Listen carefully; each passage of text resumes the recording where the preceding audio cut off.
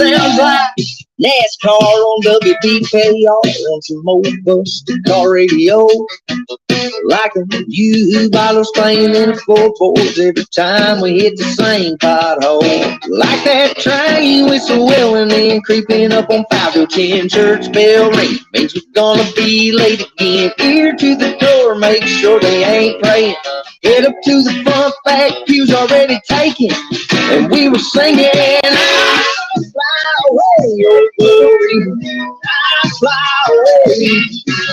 My salvation and my foundation is in him yesterday.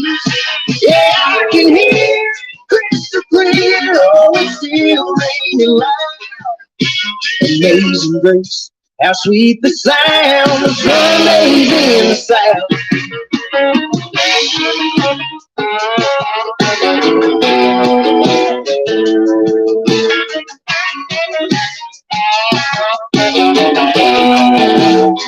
It sounds like gravel slinging up, popping underneath the truck on our way up to Grandpa's house. Like the roaring of the creek where me and Brother Snake drink Daddy's missing Bud Lights down. Like Granny in the kitchen frying up the chicken, cousin in the backyard getting a good whipping. Man, how I wish I was back there now, passing this guitar around, singing, fly away, fly away. My salvation and my foundation is in him yesterday. Yeah, I can hear crystal clear, oh, it's still raining loud. Amazing grace, how sweet the sound of Sundays in the South. Come on.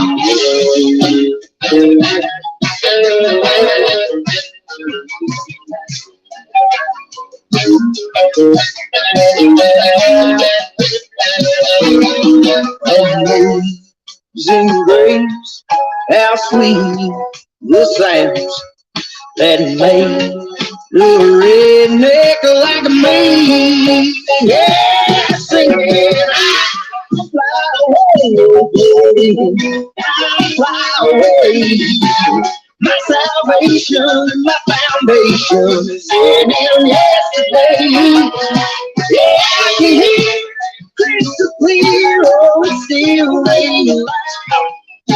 Amazing grace, how sweet the sound of Sundays in the South. I say, amazing grace, how sweet the sound of Sundays in the South.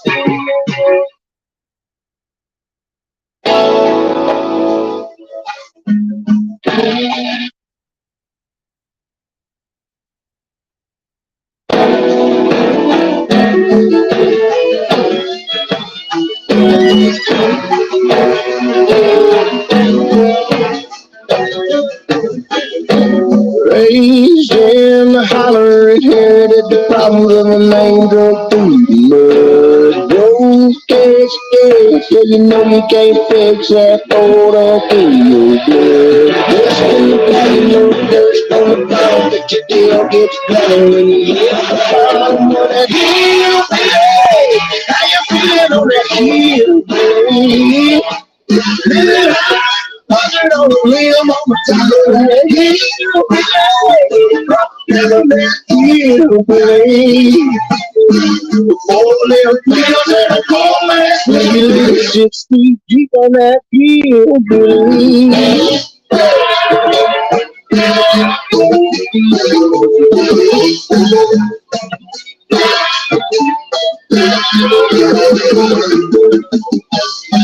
Strong feet in the hurt, down in the dirt, you digging till you want to let go. Backsliding again, cause we know where to get up to heaven. It's a dance with the devil. Never dream reaching for everything, even though you know it means going off the wagon.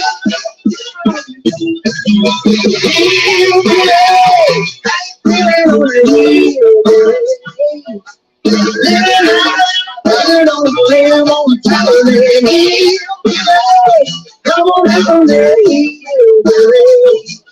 4 little wheels and a cold man's 6 feet deep on that hill, really.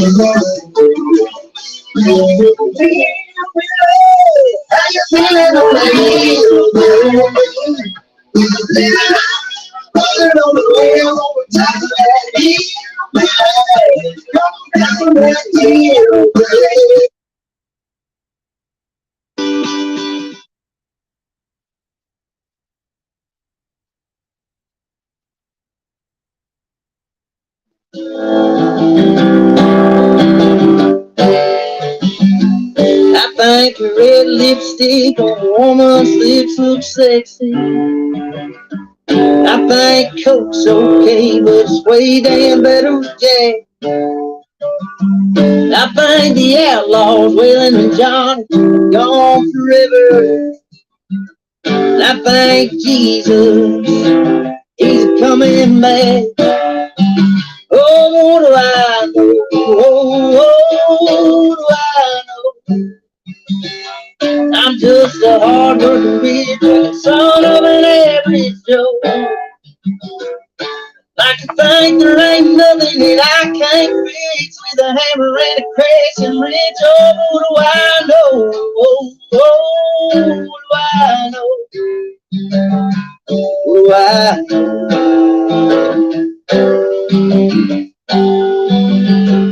I think 6-string steel the best way to tell a story. That front porch step's the best place for smoke. I think the moonlight is the best nightlife for lovers. Yeah, and heaven takes the good ones way too young. Oh, what do I know? Oh, what do I know? I'm just a hard-working beer drinking son of an average Joe. Like to think there ain't nothing that I can't fix with a hammer and a crescent wrench. Oh, what do I know? Oh, what do I know? What do I know?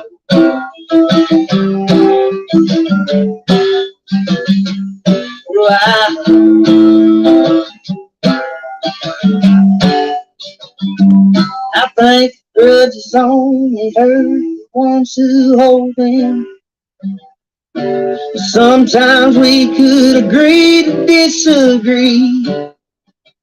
And I believe we're gonna reap the seeds we're sowing. So I try to keep my head down and conscience clean. Oh, what do I know? Oh, what do I know? I'm just a hard-working beer drinking son of an average Joe.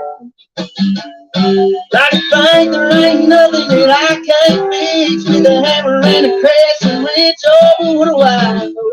Oh, what do I know? What do I know?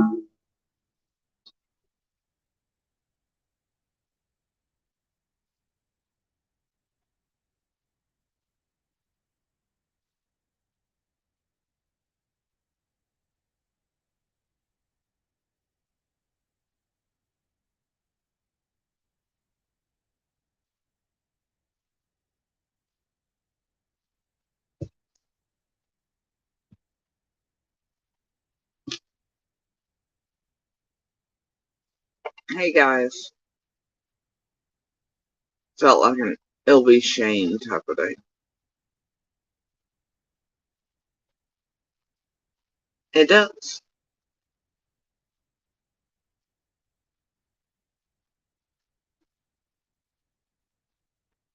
Still pretty glad I found him after I traded up Ryan Slush. of church. Whatever. After his fuck shit in Summer's case. That whole Kylie Rodney bender. I wish he hadn't done that. So anyway, um,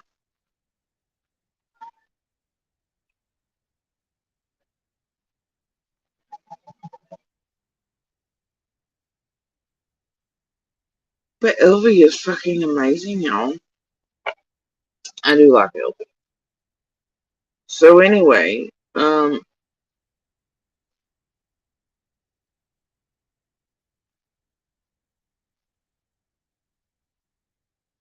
my main gripe currently today, alright, I was going through the news, this morning.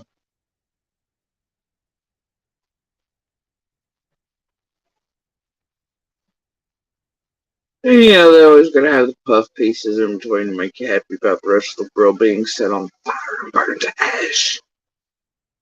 So, somewhere in between some military member deciding that it was going to be a good idea to run across the DMZ zone. Yeah, and other bullshittery, the youngest Alzheimer's patient ever diagnosed, you know, I found this piece. Right? It's supposed to make me feel good about the world.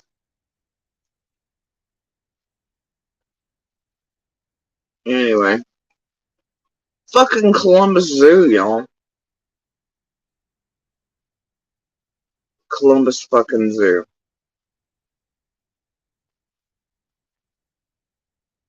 They have this gorilla named Sully. Had this gorilla for quite a few years.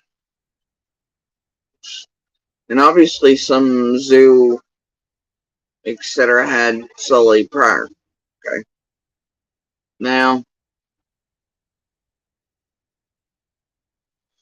and I'm assuming Sully was probably born in captivity.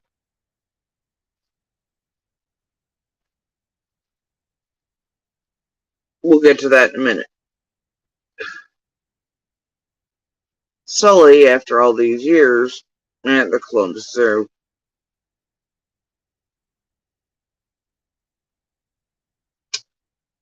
gave birth.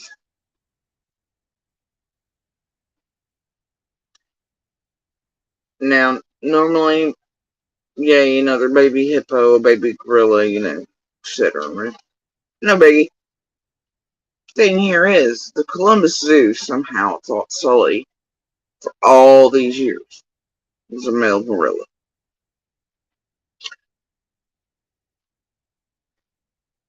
Which is weird. Alright? Because in this, they're all like, oh, well, not only is Sully, you know, female, so's the infant. I'm like, wow. Okay.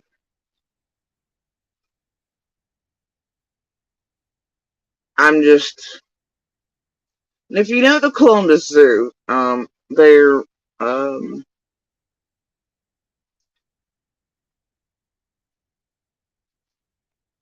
the amount of data and study they do on animals that goes out into, you know, scientific, you know, and helps us understand creatures and the way they work, you know, like, it's one of those key centers for research and data on the animal kingdom. Okay. This throws me for a loop. And I'm kind of pissed off. Because now I'm forever going to have doubts about any sort of data coming from the Columbus Zoo or any think tank or anything that they fucking touched. Now, I don't know about the zoo prior that held Sully, or you think would have also identified Sully's, you know, as an infant, just like they did Sully's infant all these years in captivity, obviously. I'd have to look, but I'd say Sully was born in captivity. But even if she weren't, upon intake, and because they do physical exams, they do checkups on these animals, they train them with their favorite foods to do basic things like teeth checkups, appendages, basic health exams, and then like once a year, any major things like they'll train them in order to do certain things. They generally do ultrasounds, stuff like that, different testing to make sure they're okay for the breeding programs at zoos. Nope. I don't know what the hell kind of care Sully's been receiving over the years, but I'm a little bit perplexed. I'm like, nobody's ever done a checkup on Sully or anything. And I mean, if you ever go through some of these major zoos or parks or whatever, I mean, even as a onlooker, I mean, they're they're in the trees, they're on the ground, they're doing all their things, they're upside down, they're right at the windows. I mean, you can clearly see a gorilla's ass. I mean, we're not, you know, like, not once in all these years did anybody view Sully's ass either. Nobody. Not enclosure keepers, not staff, not. And see, the thing about the Columbus Zoo and others is they keep animal behavioralists there, right? Because they have to, especially with like primate groups, stuff like that, to see signs of things before they start to happen or the animals get whatever with one another, especially as they, compete for their spaces and, you know, all that. Um, Primates are probably one of the more studied things inside of these things. I'm just like, so not once in all these years either were any of the animal behavioralists like, okay, Sully's in here with other males, obviously in the primate enclosure. And if you know primates, like you should have, I mean, they have different roles inside of the unit, and their family grouping, but as you have other males come along or introduced into other settings or whatever, and obviously Sully was introduced into a new family unit when she came to the Columbus Zoo. Like nobody was watching to see. I mean, there's very distinctive behaviors. You should have males doing certain distinct behaviors as they compete for their place in the family unit. Females doing certain things. Where the fuck were the behavioralists that I know they fucking have? I'm entirely upset about this whole entire.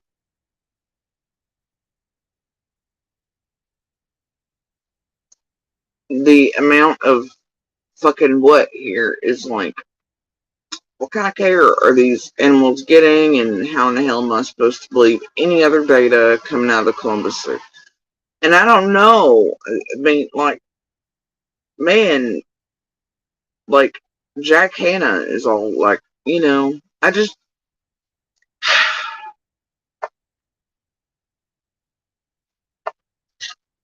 It throws into doubt everything. My whole world's been upended by this.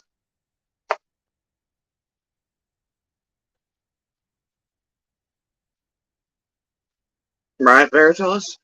I don't know what the hell's going on with this. But now I'm like, okay, so does that mean that these behavioralists suck? The staff suck? I mean, not just at Columbus, but apparently wherever Sully come. I mean, like, how many lines of fuck up does this take, right?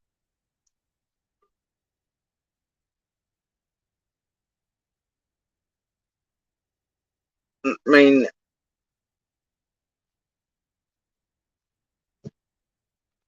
and that they could have potentially put Sully into a group that, our family unit, all this, that.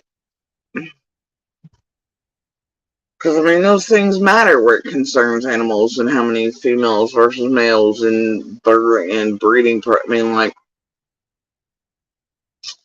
don't know.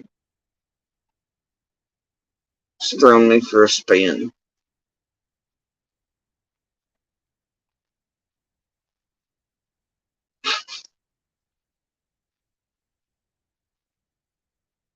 I don't know, Misty Dawn. There are a lot of good things that can come from certain zoos. I do not like zoos that have like nothing but the concrete. Little enclosures that are like 8 by fucking 10. Now this is like Busch Garden and shit like that.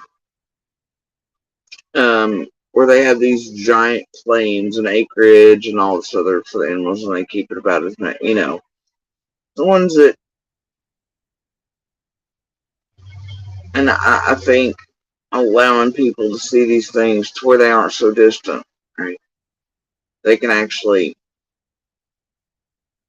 look into their eyes or hear their noises or, things like that. I think because when people can only see these animals and things on this planet with them that matter as well in books or through screens, it makes them distant. Right? Makes the planet and things on it distant. Whereas if they can see them and see them as they care just a little bit more around the world about conservation and things like that. But I prefer that the animals be treated extremely well and, that they're more in, giants natural, as close as you can, you know, get to. Nah, I don't know about all that. Just,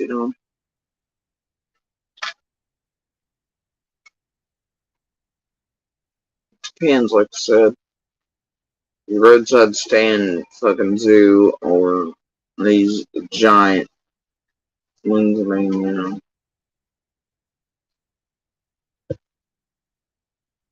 But anyway, no, I don't care. I don't care about Sully's bits and pieces. I care about the level of, and then wondering how the hell I'm supposed to use any of Columbus's data again or anything. I just, you know,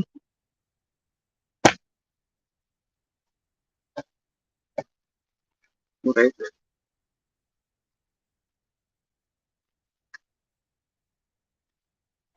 I'm like, no. So anyway, and I don't know about that fellow that decided that running across the DMZ was the best idea, but boy, he's fucked. I mean, he's obviously having some sort of issue. But if that was his jet towards freedom, I'm gonna bet it ain't going that way.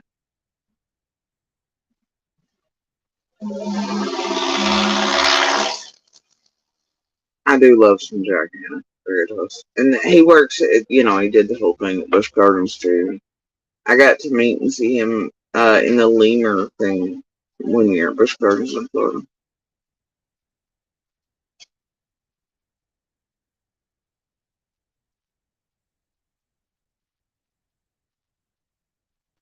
Those lemurs are some happy fuckers, aren't they?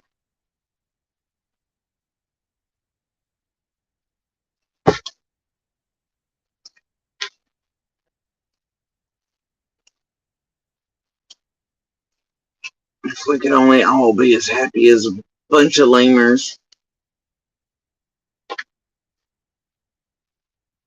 Anyway, so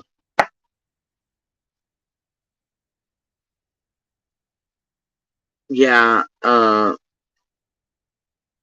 know. Yeah, now like him, Steve Irwin, obviously. And that one was okay. Everybody forgets about him, but he still does the thing. He had a show there for a long time. I was watching a piece on him the other day. He was doing, apparently he has a YouTube. I guess everybody fucking does these days. But he still does all kinds of stuff. But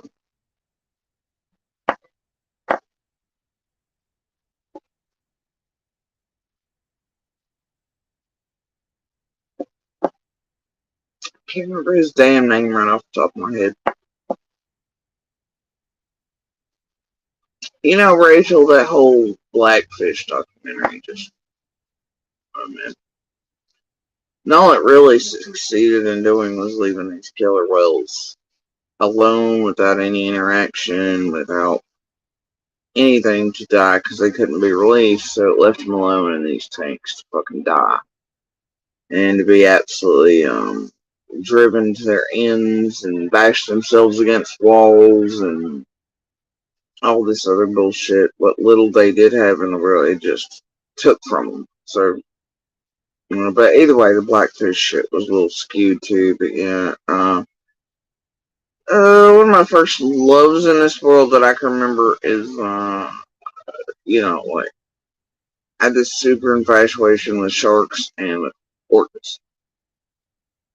And my pap bought me my first little orca book in Gatlinburg at this little store. They had nothing. I'm like, why in the hell we in Dollywood and Spearville and Pigeon Forge, and here's this book about orcas, but it was in a indigenous store, so it makes sense because of cultural history with depending on indigenous tribes and things. But anyway,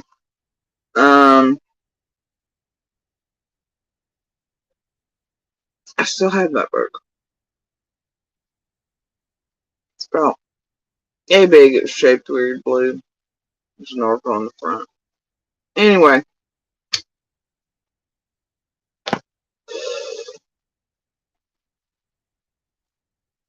and the store was lit just perfectly. It had that hobbit hole wood shine, slight mid-evening glow to it. Smelled nice. All the pretty things. Anyway, um, so anyway,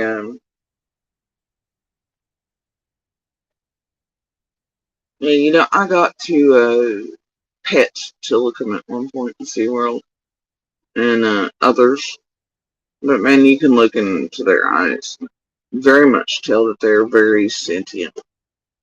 Um, they feel,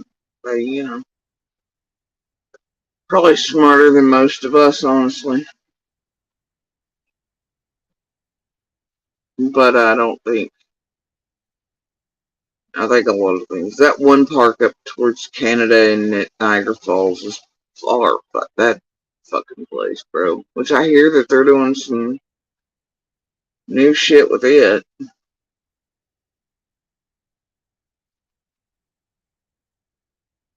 But either way, I don't know.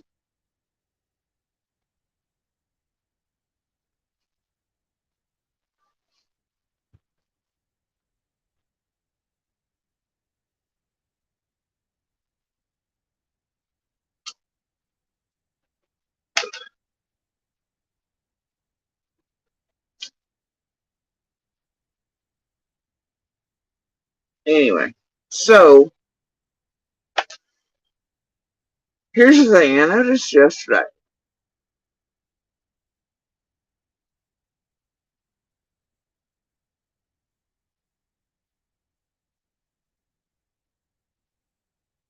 It depends on which black cat, Mandy.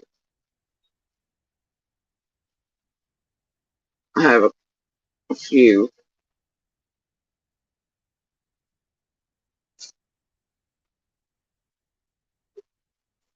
But the solid black cat is my daughter's.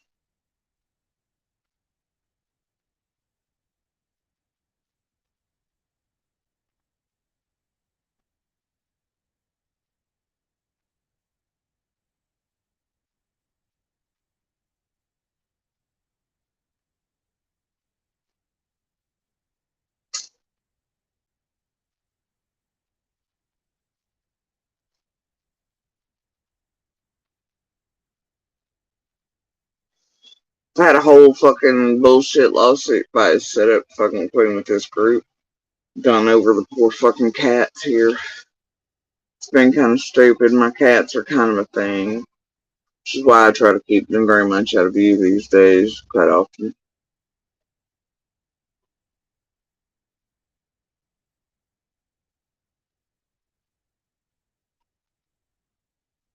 That's why you don't see much of my sons that's here, or the second one, a newly adopted one, of little. Speaking of turtles, there's this little one I've been chasing around. It's blind in one arm, and it's beautiful, and it reminds me of pickles. And I want to make friends with it, but it's very biting. Uh, I guess if it chooses me at some point, we'll see. Right now, I'm just chasing it to flip around, giving it all the tasty bits, seeing if it'll pick me. If it doesn't pick me, I guess it'll just do its own thing.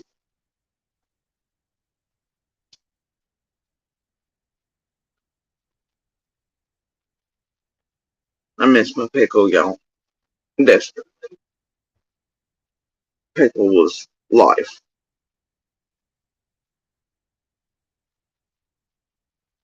Such is the way of shit, I suppose.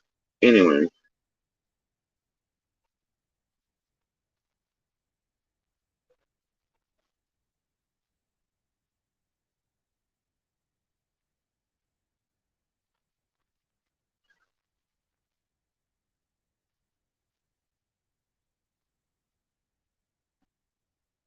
Hmm.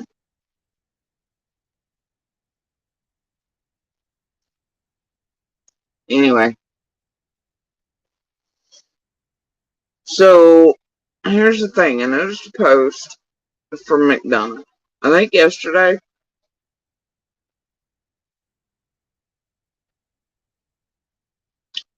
And I can't figure this out. Okay.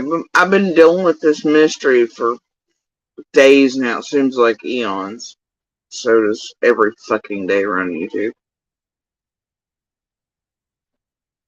Um,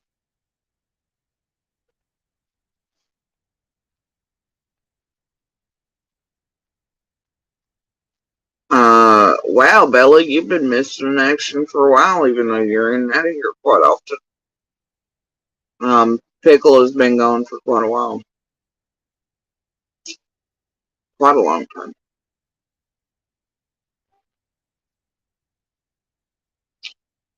Anyway,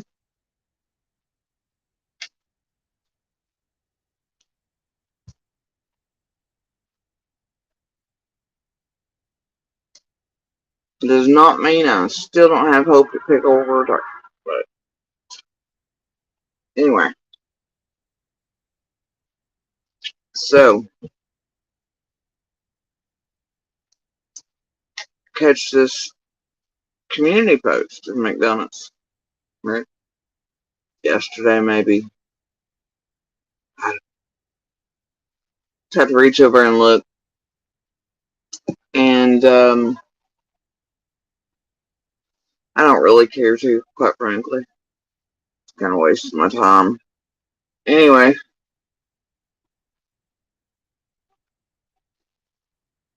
now this little mystery, right?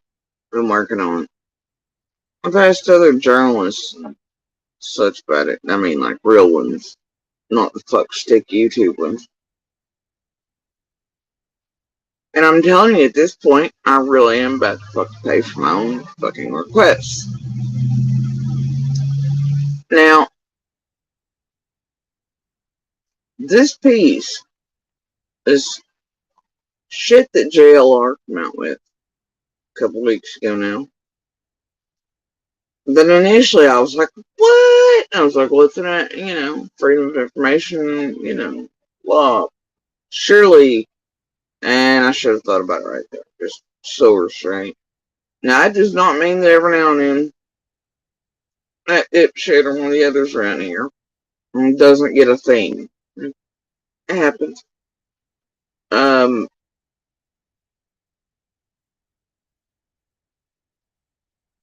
damn it to be. Okay. Anyway, so I Immediately reacted like, holy shit, right? And I was like, wait a minute. Now, it's weird to me that JLR never released the entire affidavit. Right? Why the hell not? That's more clout for JLR. Right? This is about the same time he's knocking on hotel doors in Arkansas, of course. Imagine that.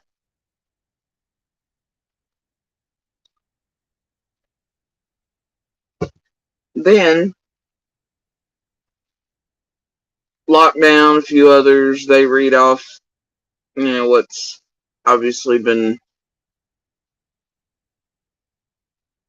released by JLR. Well, of course it cuts off, so there's not a whole anything there to read.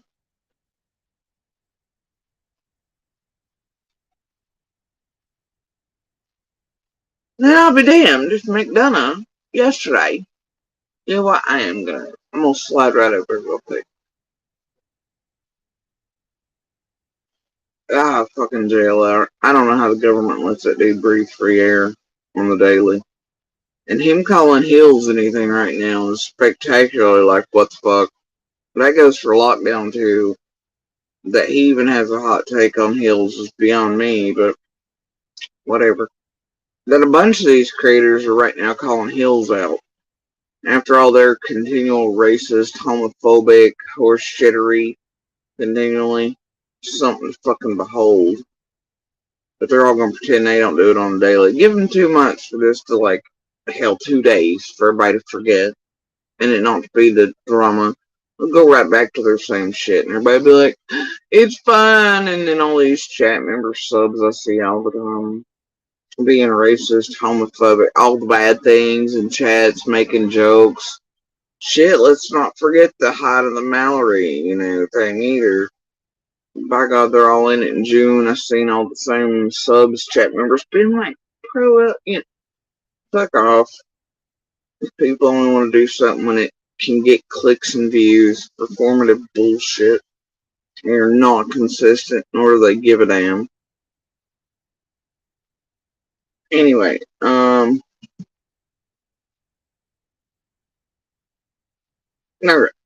So, let's see.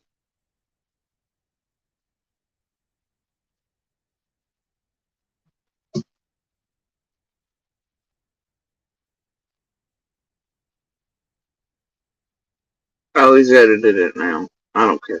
Anyway, 23 hours ago. Chris posts, guess what? A fucking partial.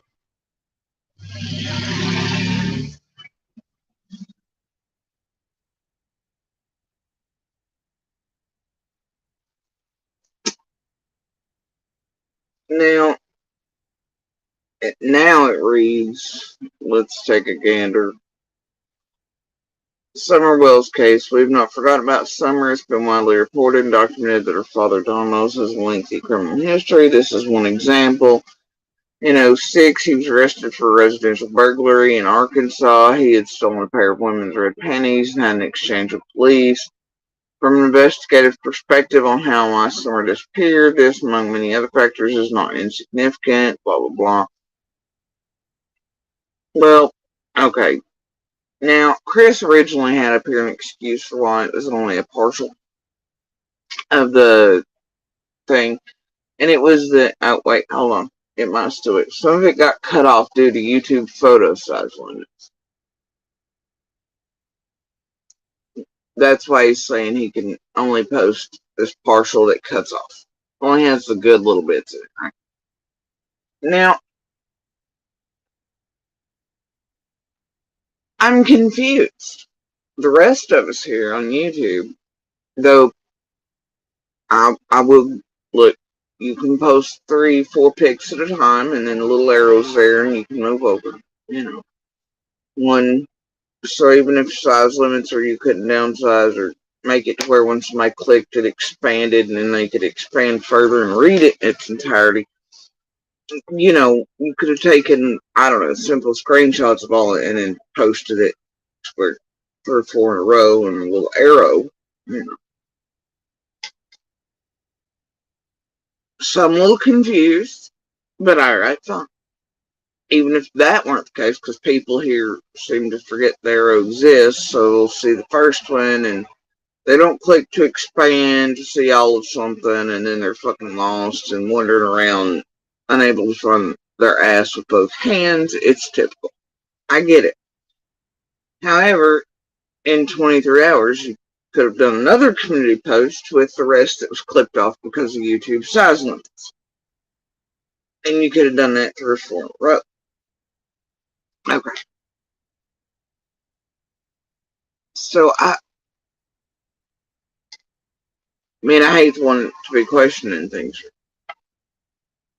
I really do. But I want to know why it is JLR has not posted all of that. Why he didn't even show all of it on the little video he did when he put it up. And that's where most of the other creators got it from. Um, Chris has not posted all of it.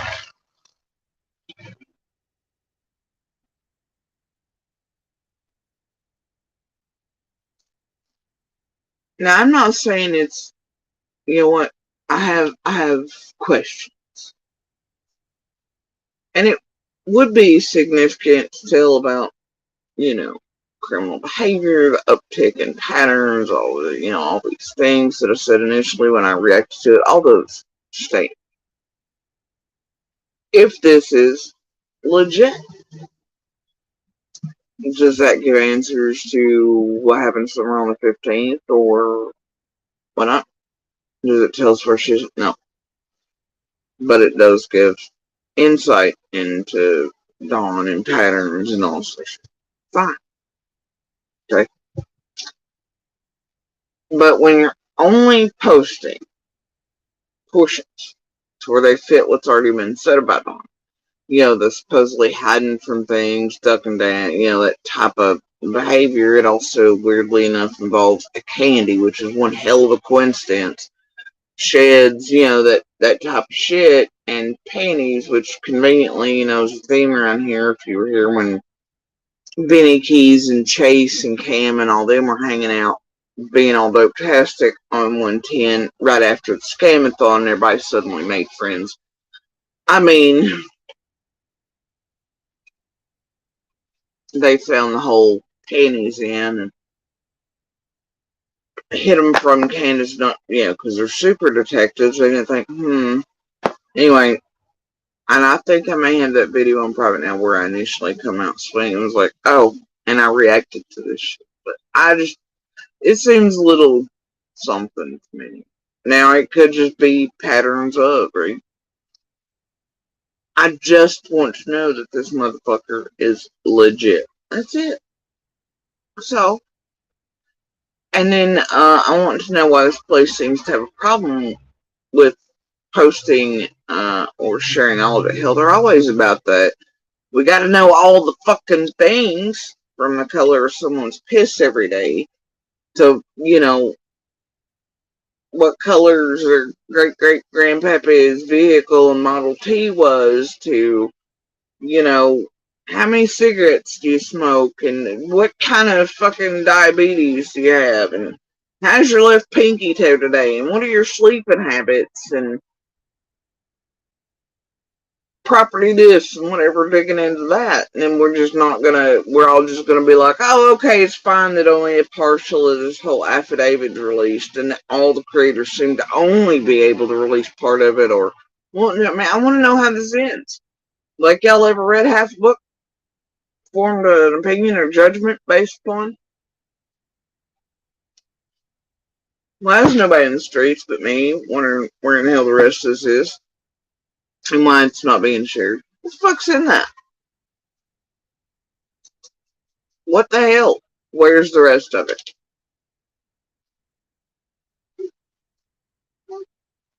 I have questions.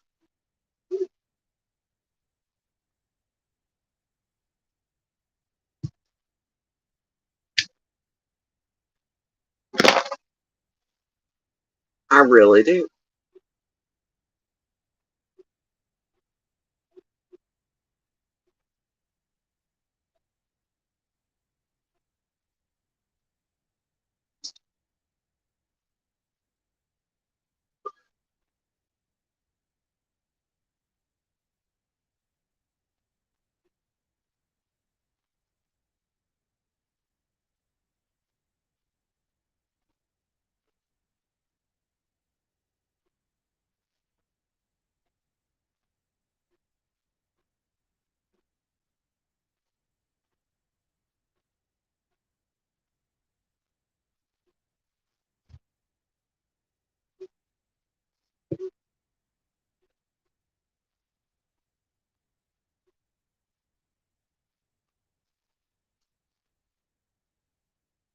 I mean, I don't think it has anything to do about protecting the officer, because the officer's name's clearly stated in the report. I mean, it has nothing to do with that. And he was, and then others are like, well, it's like, do you know how many of these FOI requests have been done on Dawn and Candace by real journalists, investigative ones, like real ones? And this has not been a thing. And people are like, oh, well, it's because he wasn't charged for it. Well, it doesn't matter. It should have pulled it by them. It should have been known. YouTubers here from the beginning have pulled everything. McDonough has often said he's got every little thing on Dawn known to man. Right? All the requests from everywhere. You telling me until JLR releases, McDonough didn't have that affidavit either? With all his requests and pulls and knowing all the things there ever was to be known about Dawn? I mean, I just have fucking questions. Now, I'm not saying it's not real. I'm not saying that it doesn't matter if it's real. I just want to know how in the hell for 2 years it was failed to be noted, brought out, mentioned by any other creators looking for the thing, because this would have been a big thing. And now that they are all doing the thing with it, it kind of died down rather quickly, and nobody is sharing all of that affidavit. The fuck no. And we're all gonna act like you can't do multiple community posts or do 3 or 4 uploads with one post. I don't know in JLR of all people not to release everything and then to only do it in video format. I have questions, man.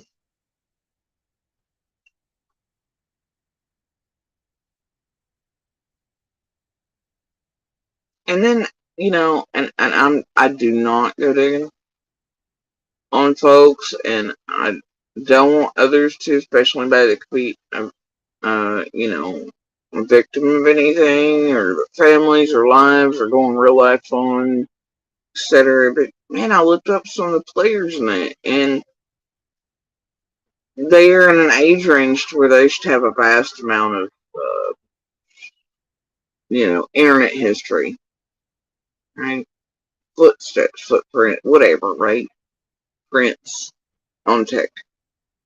There's nothing there but a LinkedIn and like some home shit that doesn't even add up if you do the estimates and the sales and the years that don't make sense. But of course, the house thing there has, same shit listed as the affidavit, but weirdly, I don't know. Anyway, just enough to, like, if somebody did a cursory look on Google, call me paranoid, okay, all you want. A little weird.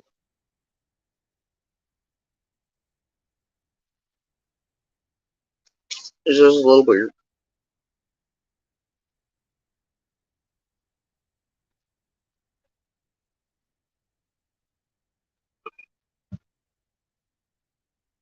Does not mean that certain people have stayed entirely off the fucking internet for most of their lives, living in several decades where everything was tech, but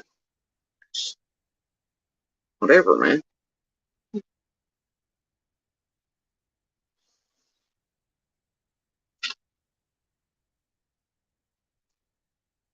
I just want to know how the rest of the story ends on the affidavit.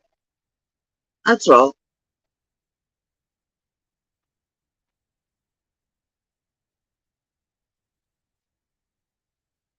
And that nobody's running it entirely. I have fucking questions.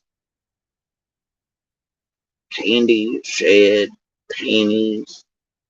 It's just like, man, what the fuck are the chances of another candy? And then you hear certain things in there, I just, yeah.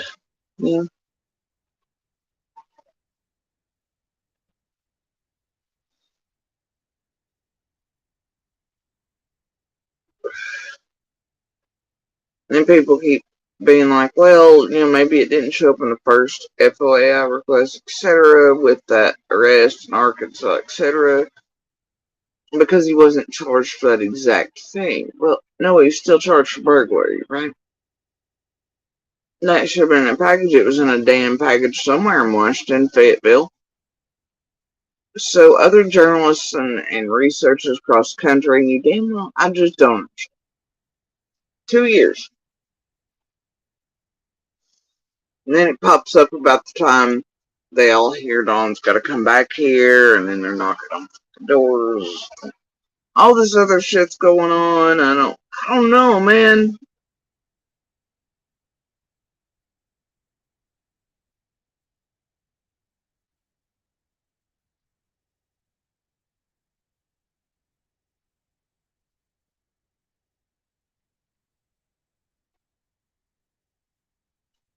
Really, the only way it does show a little something though, if true, and there's this whole panty thing. Either way, it's like, no, it doesn't even need to be connected at all in order to show you what dipshit these YouTubers are. The ones that are gonna solve Summer's case, right? That have always been here about Summer. Well, you have Cam and Benny and 423 Chase and such up on the hill, right? Don comes back, they allegedly find, guess what? Underwear in the dashboard. And then their first instinct as super detectives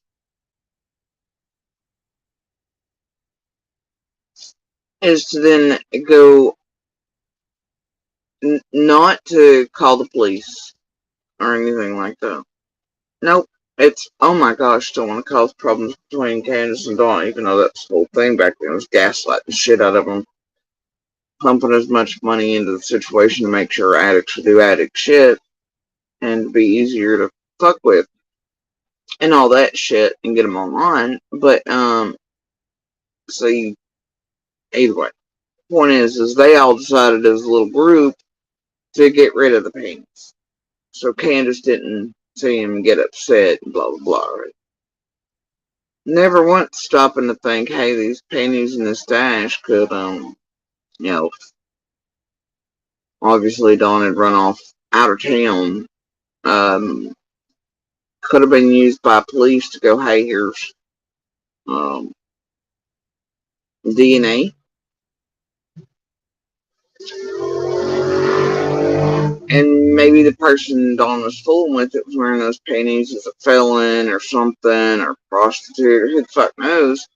Their DNA would have been on file, at least given an area that he frequents or visits, and he's been known to frequent and visit with the children in tow and around dope, and that might have been a fucking clue to locations that Summer could have been, or somebody from his dope shit could have come and taken Summer from it. Nope.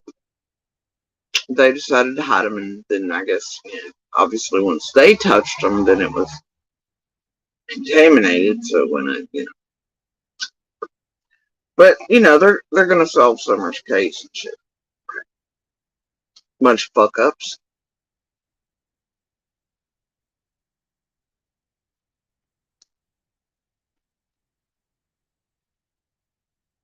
But then here you have this piece. Suddenly it talks about panties, a shed, hiding behavior of Dawn, crouching down, juveniles, and all the good things all in one package. And a candy. I just, Yeah, I could say a lot, yeah. But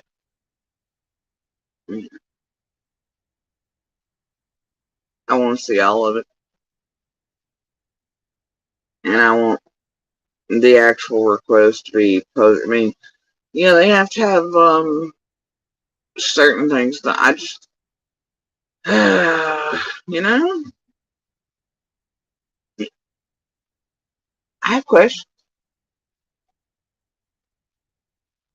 And McDonough and all them have always said, he's got everything that there is to have about Dawn. So what, he just become a prize to this after JLR? Come out with only a portion?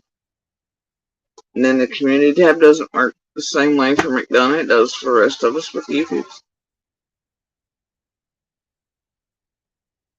Whatever. But until the whole thing's out there, I'm going to reserve judgment until it's proven that it's not tippy tap typed up by some bug stick in the background somewhere by JLR or little folks around that. Oh, I'm just calling me paranoid about this group and their receipts and manufacturing abilities and all that. But if you ain't walking around these streets a little sus of these motherfuckers and everything they post, well, then I don't know what to tell you. It's like knowing half of these fucking receipts on Slay and shit they're all pumping out lately. Oh, bullshit.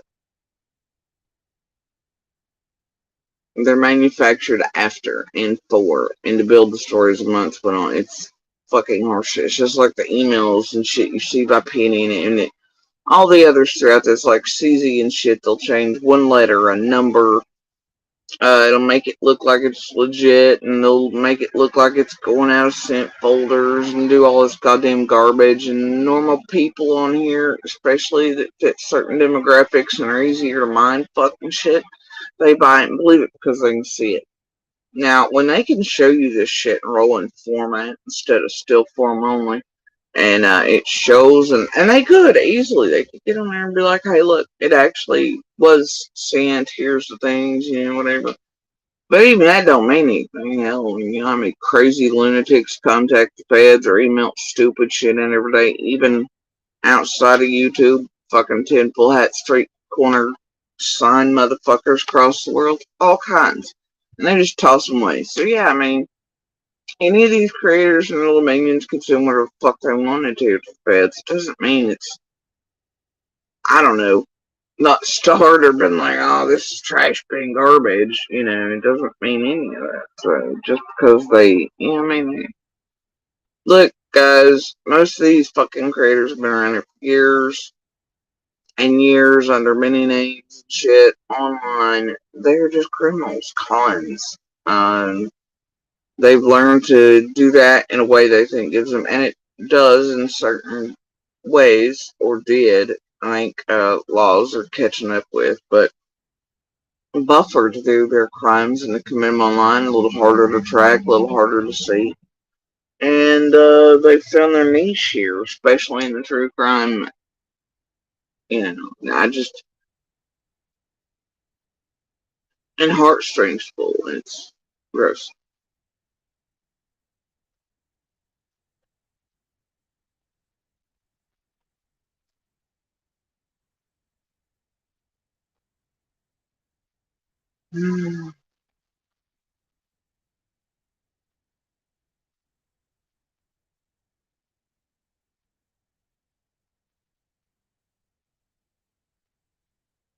And then, swear to God, I am, oh, Barks for Bones, right?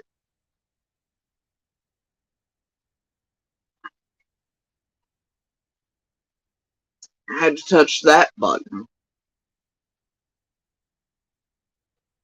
I gotta stop doing it. But it seemed like I don't know why I even bother most days. So, yesterday, in between us all doing our own thing and fireworks and the whole nine and all the stuff, what not?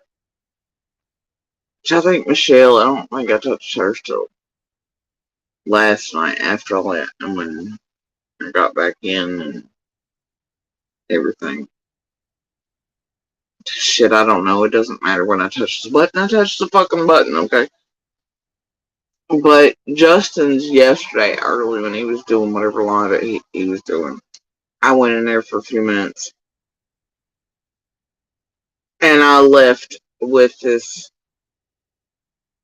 Pomeranian and cheese wrapper. What the fuck just went down in there? I couldn't stand it. The chat over there was just, huh? And I swear to God, if I hear about one more goddamn blue cow, I'm gonna lose my whole last mind. So anyway, we'll get to all that in a minute, because it's gonna tie in here and give it a second.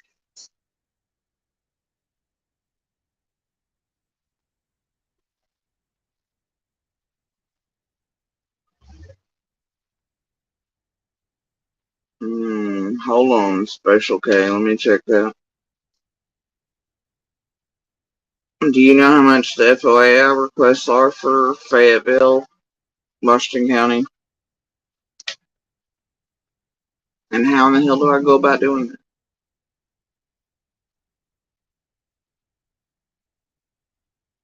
I know I looked up part of it the other day.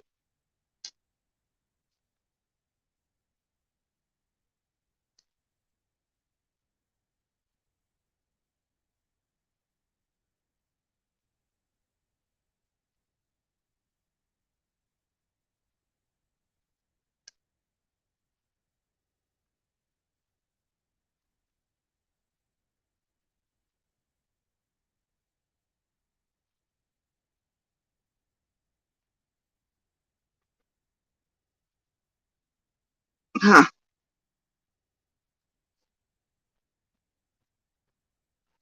That's interesting that you're this one in the background, but okay. Alright. So yeah, I do see the cash app. And we'll try to do this.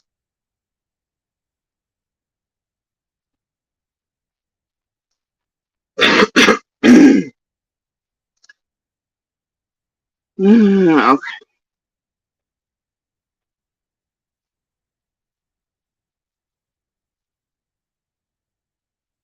Alright. I will look it up before I live on how to request it again, because I know I did that the other day, but not in great detail, and how much their costs were at Washington County /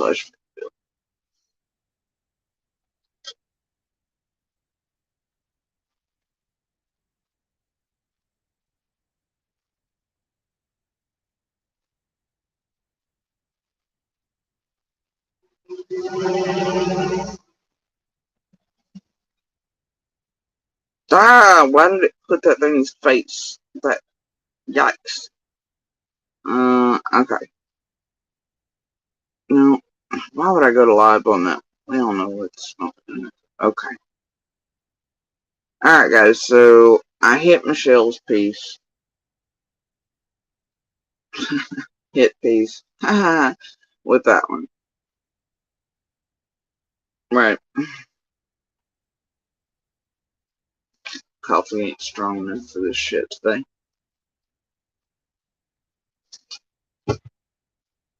For sure.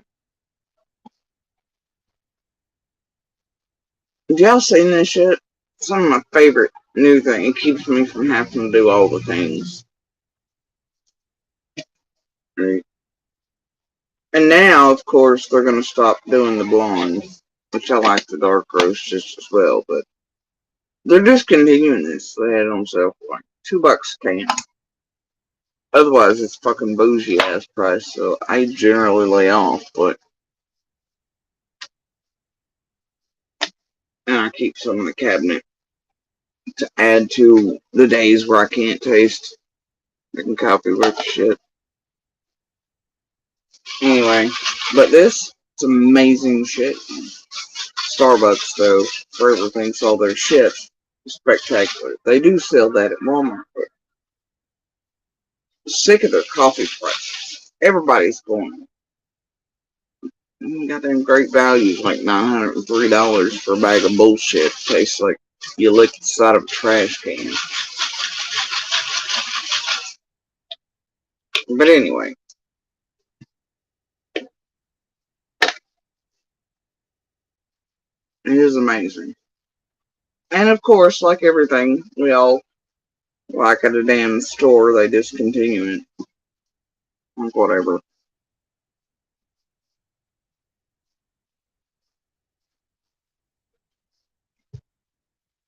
Okay, that's a little better. I can deal with this fuckery. Maybe.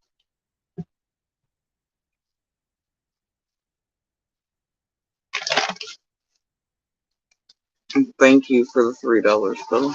Much appreciated.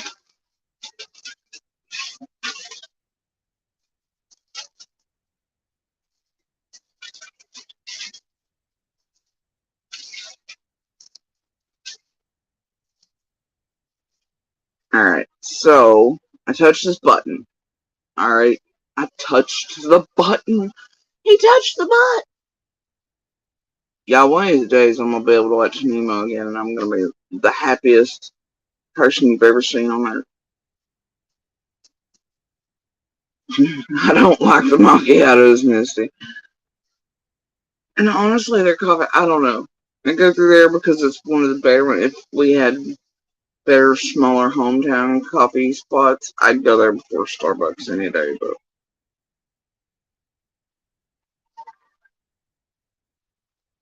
and honestly, I don't know. Either way, I'm really, honestly, not that big of a fan of Starbucks. But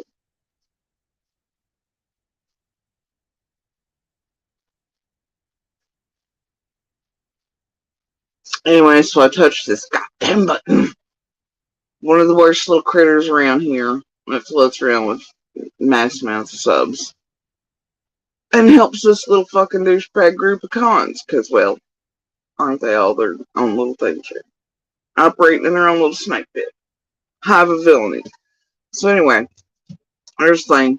Touch the fucking button. Alright. 110, Big Hill Road off of Beach Street should be the first residence on your right. Reference to a missing 4-year-old. The parents have called in and advised that the mother had went for a walk. Came home, now they can't find her. They've been yelling for her. She's been gone for about 10 minutes now.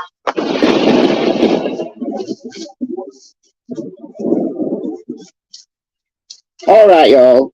Today we are talking about the Summer Wells case. And look, guys, so much has been said about the day Summer disappeared, June 15th, 2021. There's been a ton of videos about that day, the events that led up to Summer going missing, you know, the swimming hole, etc., and what happened when they got home. So we've ascertained that Summer, Candice and Grandma probably got home maybe around 3:20, after which time Candice tells us they planted flowers, you know, those little cacti.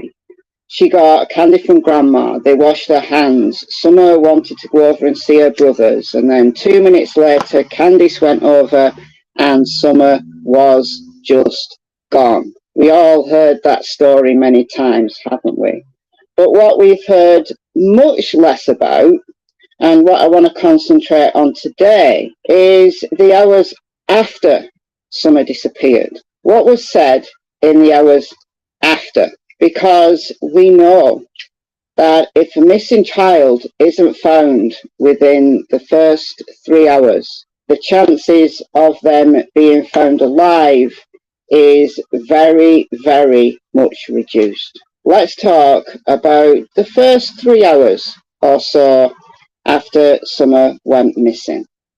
Could she have been found in that time? Let's talk about that. At one point near 6, I believe on the phone at 6:09, I'm going, and ma'am, if you do not stop using my goddamn videos, y'all notice this bitch no longer she used to. She would credit my shit. And I'm gonna be a bitch about this. I don't ask that of anybody else. I prefer they don't just leave all my shit alone. But anymore, she don't credit my shit. She'll credit like JLR fucking lip lock and shit. Bitch, these are my things. You knock off fucking using them, or you put my link up there like you do fucking everybody else's, or I'm gonna strike the shit out of your fucking Barks bonus channels that you've been making money for you goddamn dogs on my face and name and shitting on me with Scott H and all them and your little hive in a concerted effort in a group manner online, violating federal and what I assume are UK laws. Continue to fuck with me, bro. There you go. And the top corridor to start the descent down.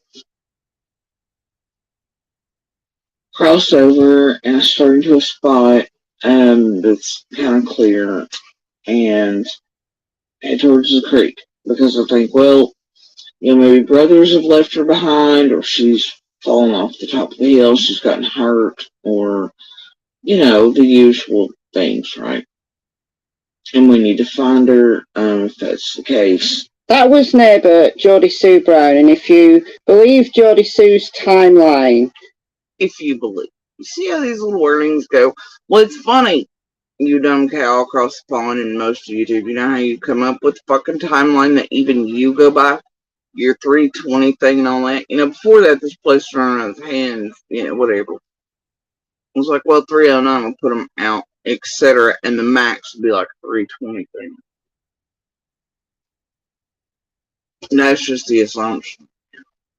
Went directly to, which they were reported to, from the milk jug to the, and then the RP. And that's the thing. That's what's bizarre about watching half of these assholes, including Benny and Tiffany and the rest, and Cam and everybody else. They include my shit stuff.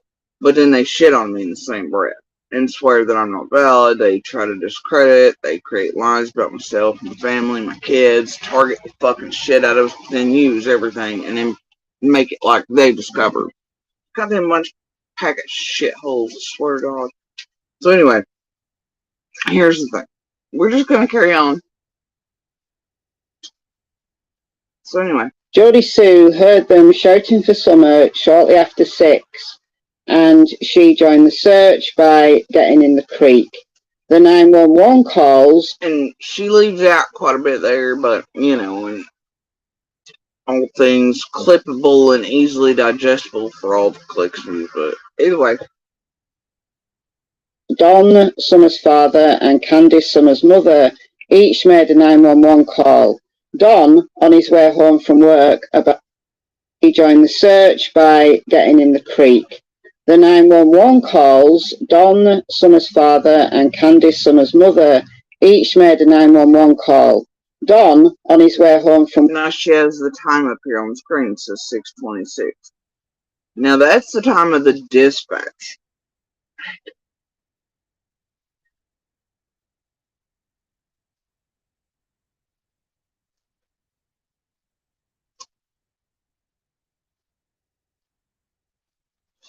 And for me, the time of dispatch versus the time that I'm on the calls. But yeah, maybe those are shit. I don't know. It's just how I feel about it. Work about 6:26, and we believe that Candice made the call first around 6:23. She'd already called Don. Geordie Sue had heard her on the phone with Don. Don had told her to call 911, and she did. Okay, Don. Love their certainty about everything. And she did.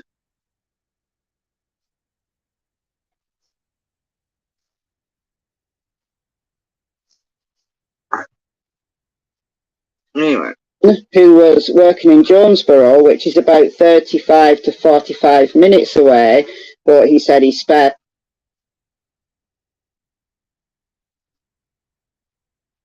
I could go on for days. I'm just not going to today. All the way home. He got home shortly before 7, and the cops had started to arrive. So, where'd y'all figure that out from, Michelle? But if you believe Jody Sue and her timeline, who else seen him come home and it's fine though, right?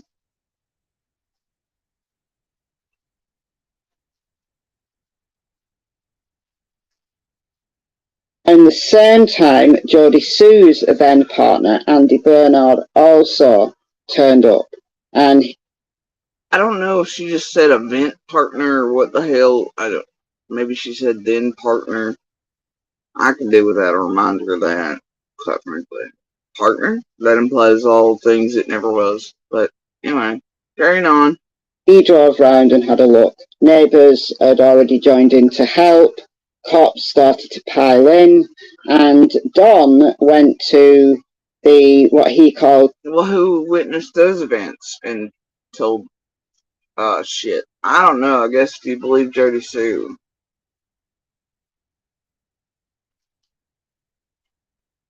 The bottom property. The wells on 11.2 acres of land. Most of it is the hill, and the house is on top of the hill. But there is a field down at the bottom, which is also the wells. There's a shed there, a creek runs through it, and he went there. And I went down the hill by the creek in that little four-wheel drive Subaru. I went straight. And I guess this piece suited today. Love how there's credit given for that. Did you see that up on the screen? No, you didn't, because I don't screen share. But either way,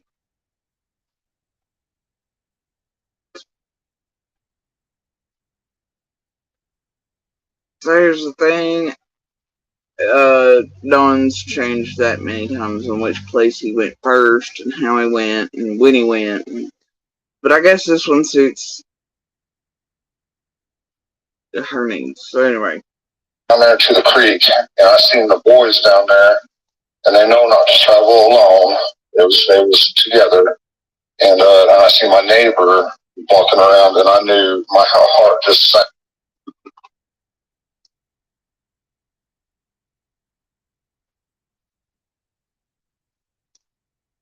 That too has changed over time. Don, like he's want to do, changed that from neighbors to neighbor, and depending on how pissy they were with me at the time. Anyway, carrying on, but it could be that he's seen it, and it doesn't matter in the long run. Carrying on. Right there, I just knew it that she was somebody took her. Because he just don't go nowhere. But she would never leave from up of the, burn house there. No way. Yeah, I mean, what about the boys? What were they doing when you saw them down there by the shed? They weren't by the shed. They was down they were, if you look down where the power lines are, you can see where the tree service has cleared all this out.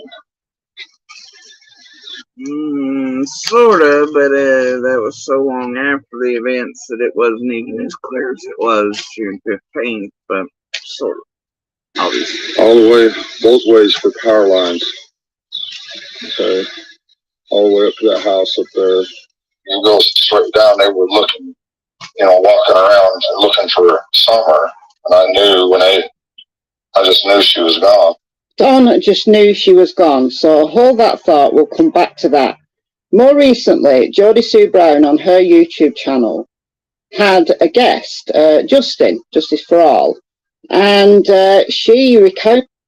Here's my issue, man.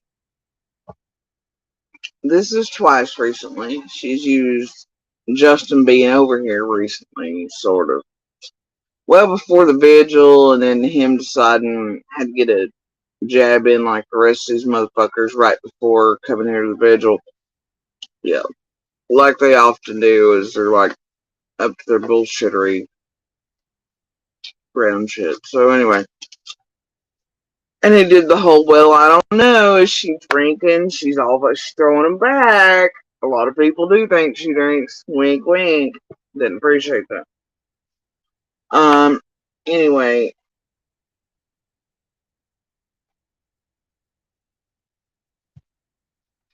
So I don't know why she keeps putting this, probably because it's, I don't know. When I know Michelle, look, she did this a couple weeks ago with this same piece. Alright? When Justin was over here a few weeks ago. asking shit I've been through many times here online. And Michelle's very well aware of this. I know she has pieces and whatever. Because she's used them when it was, oh hey, Jody Sue, before her and Scott and her bells did kick in after the cabin piece and with Monster the whole time, line for all that. So anyway, the thing is, checks like this is new. Like me going through the events, description, the moments today, like it's something fucking new that Justin, the great fucking interviewer, just happened to ask me, man, we've been through this. Why didn't she go over to the labs?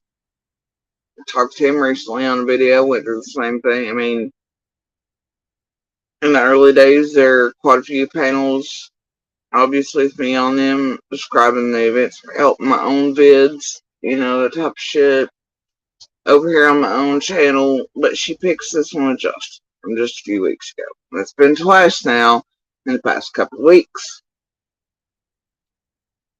She acts like it's something new, like I've never went through these events before. Like, the fuck? Now, the only thing I can figure is this lines up with getting attention on Justin each and every time because he's doing certain things. Tom, he's going through Summer's case and all that online in a thorough manner when he visited my channel, and then Michelle used the piece then, and then now in the past couple days he's been doing other things again on Summers. We'll get to that in a minute. So I guess getting views up for Justin and her and playing off of that, so it look like views, whatever. Plus, it seems what's going on Justin's is, always playing weird shit. Mentions me and puts out pebbles.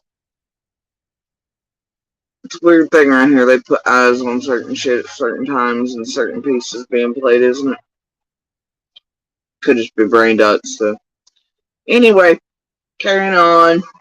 The events of that day, her searching for Summer in a little bit more detail than she's given initially. So let's see that. It's a fucking lie. She recounted the events of that day on her YouTube channel, had a guest, Justice for All, and she recounted the events of that day, her searching for Summer, in a little bit more detail than she's given initially. So, and that's a fucking lie. I went into even further detail than I was talking to Justin here on my own shit, and otherwise, and on other panels and everywhere else. She knows it too. But I guess that's Bill Justin act like he got the real answer. I don't, and there are no answers. There's just a description of the day's events, how they unfolded. Justin actually, as a whole, got less from me than I've talked about over here on my own and on other panels. And Michelle knows it, so why she's saying that, I don't know. Carrying on, and I have an idea why. Coming up in just a second.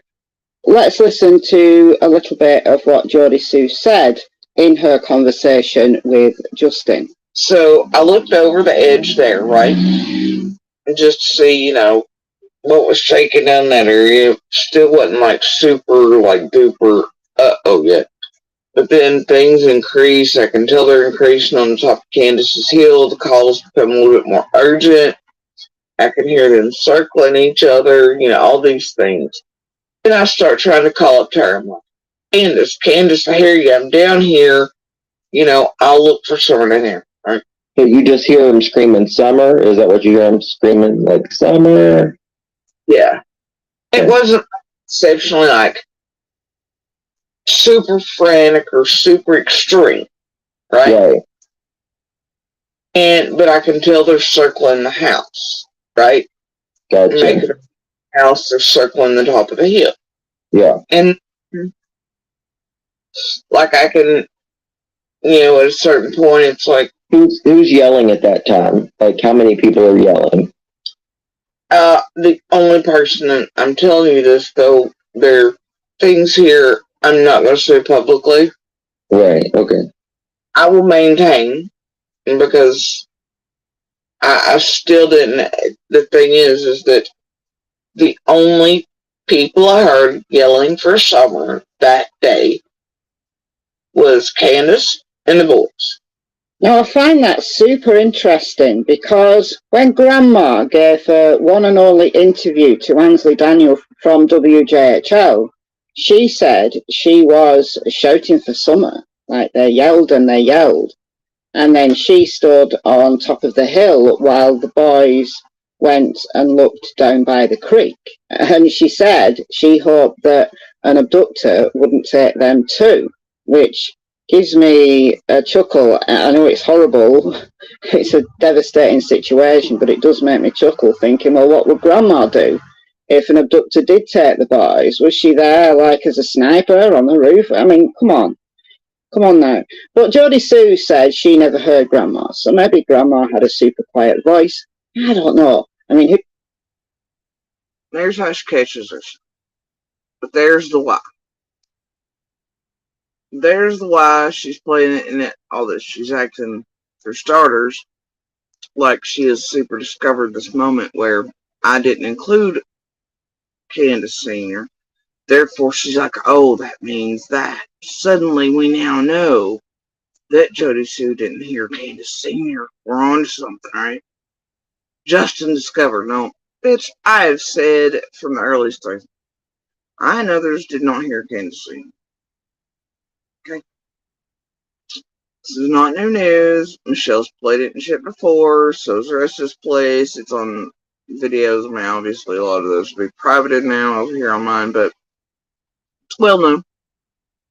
Right?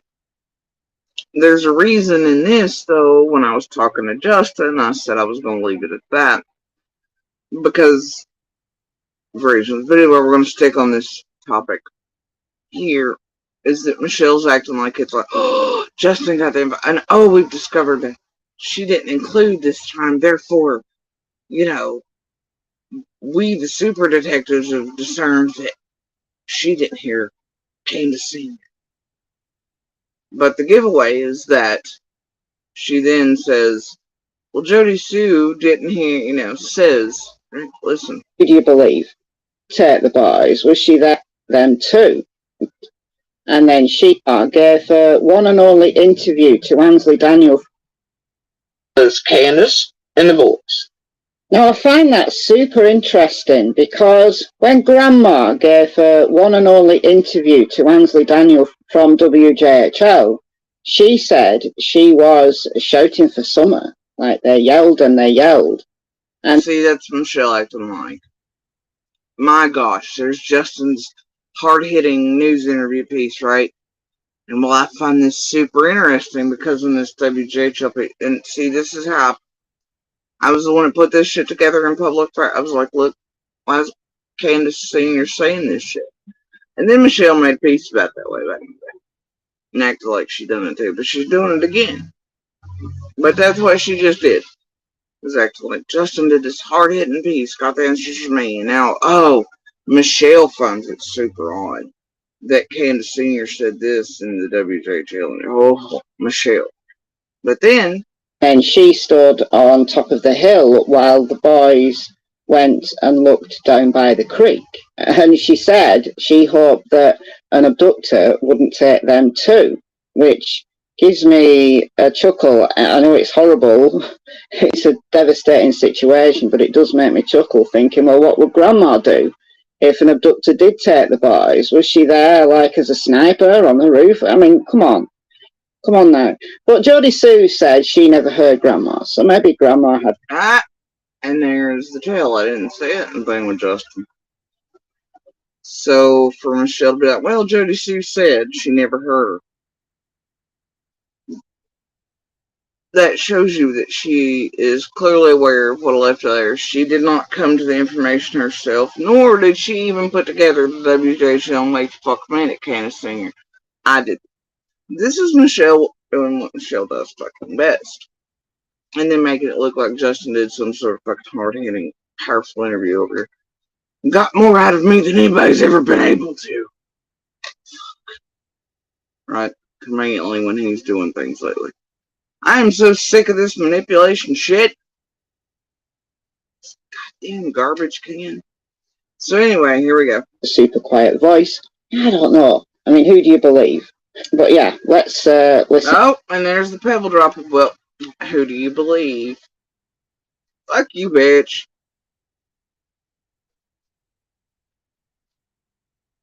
If you don't believe shit, then I go back to square one and see what you're left with to run every day from Works for Bones P.O. Box bullshit. See what you got left, your timeline and your, oh, well, grand is what I heard, but then here's this WJHLP. Take everything you've learned from this person you keep dropping pebbles on and just toss it in the fucking trash. See what you left with, Bark for Bones. Twat waffle.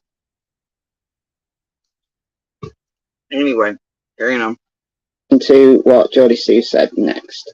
At a certain point, I hear Candace line up with the boys at the top, and it's the what did you do? What did you do? Nothing, mama, nothing, mama. I swear, right? So Candace is saying, "What did you do to the boys?" Yeah, And but the boys are saying nothing. Only one answer. Nothing, mama, I swear. Yep.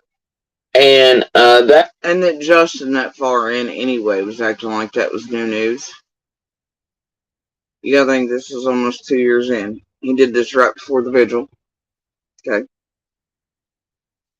And I wouldn't say vigil, I'd say party down, tragedy pimp meet, get Chasing's face on the news, Lala, Penny, Adrian, Purple Twat Waffle, the rest, for whatever the hell they're up to, the Skilo version and whatever. Anyway, so, yeah, party down, tragedy pimp, meet up, number 2. Anyway, but that he even acts like that's new news. Bitch, this is something from, holy shit, they could really just go back to the first vids they ever put on.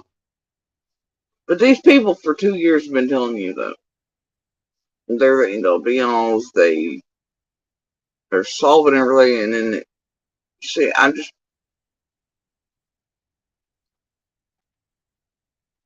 it astounds me every fucking day.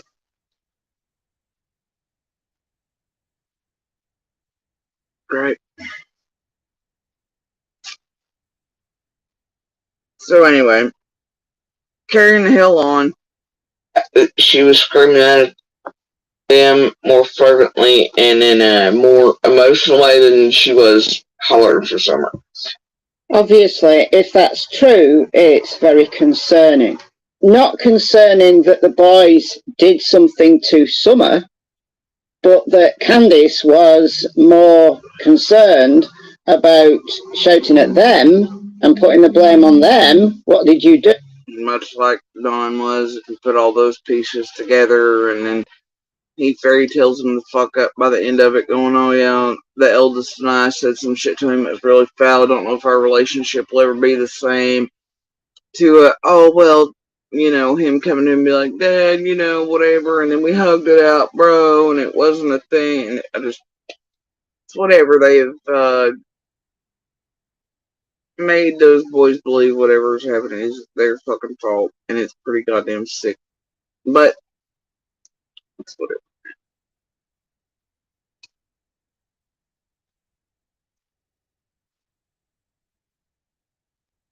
It's not in the news, but I mean, you can go back through all the pieces from initial things to and see how they've been woven, built, fairy tale the fuck up from both their mouths, especially Dawn's, where it concerns. But the thing was, I was watching this shit take place in real life, in person, over the weeks until the boys were removed. And I found it pretty goddamn devastating. for them and heartbreaking. And it bothered me greatly. So anyway, carrying on. Rather than her concern for Summer. Not that maybe she wasn't concerned for Summer, I'm not saying that, but the blame was on the boys, which is a little bit devastating, in my opinion, for those boys. They were only 12, 11 and 9 at the time Summer disappeared. Now, Jodie Sue goes on to say that she heard the boys going down the left side of the hill. I'm not sure how she heard that, but that's what. And there's the pebble of doubt, right? Now, Jodie Sue says she heard the boys going down the left side of the hill. Now, I'm not sure how she would have heard that. She said, and then she carried on the search herself. The boys immediately, like a streak of lightning, hit and go down the left side, like if you're staring straight up from the mailbox to the top of their hill. They just hit it going, like they're hitting the brush, they're hitting everything, you know. I could tell where they were traveling, so I was like, well. And there's Michelle's answer on how I could tell which direction the boys were heading in and how I could hear it. Her lack of comprehension skills are abysmal at best. I don't know, dumb bitch. I hear people moving through the brush and things in the woods. Much like you and your dogs go out on other people's property and wherever in the fields, and you can probably tell which directions your fucking dogs are heading. I've heard you do it before when you're looking for one of them. You can tell which kind of direction they're in depending on the camera. Well, same thing, ma'am. You hear a noise in one direction going through underbrush and wood stuff, and boy, don't make that make sense. But she had to get that, let's point the, now I'm not sure how she would have heard that. And then the next second, the answer's literally there. But she had to throw that pebble of, once again, Jodie Sue. But then, once again, there it is. Well, they're going to obviously go down towards the top of their hill. And then let's witness Michelle's very real lack of comprehension skills. Again, you want to? I'm enjoying it. She carried on the search herself. Jodie Sue goes on to say that she heard the boys going down the left side of the hill. I'm not sure how she heard that, but that's what she said. And then she carried on the search herself. The boys immediately, like a streak of lightning, hit and go down the left side, like if you're staring straight up from the mailbox to the top of their hill. They just hit it going, like they're hitting the brush, they're hitting everything, you know. I could tell where they were traveling, so I was like, well, they're going to obviously go down towards that side of the creek area, right? Because you know, you've been creek lines around, goes under the road top, it goes around, Candace on bit of their hill, starts back over towards, the dead end Simpson and Sharpies and all that carries on. So they're down there by like the. But she listened to that, and obviously since she did a piece featuring this Justin thing right for the Vigil again here a couple weeks ago, she's heard it. She's heard it a billion times from me describe it the same way. She's used my shit and everything else. But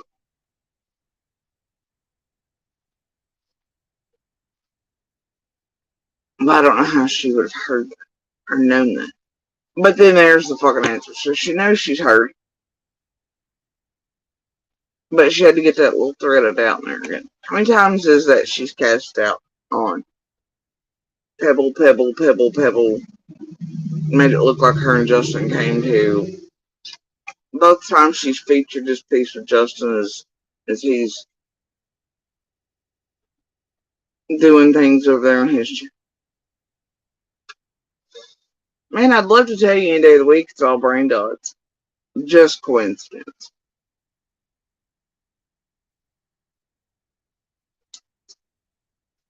Creek? Yeah, I mean, they hit the left side and went down towards the creek. All right, and then at some point, Geordie Sue actually met and interacted with the boys. So you're in the creek. Where's the boys at? The boys are all on the other side. Here, the creek where it starts back up towards where Mary and all them live. Mary, which is, and Justin's like Mary. 2 years he's been working on Summerwell's case. By that point, Mary, huh? And he's been on Ben Hill, right? Mary, Sharfie, where? Huh? Okay. Yeah, she died. Dawn's stepdad sister. She died here not long ago. She passed away. Do they seem concerned, or are they just being kids? Well, I finally make all the way around along with the other neighbors, and both couldn't see the boys. I eventually make my way to them, right? And they were squatted down. It was like they were talking, chilling, whatever. They were squatted down like little ones. You know how they do, like when they're looking at something really close to the ground, or all three of them. And where are they at? Where are they at when they're squatted down? There's a fence line that runs. I've said all these same things before.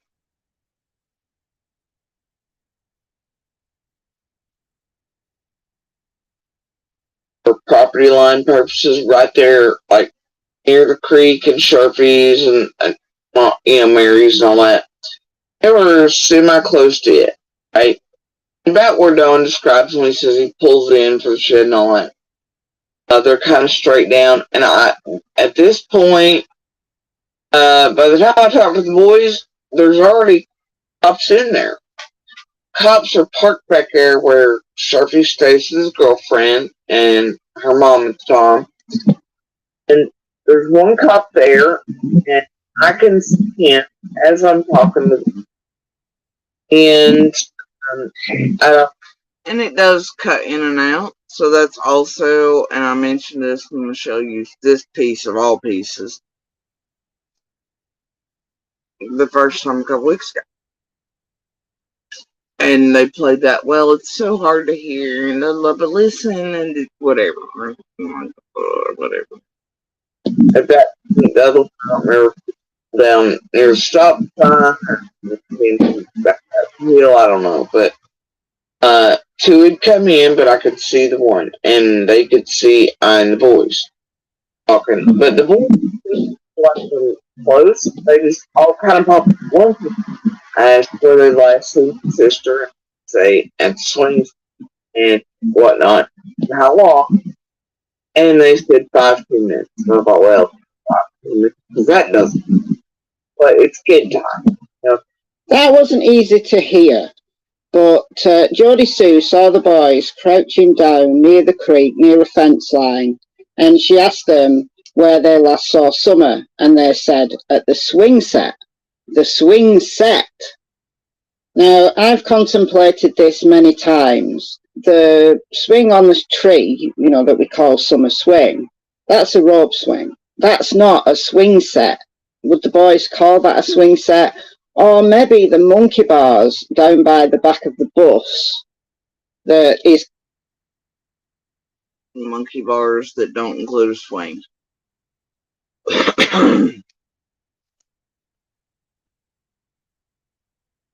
Oh, y'all remember the whole Antarctic swing? They were talking about crazy shit art right after I finally said what the boys had told me. I remember that shit. Whatever. Caught on camera when Cam from Cracking Cases did the bus trail.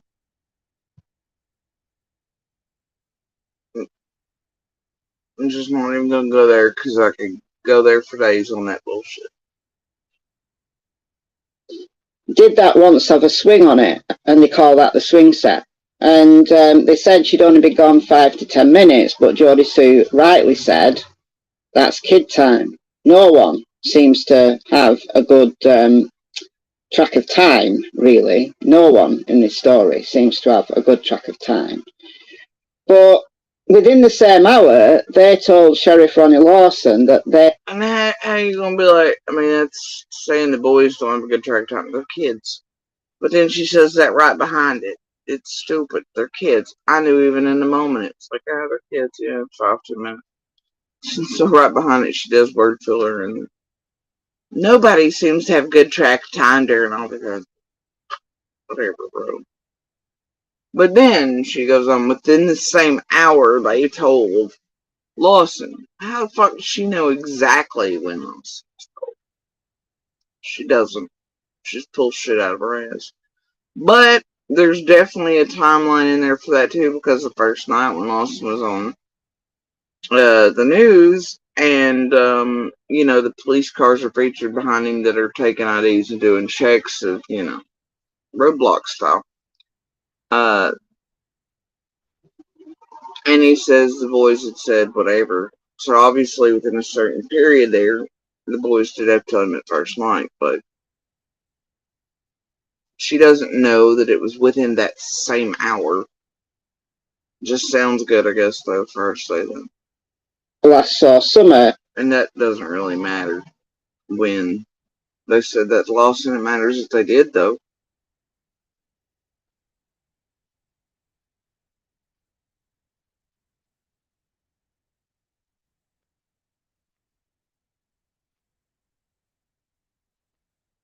Going out of the basement door. So maybe one boy saw her going out the basement door, maybe another saw her on the swing set.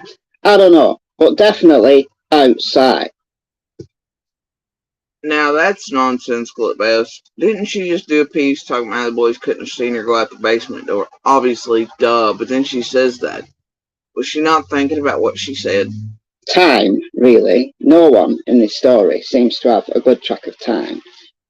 But within the same hour, they told Sheriff Ronnie Lawson that they last saw Summer going out of the basement door. So maybe one boy saw her going out the basement door, maybe another saw her on the swing set. So now, even though she did a piece a couple weeks ago talking about how the boys could possibly seen this or seen that and all kinds of things all fucked up in the basement door, now she's like, well, maybe one of the boys did see her go out the basement door. Damn, Michelle, why don't you stay consistent? Which is it? Shit. I don't know, but definitely outside. Right? Definitely outside. Now, okay, so she doesn't know, but definitely outside. Definitely outside. So the cops were already there. A massive search got underway. But what did Don Wells do? Once Donna got home, gone to the bottom property, went back up to the house, and he was insistent that Summer had been abducted. And he said, the cop. Actually, in early pieces of Don's, you can hear him saying he didn't actually say or tell the cops that from the beginning because, you know, whatever, he didn't really have time. They were keeping him separate, whatever. He didn't actually make it clear to the cops that he thought she'd been abducted. At first. You can literally look up pieces online here where Don says that. Which is weird, considering, obviously, on the phone, he had no problem popping up and putting the first pebble in the pond with, so you're telling me somebody took my daughter. And Candace Sr. being so certain Summer was abducted even before they come down the hill or knew about his crash. And the property hadn't been searched, but yet Candace doesn't say, oh, Summer's been kidnapped to me when I see her. But yet all of them are so fucking certain, apparently, that that's the case. But Don, over here online, has very well stated that when police showed, he did not make that clear. But yet I know in person that he was slinging it out that Dudley was responsible somehow, or that, Fred or somebody else in the first few hours, and it's like, but wait the fuck a minute. Like, what? You can't make any of it make sense. Anyway, carrying on. Didn't believe him, right? They thought she'd just wandered away. And he's insistent that even though being outside is... No.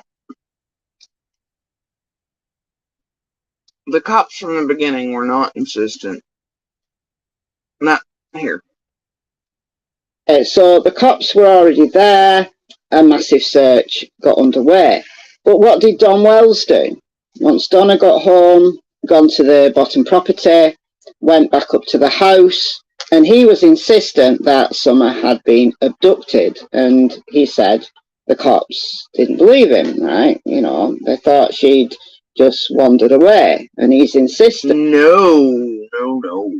That first night they were not insistent that she walked away, apparently, because you tell from him and Candace, the reason she was so fucked up she couldn't take that lie detector was because female agent, etc., was in Candace's face, screaming at her, "What did you do? You did whatever, XYZ," slams her in the car, takes her down to do the thing, she can't do it, she's all fucked up. I'm like, I'm upset because you're accusing me of whatever, right? No, so which is it? And yeah, they had helicopters in the sky, searchers on the ground, all the neighbors, all of us, whatever. Cops everywhere, they were covering both things. But,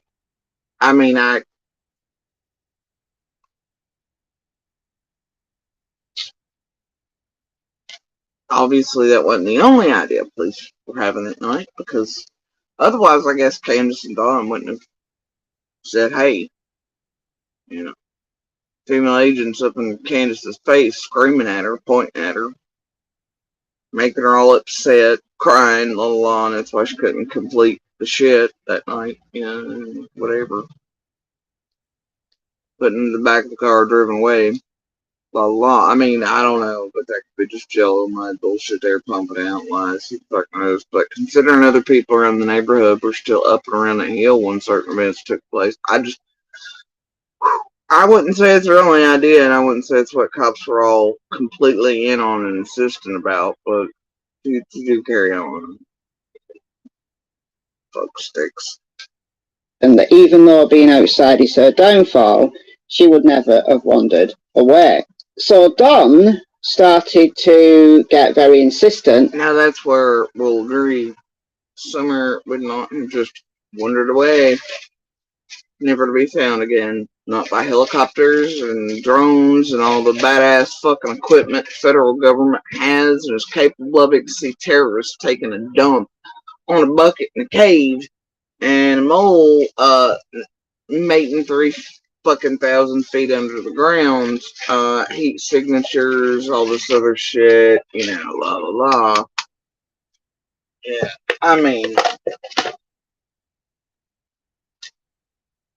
lighthouses, I just, nope.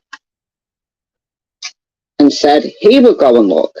And this is what Don told Josh from the lab, that he went to see Fred Hill and his family have property at 165 Ben Hill Road and 209 Ben Hill Road.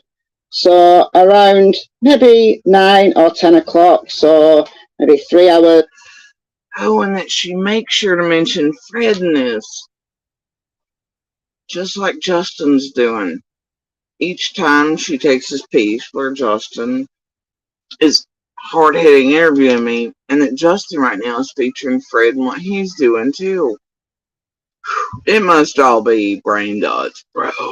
But she's gonna build Fred up in this piece as how Fred's believable, Fred's whatever. Fred says. Does she include in there if you believe Fred?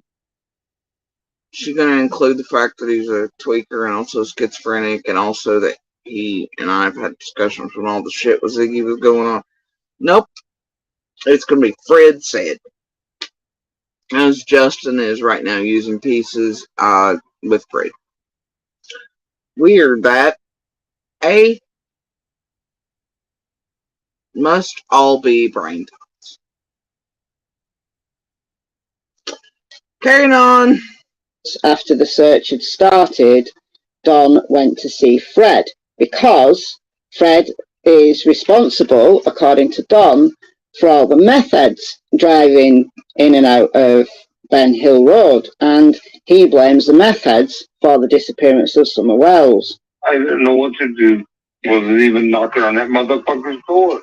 I was like, what the fuck are y'all doing? Y'all give up. I was like, okay, then let my car out of here, and I will go beat down that motherfucker's door. And it's like, well, we can't. And we're not even going on that, what, a live or two ago I did about Don being a punk ass bitch, and he damn sure ain't getting sideways with no fucking Fred Hill.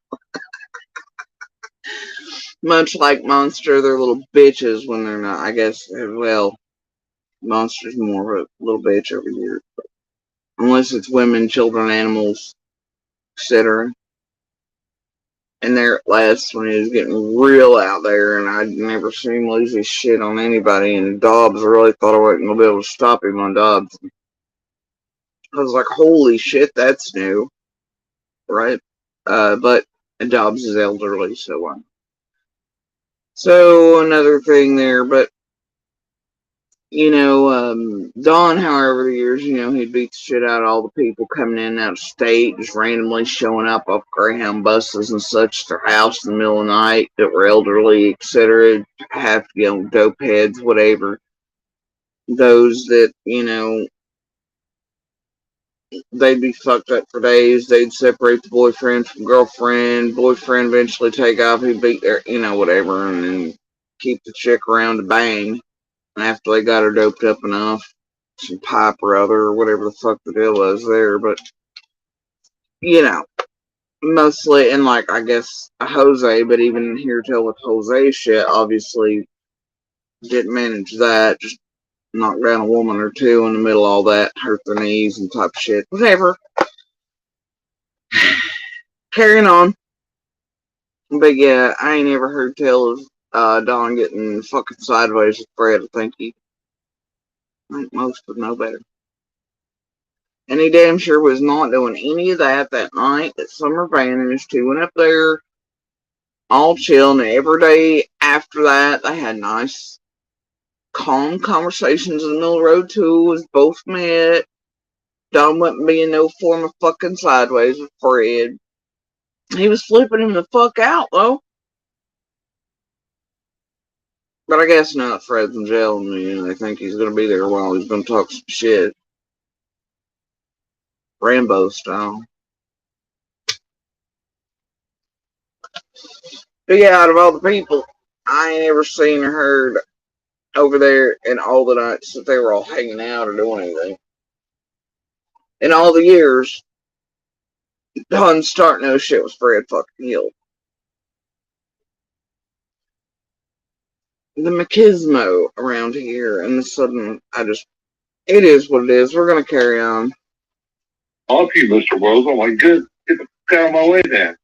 And so, yeah, I did. And then he's all badass with the FBI, TVA agents. Sir, I'm going in here to kick the fucking door in. A Fred Hill and Arkle. We can't stop you, Mr. Wells.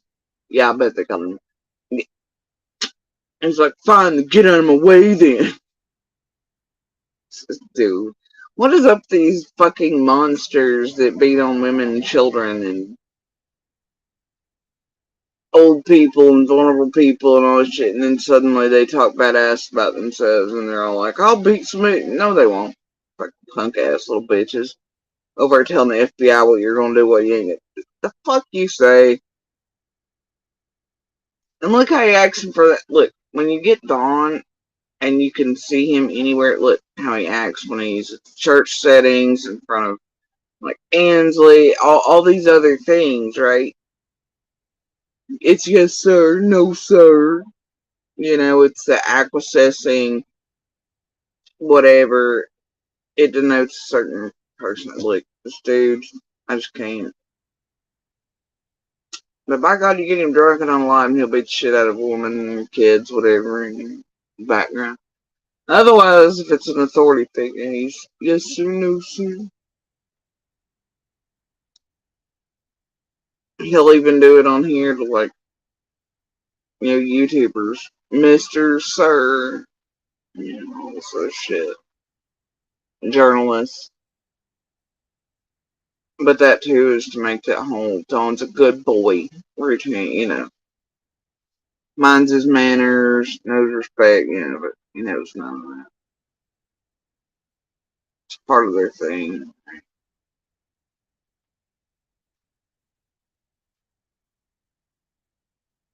They're all fucking pussies.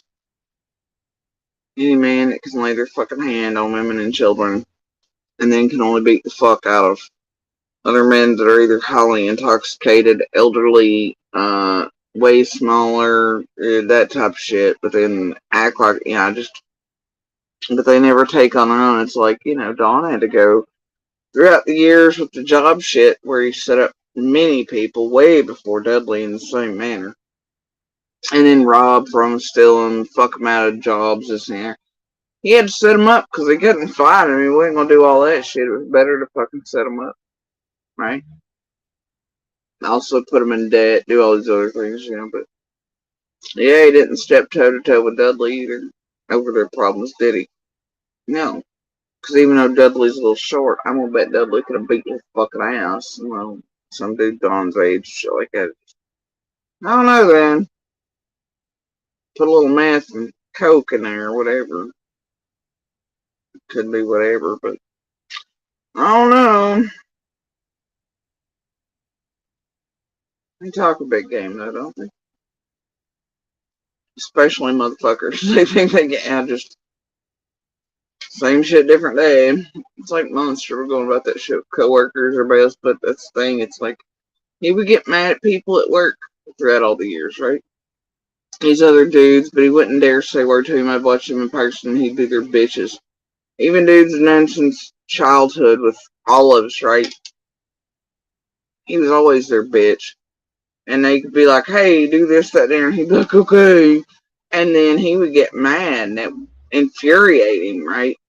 And he wouldn't want to be their bitch. But he was. And that's how he, and then that made him mad. So then in the middle of the day, I get this, I'm coming home, wait until I fucking get there and show you whatever. He would literally take off fucking work to come back and beat my ass because he was mad at some male.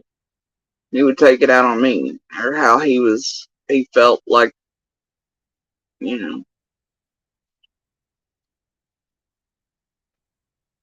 been made to feel by some other male. He refused to just stand up and be like, hey dude, don't speak to me like that. Don't interact with me that way. You're not my boss, you're not whatever, right? And instead of just being calm and chill like that, he could never do that. It was one of those, okay. It's like, dude, have a spine. Stand up for yourself. Be like, don't speak to me like that. Do it in a nice way to where there's no trouble at work or anything like that, but you put your boundaries up, right? Perfectly acceptable human behavior. Here are my boundaries. Don't do this, right? That's it. And you can do it in a way that doesn't cause trouble. Nobody's fist fighting and at work, nothing like that. I mean, right? Communication skills. But instead, it would make him feel less than. And then I would get my fucking ass beat for it. Or almost murdered or told how I was going to be killed. And I literally have messages showing that. Like him bitching about some dude at work. And then the next thing you know, he's on his way fucking home. Because whatever. And it's wait until I fucking get there. Wait until I show you the fucking monster, you fucking cunt. And he really would take off early, do whatever, and then come home and beat my goddamn ass.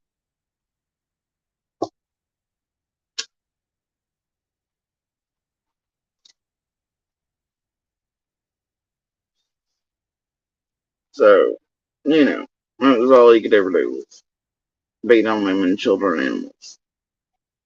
But he'd never stand up for his, it's part of his thing. Until there at last, I guess, when he was getting more volatile and dangerous. Shit. And then I guess dogs and elderly became a thing for him too. Must be it. pattern anyway. I don't even know where we're at, but squirrel. So here we go. No, Fred Hill has. I mean, really, some of the scariest messages I ever got from my partner. And then, like, last year or two, when Stahl came into play and she was helping him do the Facebook Messenger shit to formulate him look a certain way, all this other shit, you know, and he told me, and I have proof of this too, in recordings and phone calls that he thought I wouldn't have proof of if he didn't, but him saying, I'm not texting, that way you can't have proof of. Recordings exist, motherfucker. It's funny.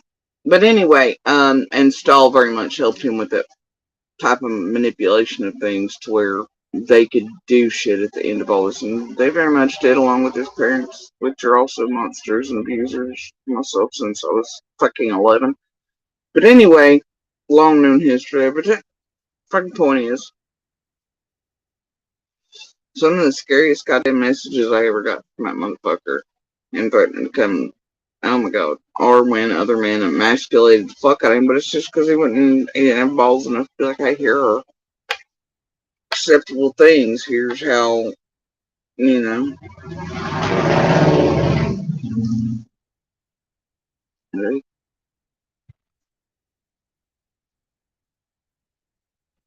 Anyway, so carrying on, I guess. You know, set the mean streets of YouTube alight recently by telling Ziggy in a jailhouse call that it was Cotton Simpson who is responsible for the disappearance of Summer. But Don went to see Fred, and previously Fred has said in conversation with Ziggy that Don went to see him. And Fred said that the conversation Don had was very strange, that he already assumed that Summer was dead. So now that people are side-eyeing Fred a lot more than they used to. She's saying now that people are side-eyeing Fred a lot more than they used to. Bitch, please! This is horseshit, okay? And let me tell you why. Because when Fred come out, people are like, oh, this shit don't add up. Math don't make sense. He's fucking with Ziggy. Hell, immediately upon Ziggy releasing the first Fred thing, we're laughing. I released the messages too. I told her, I warned her, and then they made that a thing. I was like, oh, well, whatever. And then the Bones thing happened, and I was like, and then they ate me alive for that. And I was like, it's been a whole thing. But Michelle herself's done pieces about, oh, you know, Fred's not believable, blah, blah, blah, blah, time after time after time. Can't believe shit Fred says. Fred's obviously fucking with Ziggy, and she's laughing at how bad Fred's fucking with Ziggy, because the shit doesn't add up, right? Okay. But now Michelle's gonna say this.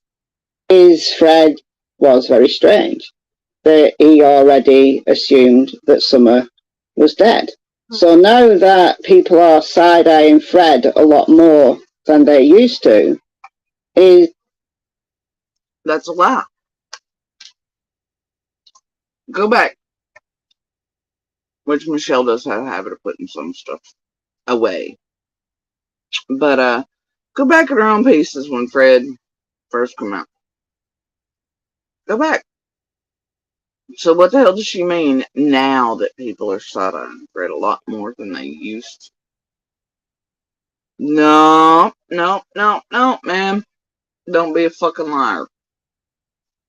Don't be a liar. You're lying. Go back at Michelle's own pieces. See how long she's been questioning Fred. Side-eyeing him, if you will. Go back to the, oh wait, you can't really on any of these creators. Go back to the, any of it, really. But if you could, you'd see all of them are like, ha ha. Much like that little fella on The Simpsons. They're like, ha ha. That Ziggy and everything else. You know, they hit all those like they have most things. But now that they're side-eyeing, right? It's ludicrous. Fred just putting the blame on anyone, on Don, on Cotton Simpson, Does Fred know more? We don't know. But that's what happened in those very early hours after Summer disappeared. But the time, 3 hours there, beginning around 6 o'clock, when Candice and the boys started to look for Summer. If you want free skincare, keep watching. New subscribers receive up to 6 free skincare products when they... I don't know what part of my algorithms did that shit, but I'm gonna go with no. Sign up. After years of... Takes that vital time to about 9 p.m.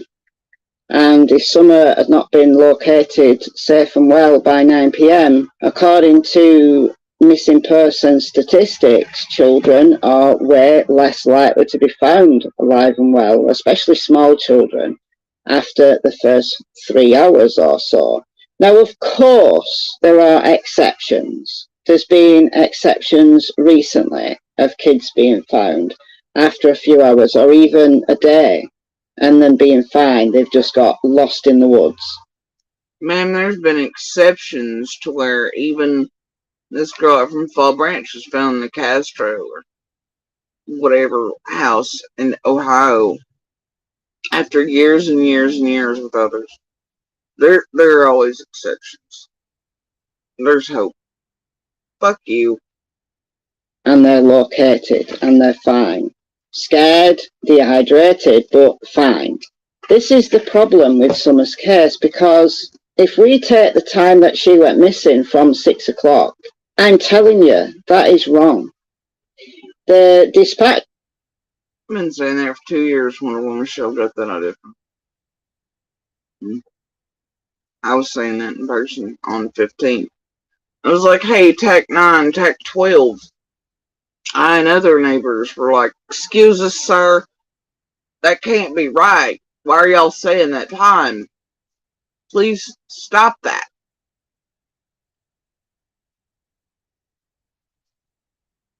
It didn't matter by that point. We've all, I think, since June 15th, know that Summer was missing long before she was reported. At least that's the assumption of most of us. And I've always put the window that she disappeared in a 30, 40-minute time span. Somewhere around the time of the scream. And not because I want the scream to line up. Hell, every day I kind of wish it was...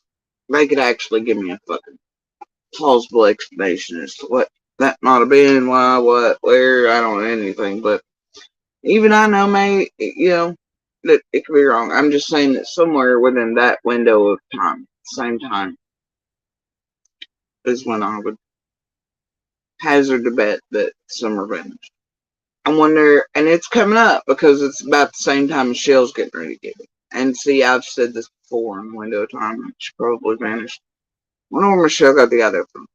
Call, which was around 6:30, said that she'd only been missing 10 minutes. The boys said they'd seen her in the last 10 minutes when Jodie Sue told them, which could not be possibly true. What if Summer had been missing for hours before Candice and the boys even noticed that she'd gone? And if she'd gone missing at 4:30 or 5 o'clock, by the time the search got underway, by the time cops got there, those 3 hours had been eaten into. They'd already used up a vast amount of that vital time. And the advice is that if a little kid goes missing, don't wait.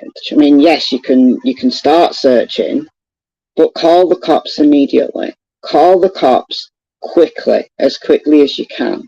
But maybe that's what Candice did. Maybe Candice did call the cops quickly.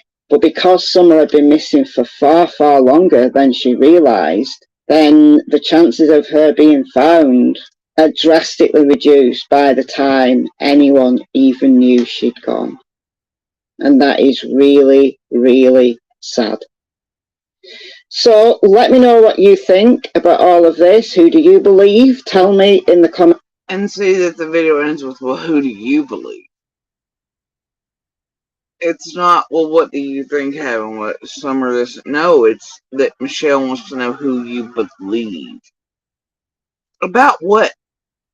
About what? I mean, like, what the hell is that whole thing?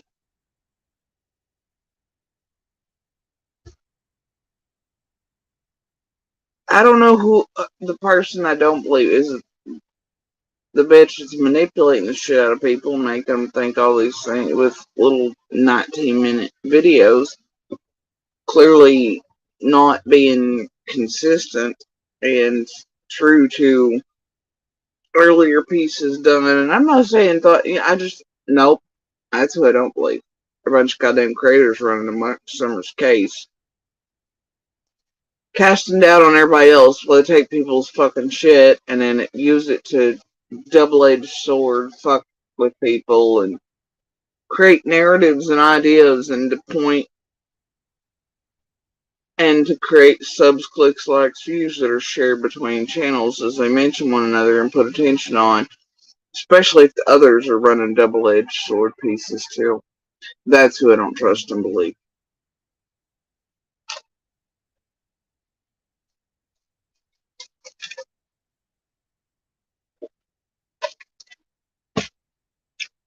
Call me crazy.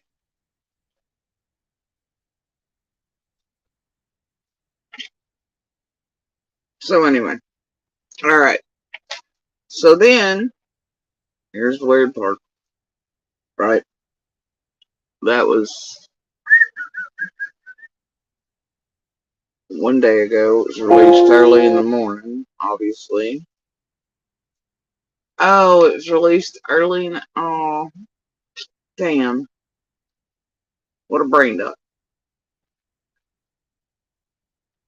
What a brain duck.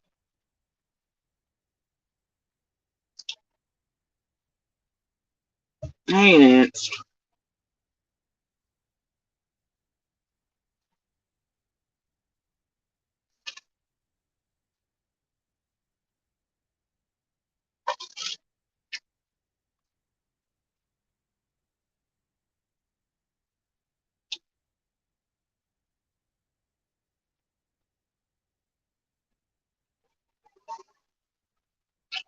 So, Michelle's, like always, released pretty early in the morning.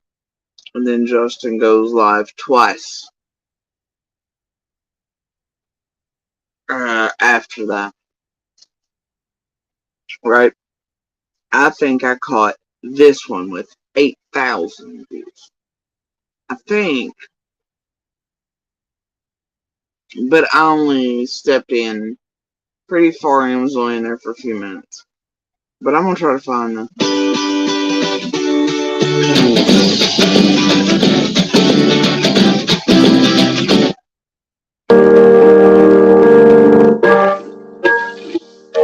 Good Lord. The funeral music. What the fuck? Yikes. My one last would you told me that leave me alone in my blood. Holy shit. No wonder. And then all those, oh my god, but why? Is 4A. We are talking through, we're looking at something. I'm still putting that together, and hopefully I'll have it together tomorrow. Very interesting stuff that I'm going to be talking about. Hopefully tomorrow, if not the next day. I've got to put it all together tonight. And there's a reason I'm doing this live is because I want to go over. Kumi, thank you so much for. I guess after there Tuesday, I don't want that stuff. It's going to be easier for me to look at this shit over in front of the spot. Maybe it wasn't this one. Maybe it's one of 6,007. Alright.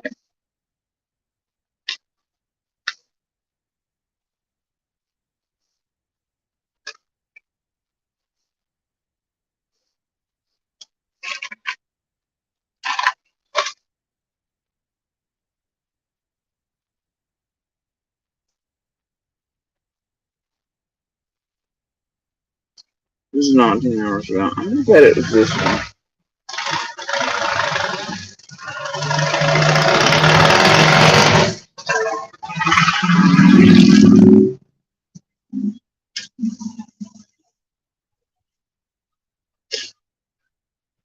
Wednesdays.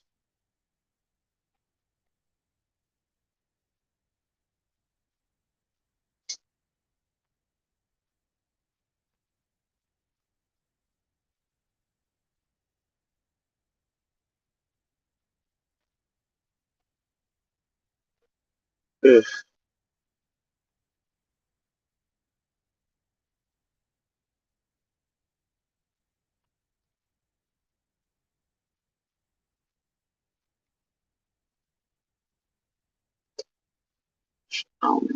Alright, so nope. Let's go over here and see about this. Oh, shit.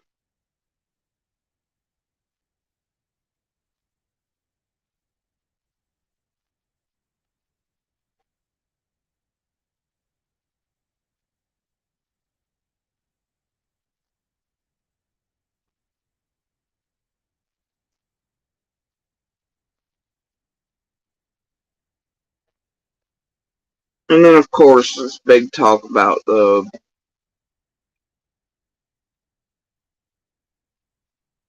affidavit, right, and underwear and the shed and all that going on too. Conveniently enough, same day McDonough does the partial post. Michelle points to Justin as he's doing the thing. I don't know. It seems like a rather rain dots, y'all.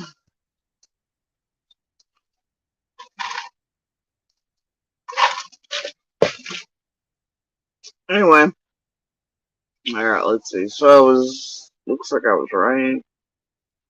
Let's see here.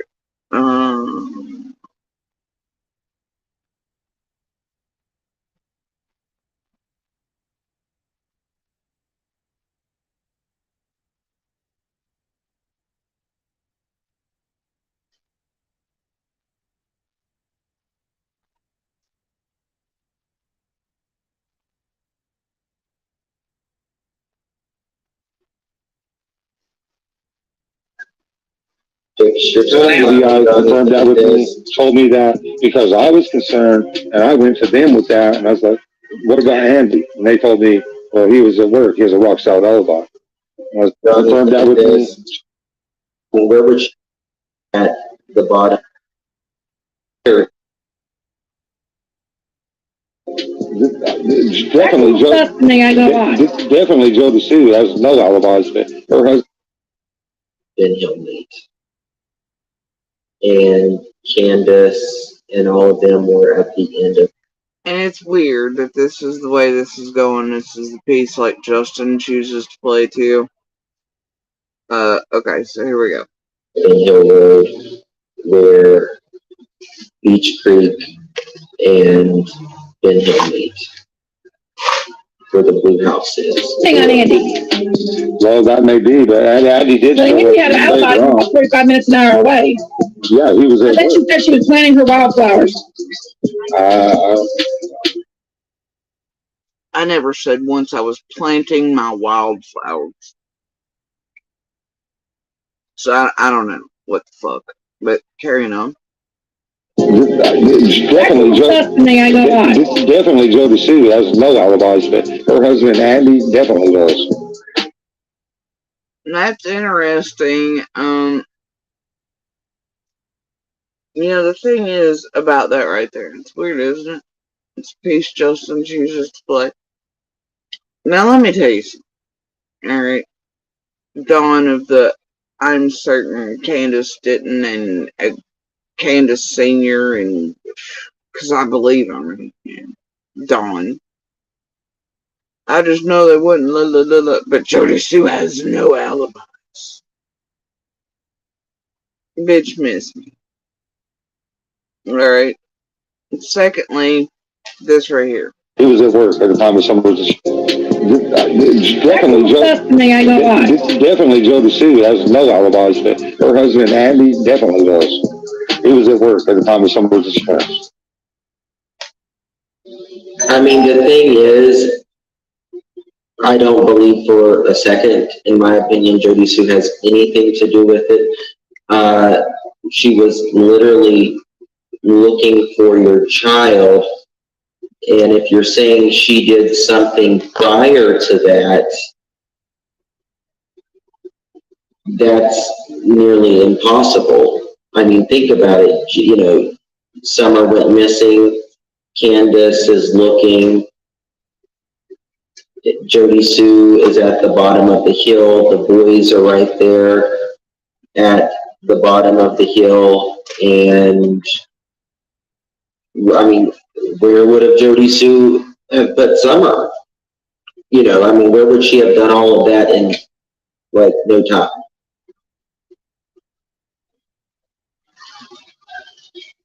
The guy confirmed that with me, told me that because I was concerned, and I went to them with that, and I was like, what about Andy? And they told me, well, he was at work. He has a rock solid alibi. And I was like, okay. Now, I don't know about that either. You know, early on, I could tell you, I mean, and I still don't think that Monster had anything to do with Summer vanishing, but I don't know where the hell that motherfucker was. I know where he was supposed to be. And in those early days, I was very much like, well, the motherfucker would have been on the cameras, you know, that they had newly installed in the bay because of, you know, shit disappearing at his 5 finger to shit and everybody else is in there. But I would assume, right, and that's what I did at first. But then I didn't realize how long I'd been being fucked with by that business and the owners who I've known longer and like my whole life, the family has, for decades longer than Monster. But and I know their history of fuckery, okay? But, especially time cards, such, all kinds of weird criminal shit.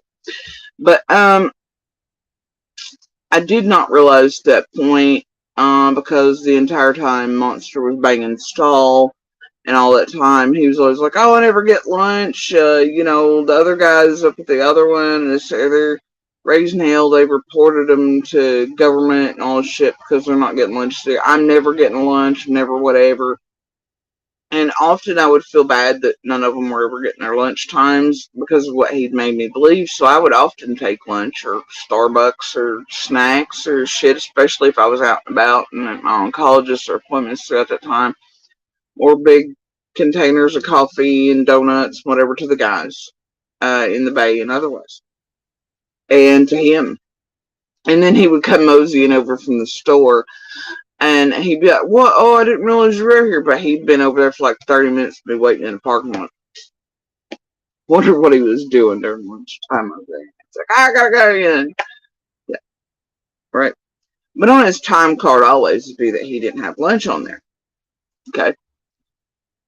And then his paycheck never added up though, and all these other things to what was, you know, whatever. But he could always kind of make that look a little different because of what they were, you know, with the tire sales and shit out the back door that owners were obviously aware of because they were splitting all the stuff. They were just having him do it on his social media, which I usually had to do for. And so anyway, the thing was is that, you know, he could make things look a certain way. But and then things at the end also became a little funkier with that as him installing, I think, usage of certain things I found out about afterwards came into play, and he was probably using more of, and the fuck shit him and Stahl were getting up to and whatnot. But anyway, the thing is didn't realize how hard I'd been fucked with. Okay. Because immediately upon certain events and Monster kind of running off a little in the first few days, but us not realizing we're replaced yet, immediately his time card started showing he was indeed getting lunches. Oh yeah. And he was clocking out. So the entire time the owners were allowing him to line. Chandy wasn't getting lunches, but he actually was. And that's why the cutesy I love yous and hearts that can potentially start shit, but we'll make sure I was in Wi-Fi range, which generally meant I was at home, etc. It was a way of testing to see where I was at every day while he went and banged stall pump. Right? Make sure I wasn't going to show up at the job, etc. So it means all of them were fucking lying about his whereabouts and often the working over bits, right?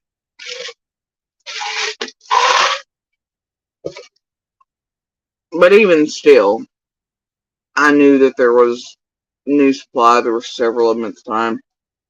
I knew that there was shit occurring over near the phone store and the Walmart, the Lowe's parking lots with him and someone during certain times, and one or two of his coworkers were trying to give him away for him and Stall's bullshit for quite a while. He was trying to get me to break down the fucking fuck shit and trying to knock his own arm to get away from somebody that controlling that he'd fucked around with and found out. But I didn't care enough to. All kinds of weird shit, right? Now, obviously the first day or two, I tell the feds something because I'm like, look, you're going to have to get a hold of him to see about tag numbers and vehicles. He can remember shit like that a little better than I can. And they asked me where he was, etc. They went there, talked to him. I assumed I was never told. But I just assumed that was Fed level shit, that they would look at the cameras, make sure he was present inside that bay or over there with Stall pump banging her or the GPS on the car, all that shit. I mean, obviously, right? So he was somewhere on the fucking 15.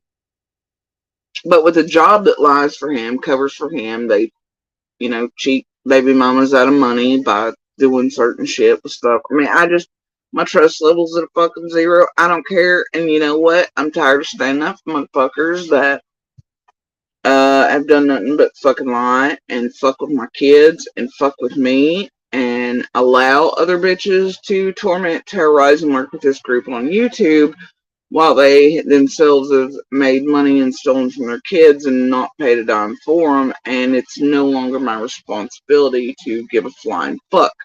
I hope like hell the feds did indeed verify where the fuck him and Stahl and everybody else were at that day. That is not my goddamn problem. I hope they are fully aware that that business fucks around and was allowing him to leave and everybody else and not,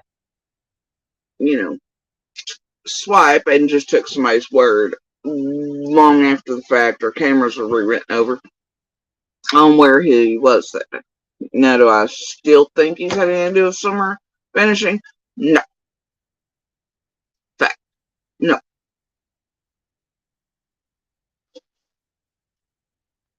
So, I really don't want to hear about some motherfucking allies.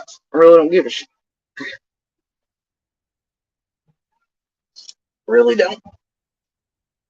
I was left at home on the 15th, and I was told for a very long time as he took my car to control me, even though it was supposed to be my car, because he blew my last one up on purpose. But he put this one in and promised that he wouldn't do me the same way that I should have known better. And almost had the motherfucker paid off when I had to let it go because I wasn't dumb enough to be out here with a form and another string control over me. So fuck it. I'll let it go. Then he bitches about right? Like he fed the stall that he was only paid for it and did whatever and blah blah blah. Just like everything else. Boy, nothing in his goddamn life he's done for. Not any of his vehicles, not jewelry, not clothes, not a goddamn thing. Didn't even provide Christmas, birthdays, no other shit for his children. Ever took from them, though, like him and Stahl are still doing. Made money off of their torment here online. Helped with it. He's let Stahl obviously stand here and help this group target our children.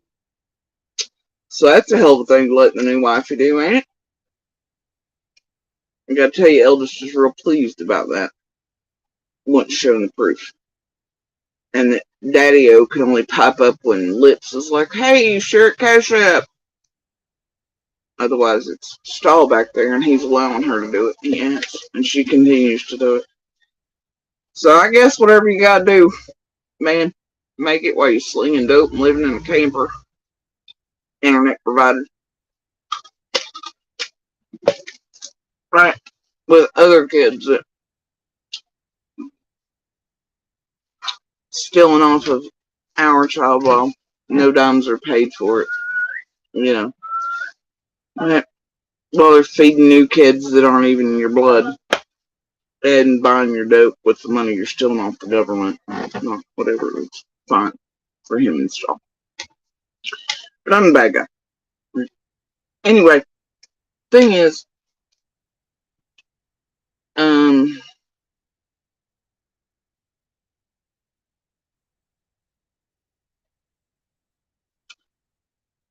know he wouldn't have anything to do with Summer Bench. Am I right?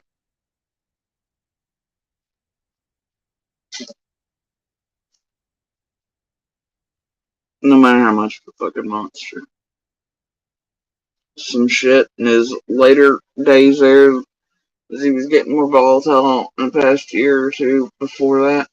Does it concern me? Hell yeah, it does. A lot. For a lot of different reasons. But he's mostly only dangerous to anyone in domestic situations, you know, the weaker animals, that type of shit, you know. And the public to a certain degree. It's not my problem. And,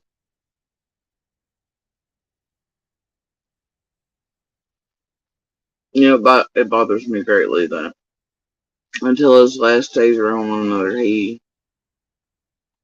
only time he knew,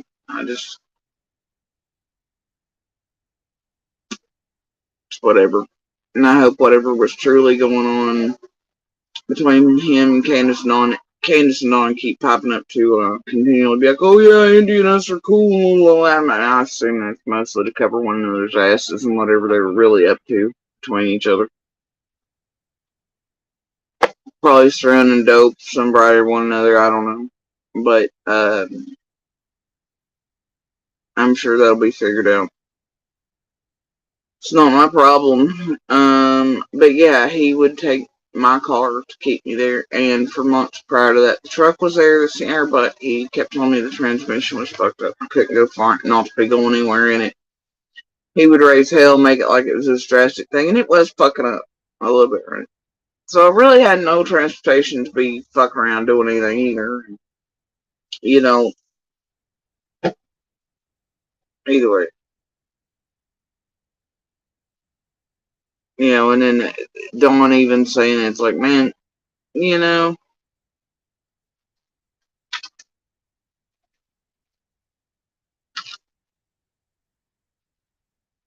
it's weird though. I ain't seen Pruitt come out or any of the rest and be like, yeah, Dawn and Candace aren't suspects. Bitch, please.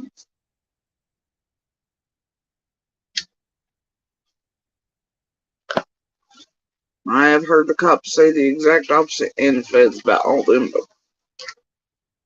but do please carry on. Mr. Wells.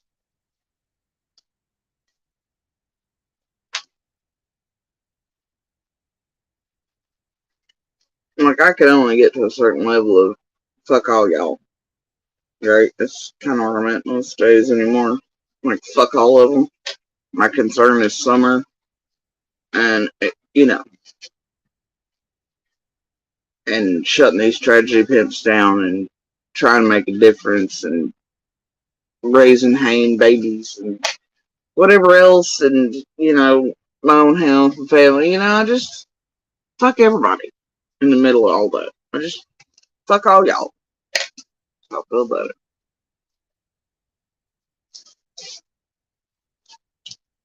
I mean, and seriously, like, do you know what it's like to hear motherfucker, Monster or Dawn or otherwise get on here and talk shit or to imply things? You motherfuckers, like, seriously.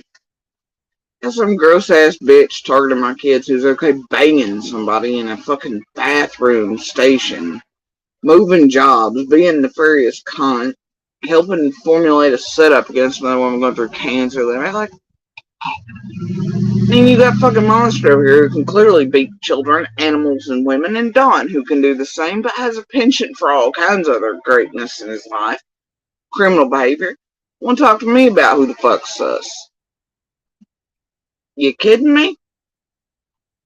Like, I'm the only one in that motherfucker or otherwise who doesn't lay hands on fucking children, other people's fucking children. I don't do fuck shit like fucking people in the back of the bathroom. So I don't, I ain't lying. I dope the fuck out. I ain't on no shit. I ain't drunker than fuck. I ain't schizophrenic. Don't have this lengthy, giant criminal fucking history, which, whatever, with criminal records, but still. I'm the only one that's not sexually fucking David banging goddamn prostitutes, doing dope, doing shit underground, being a liar to partners. I mean, what the fuck is wrong with all these people?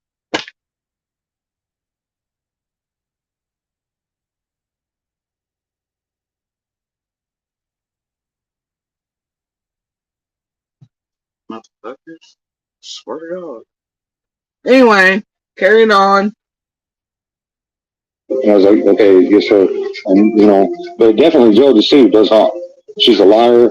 She's the biggest liar I've ever seen in my life. And she said out of her mouth, I think I heard her say she didn't even like kids that much. I had somebody in the chat wants to know, Don, said, what kind of... Was that fucking Jenny? Party did you have? She's the biggest liar I've ever seen in my life.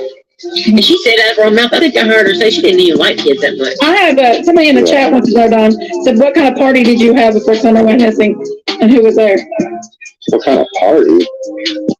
Don doesn't like this question. What kind of party? What kind of party? Don doesn't like this question, but then the person in chat clarifies, and then Don's. I never heard of that yet. That's kind of that's really a rude question, I mean, we didn't really have parties or whatever, but that's really rude and disrespectful for whoever said that. The only kind of parties we had is like, I'd go buy fireworks with my kids, and with your kids. Me and the wife might drink a beer, you know what? Yeah. If that's illegal. You got a party at Don's house, you better have your hiking boots on to walk up that driveway. All right. Oh, really, Chillbilly? I agree with that. Some couch. Chillbilly Christine. Okay. Just said, if you're going to have a party at Don's house, you better have your hiking boots on to track up that hill. Yep. Nope.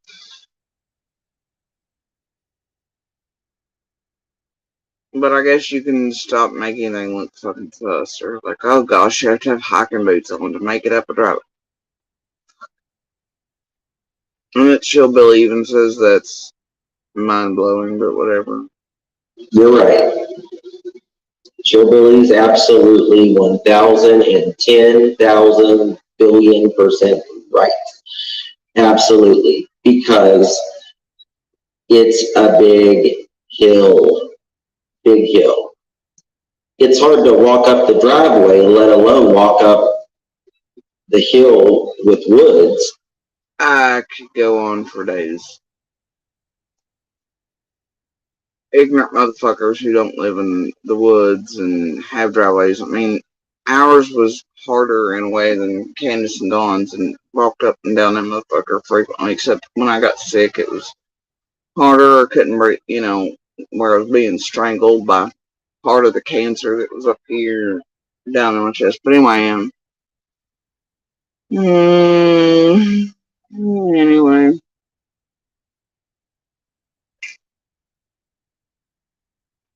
I don't know where all these motherfuckers come from, but I guess it's easy to make it look like that online. Whatever. But they need a narrative.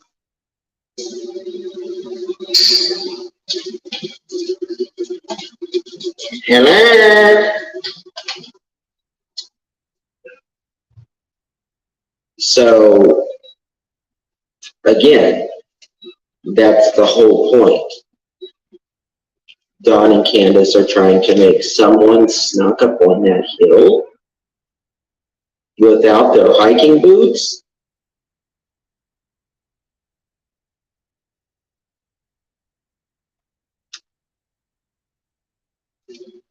And abducted a child. in her home, in the basement,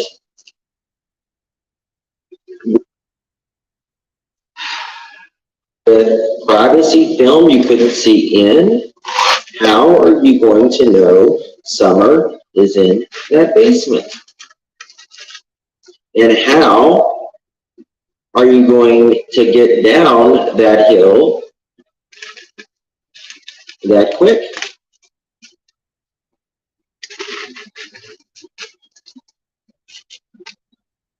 You're right, Showbilly. You have to have hiking boots to go up on the hill, pretty much. And to do it in 2 to 4 minutes, hacking a child that's kicking and screaming,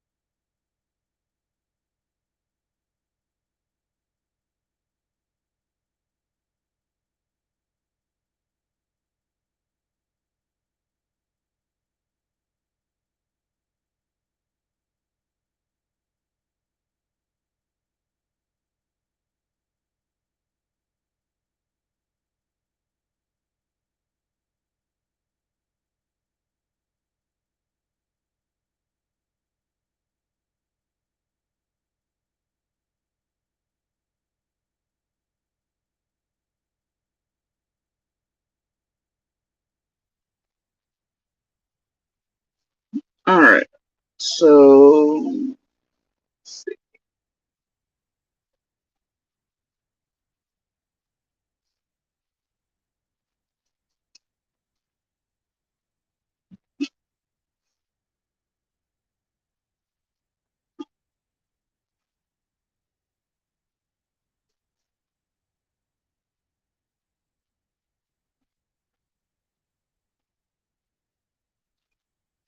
alright. I think we're just gonna carry on because, the only point I really have to make there is I don't buy the basement bullshit either.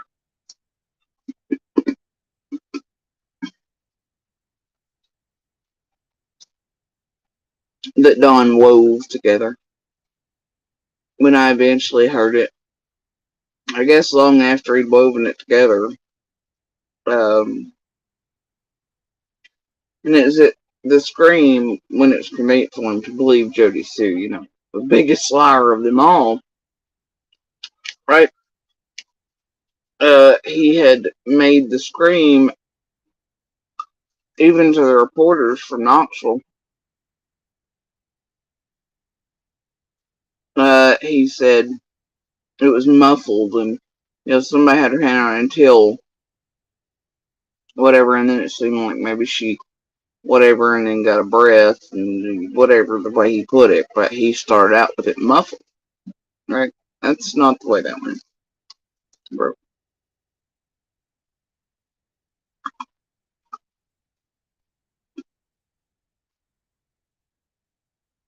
Anyway, and then you got Candace day 2 and other days, and for a long time trying to use the screen before she knew exactly what time it had taken place, and then she tries to move her timeline back to fit Scream once she knows that it happened an hour before. I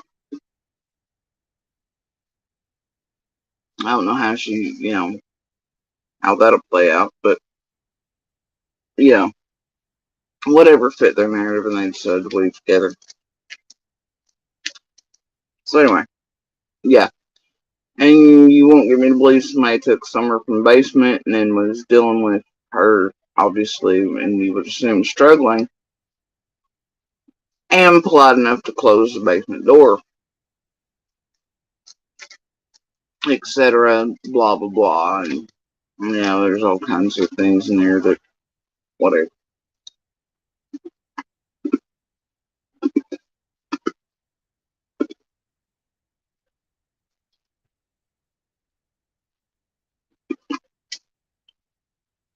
So yeah, carrying on. I mean, you prefer to go hang out and party. We would usually hang out with our kids and maybe like fireworks, and we might even light a bonfire for our kids, and we'd sit there and just have a good time with our kids. But as far our kids, we do for our kids, a bonfire for the kids. Yeah, okay, bro. Fucking miss me. as a party, I mean, Well, I think I meant that because it was one of those celebrate with her as a sus, like a friend party. we didn't really have friends over there. The people might show up, like, there was a few people that might show up begging for money. There's a few people, I won't mention them by name, and I won't put them out there like that. Yeah, people just showed up in the middle of fucking nowhere, walking up Candace and Dawn's road, begging for money. I mean, that's a hint or something from him at somebody to target him. Be my guess. I won't put him out there like that.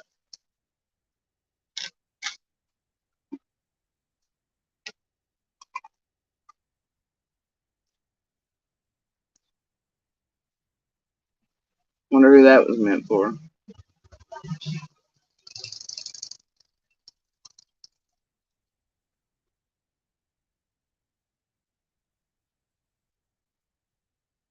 Hmm.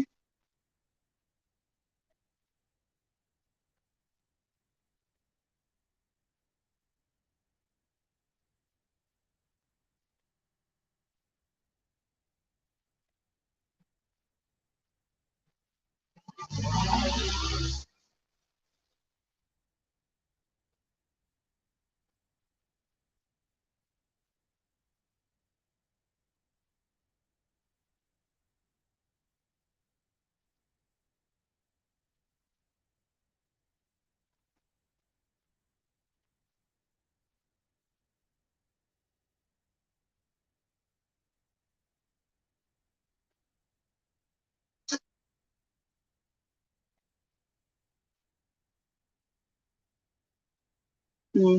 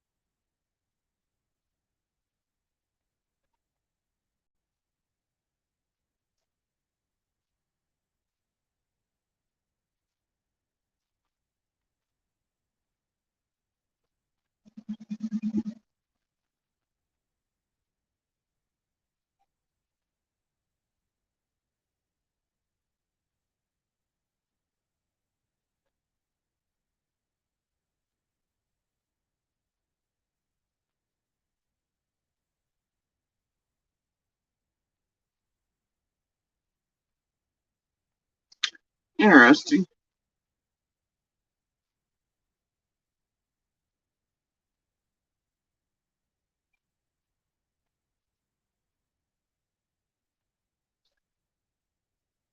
Huh.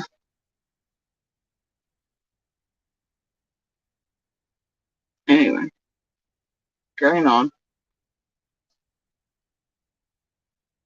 I was looking at something. So. But we had a few people that might show up that was begging for money so that they could go get their pills or whatever they wanted. I recognized that and I understood that. But Candace's mother or whatever didn't quite understand that. But So Don's saying that there may have been. So now he's what, throwing shade at Candace Senior? Or is he trying to excuse certain shit? What the fuck?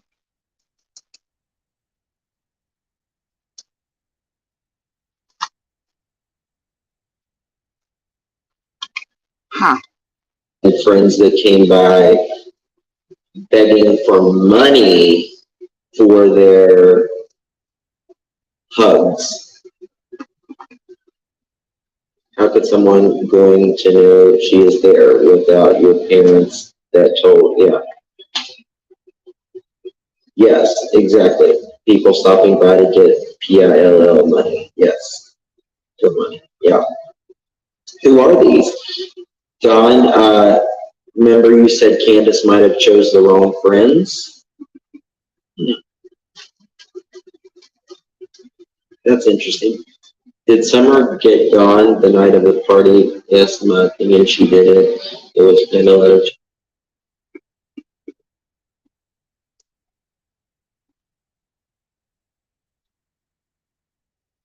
And he even entertains that question or states it out loud. Yo, the feds, law enforcement, local, state, federal, have said in press conferences where Summer was, where she was last seen, and they have dispelled that whole Summer disappeared night before bullshit. They are not going to lie or mislead the public to a degree to where they're like, when they're putting out Amber Alerts and things like that, right? To be on the lookout for these children, especially not in the first year. I mean, I just don't see them doing that. Also, you have too many people and cameras showing Summer day the 15th, witnesses, etc. I'm so sick of that bullshit. And that these creators keep giving it any, or pretending like it's even a valid fucking question.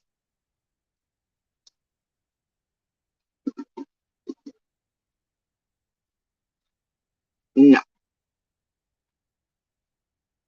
Traffic and all that noise and all distractions. All right, now let's continue listening to this. I understood that. But usually they might loan them $10 or $20 and they go their way. I won't mention them by name. Now that's the weird part. What? Anything. Did summer get gone? Then, yes, exactly. People stopping by to get PIL. How could someone going and friends that came by? But Candace's mother or whatever didn't quite understand that. But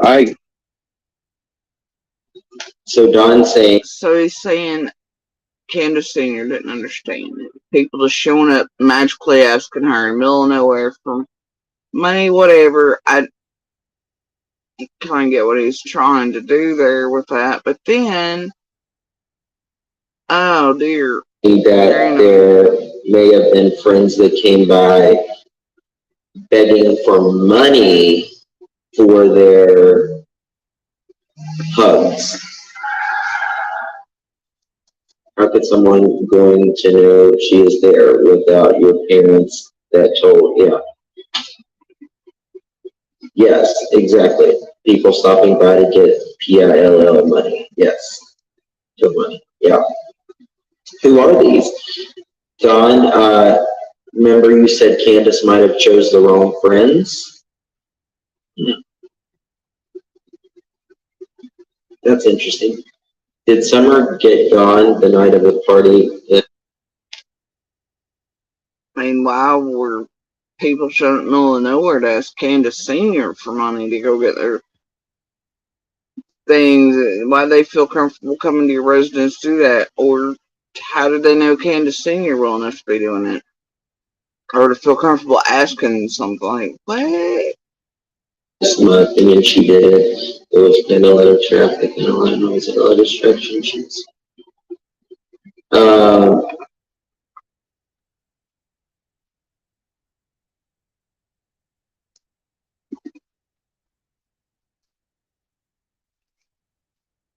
But he's also trying to make her look like she's vulnerable and too ignorant to know. But he's smart. He's like, oh yeah, I knew what they were there for, asking Candace Sr. for me. Whatever. But yet he had to look up what a tweaker was or something on YouTube. Okay, bro. Alright, now let's continue listening to this. I understood that. But usually they might loan them $10 or $20 and they go their way.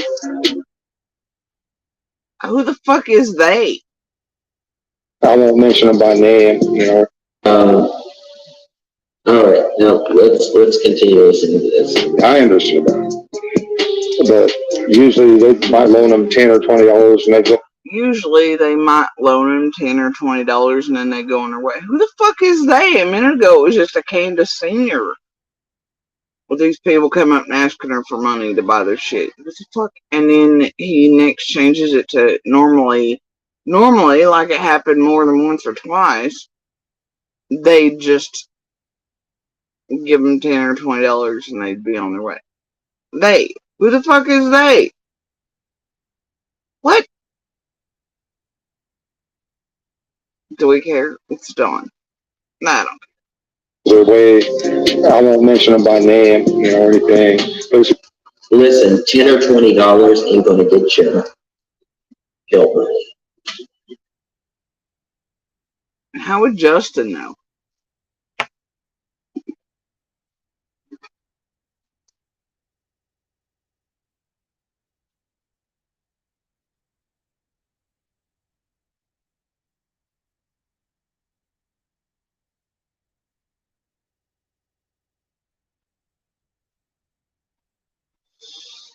Which part, Di? I know you just said he didn't say that first. It was suggested to them on Dr. Phil.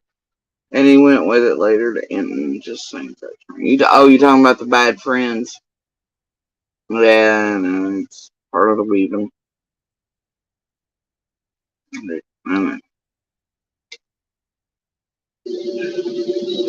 it's not. It was a party? No. I think it was pretty much a question just to see if anybody who was up there suspect. More of a gathering, not really a party.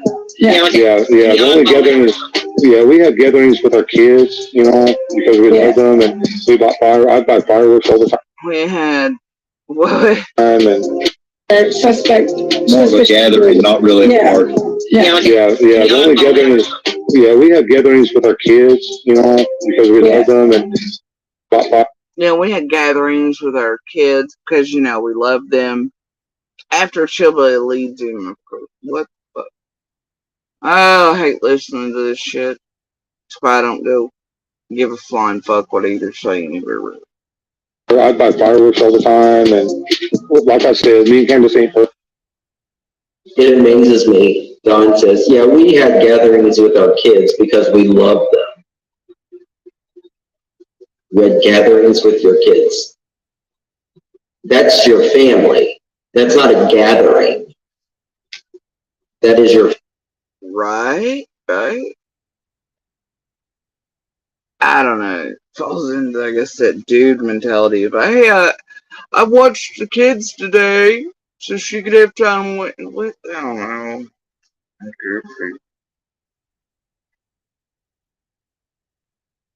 Gatherings.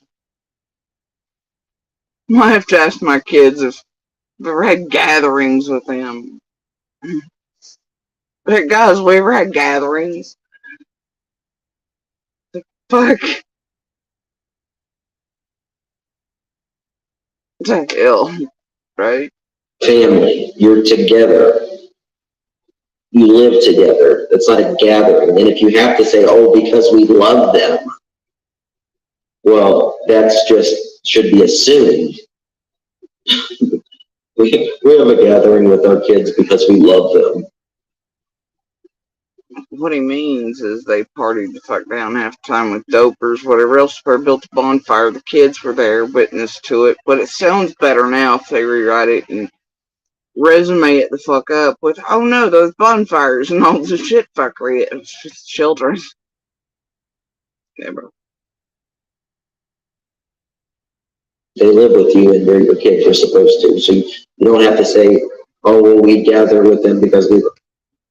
And as I recall, the night prior on the 14th, as we were coming in and out until very late that night, I don't recall seeing some big hoedown or fucking gathering taking place at Dawn and Candace's. So there's that. But Jesus, doesn't that persist? And anyway, I mean, I could be wrong. Maybe they had fuck knows, but like I said, I think Monster's up there. And at some point, I know we spoke to him on the 14th as well. I don't recall a bunch of shit. I mean, that'd been a hell of a day after DCS and shit allegedly, supposedly showing up all sort of shit to be having people in and out partying, wouldn't it? Yeah, bro. I mean, I don't get it. I swear to God, I'll just never get it. It was a trap house. Absolutely. We might have a drink or two, or three. I ain't gonna lie to y'all.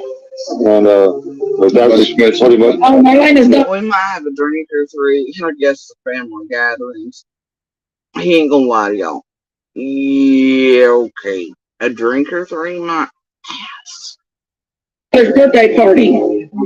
I don't know about that. Yeah, she was. And what, gatherings only? I think you mean 7 days fucking week, but carry on. Don, and that's what they were asking in chat. Marlena's birthday party, the birthday party that you guys had there. Oh, yeah. I don't know. Now listen. Was up there for a while. Marlena's daughter, but Marlena, I don't want to say nothing bad about her either. I've already said all I got to say about her. Yeah, after Candace and Lips targeted the shit out of Marlena and her daughter. Yeah, okay. Ain't got nothing else bad to say. Y'all have already accomplished mission and made sure that's taken care of, much like everybody tried to make sure my little was taken care of with Monster and Stall and the whole little Jenny, Adrian, Tiffany, BK, Scott, Rojo, Linda, of course, Sharon. Yeah, fuck all y'all. You just take out all the tiny witnesses around somewhere in her life. And the 15th, won't you? Right? Oh, but now you gotta Don't want to speak on that anymore, huh? Carry on. Journey. You're talking about Journey. Yes, Don. The party. The party. Yeah, Marlena's daughter's name is Journey. I mean, there's a lot of stuff going on. I mean, man, we've already been through that. Yeah. These people go out and steal and sell. He says we've already been through that. Have you? Yeah, they and this tragedy pimp crew online have already been through that. They've already accomplished mission, Justin, with all your all's help. And targeting other children and witnesses around Summer's case. I hope y'all got paid to look for it. Carry on. Have you been through that, Don? Whatever they steal for drug money to get high, I mean, that's what they do. We try to keep them away from our house and stuff, but on the other end of the spectrum, you know, like Marlena, we tried to help her out, and until we realized that she just wanted money for drugs, you know. You know.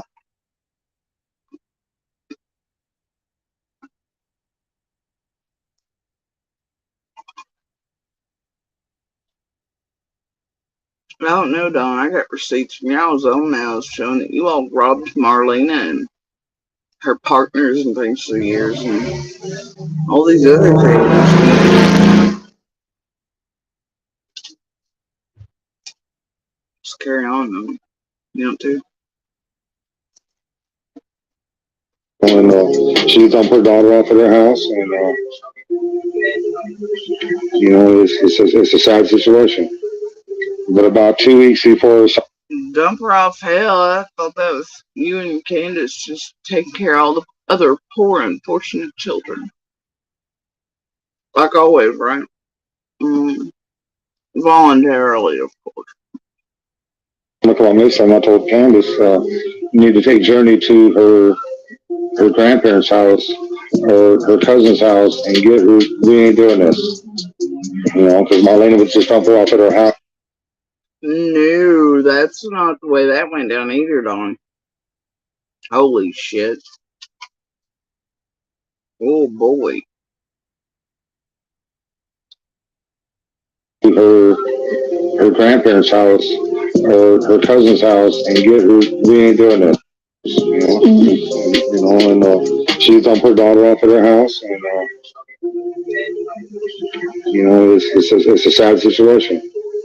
But about 2 weeks before Summer called missing, I told Candace, you need to take Journey to her grandparents' house or her cousin's house and get her. We ain't doing this, you know, because Marlena would just dump her off at her house. And so did Candace take that back?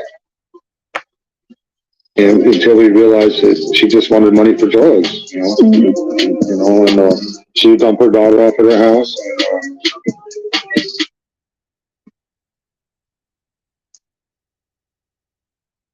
What did that have to do with? We realized she just wanted money for drugs. Oh, is that the person you're talking about getting money off of folks to go get pills? And then you're hinting it still into what? She didn't bring back pills for everybody when they give her money to go get them. Maybe leave her daughter there, whatever. Is that it? You hitting out at Marlene again? What the hell? What's going on here? Interesting. Carrying on. You know, it's a sad situation. Right. But about 2 weeks before Summer called missing, I told Candace, you need to take Journey to her grandparents' house or her cousin's house and get her. We ain't doing this, you know, because Marlena would just dump her off at her house and just leave her there and go out and party or whatever she was doing, and I'm not going to do that. So Don said he needed to take Journey.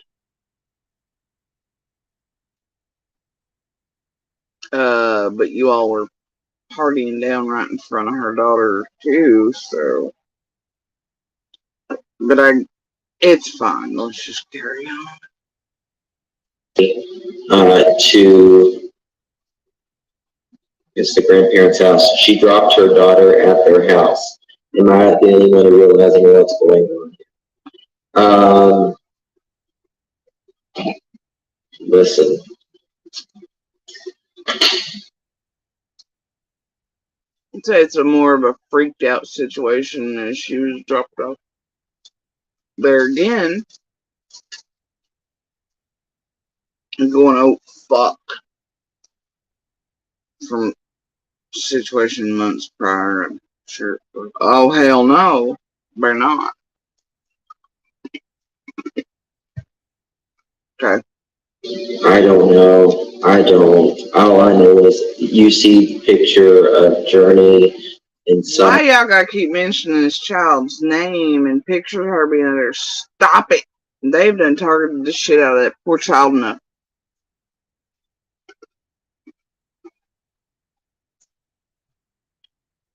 Y'all done tampered with and fucked around with and targeted what is a minor witness around Summer in her life enough.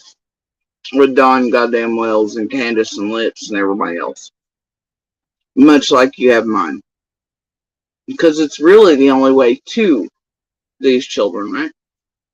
Can't really access them any other way unless we allow them online or we do whatever. You can't access them. You can't take them out in a way like they can target the shit out of any of us speaking online. But this place has done it even without the kids in prison. And they've made sure it's went real life on each of them.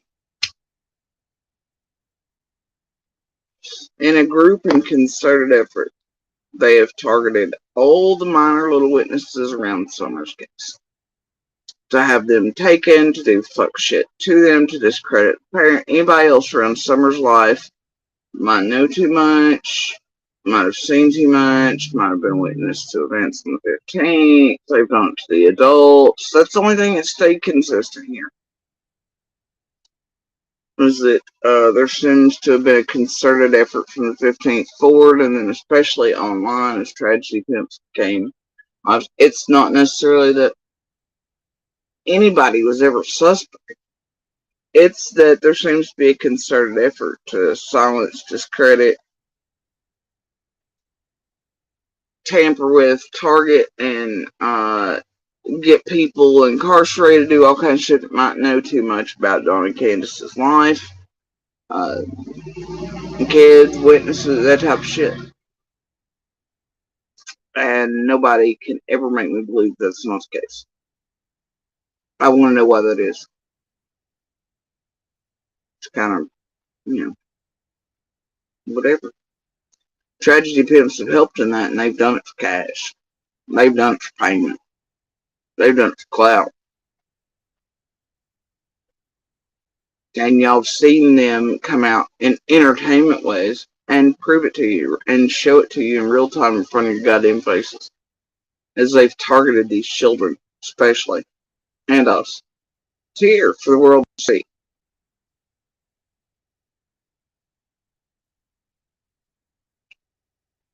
They've done it. Yep. So, take it. The evidence is all here. Well, I mean, most of it's hidden by his creators, but some of it's stuff over. Right? And then they have abusers and stalls and everything else playing in fucking shit fucking group concerted effort online to do it. It's lovely, really. Together, and it makes me want to cry, to be honest with you, because they were best friends, right? That's the only little girl Summer really had a connection. How does he fucking makes us never? He needs to stop that. Y'all just leave that poor child alone. Stop uttering her fucking name and just knock it off already. God damn. And it's not only the trauma of Journey's own life, but now her little best friend. Yeah, all these traumatized children with their own lives and monsters and empire. Yeah. And then you all, as creators, have terrorized the shit out of them on top of it. The public, chat, subs, members, talking shit about all this other stuff. Yeah, all of you sure have. We don't really care for children over here, but you'll target them to take out witnesses around Summer's life when it behooves you, or you're told to, or directed to, or you get certain cash drops, right? To make entertainment. It's just fun. Definitely.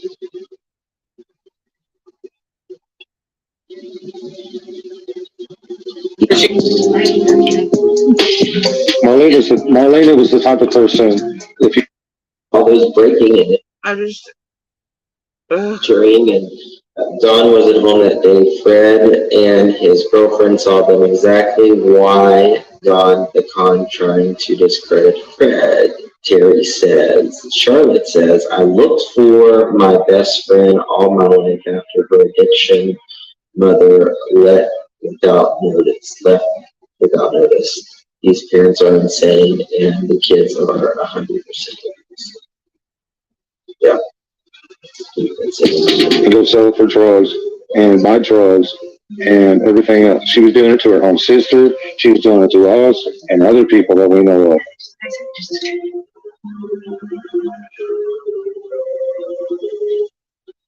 Shame on you, Don. Shame on you. Now, because I'm putting things together right now. We're working on it for hopefully my live tomorrow or day after tomorrow. Notice some stuff, and that's the reason I did that live. But I also want to go over a little bit of what Fred said on. You don't say, surely not. Not after Michelle and all the little cycle there and the room build up to. No, you don't say. Surely not. The first live. Not the first live, but the first time Ziggy met him. Exactly the real rock and roll. Hot meat kettle. This is the thing. How does anybody support them? Like, you can think Don and Candace didn't do this, and that's fine, whatever. I mean, but the thing you can't say is that they're not good people. Neglect and not trying to get them back and doing nothing. You're not a good person. So this is credit goes to Ziggy on this one. Link is. Yeah, let's advertise that shithole of the fake DCS, fake this, fake that, blah blah blah blah blah blah blah blah. No, let's do that. In the description for live chat and replay, you want to see this, either one of these videos in full. Link is in the description. We're going to play a little bit of Fred's. Oh, can't wait to see what little bit it is, though. Said the first time Ziggy. Let me know if y'all can hear it. So Don Wells talks really highly of you, doesn't he?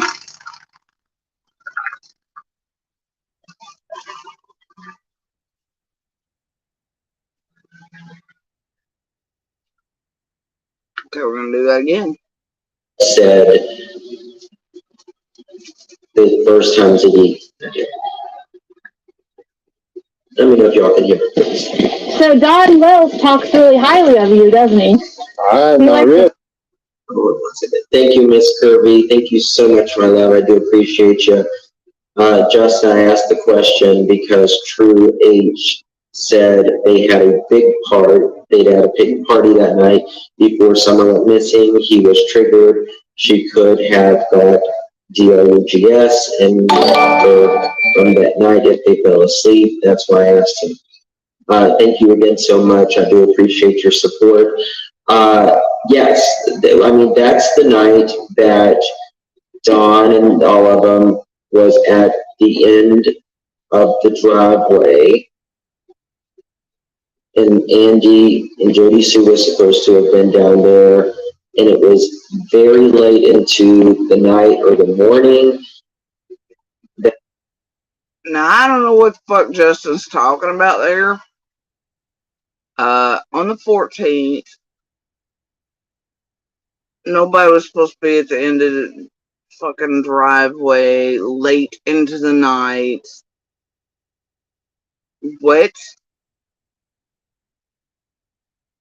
I don't even know what the fuck Justin is talking about.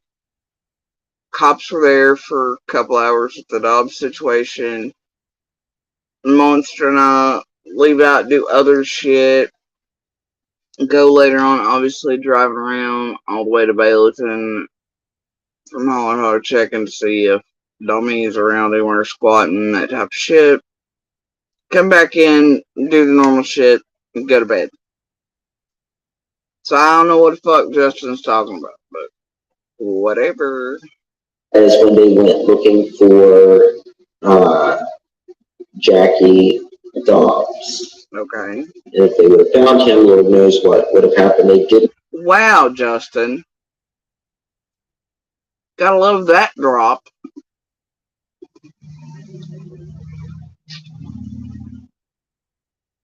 Why you gotta keep doing this?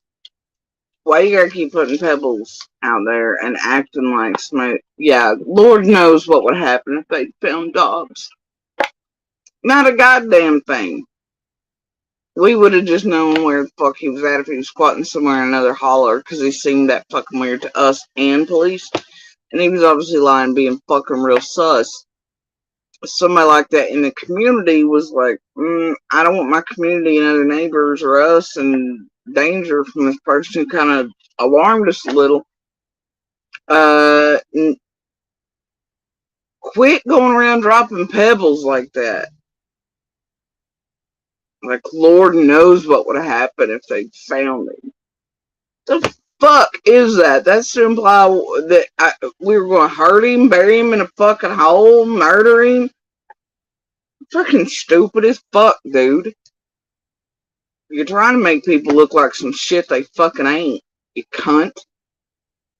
Knock that shit the fuck off. Jesus Christ. You got enough money not to be out here fucking tragedy begging and terrorizing and defaming people. Ain't you done enough already to my family and all the shit and the doxing of everybody and using my brother's obit and all the fuck shit? Then putting up my own first monster shit and making the public go wild with that crap. Ain't you done motherfucking enough, bitch? Pretty sure you fucking have. Knock it the fuck off. Before you go completely high up on the lawsuit list again, then you gotta explain that to the hubs. I'm sick of your shit, dude. Find him. Lisa was supposed to have been down there. I'm here so we can get it here for posterity's sake, okay? The way, even if the materials vanish, mine don't. And it was very late into the night or the morning. That is when they went looking for Jackie Dobbs. And if they would have found him, Lord knows what would have happened. They didn't find him. But also that evening, that is when Don says he let Summer and the kids on the roof.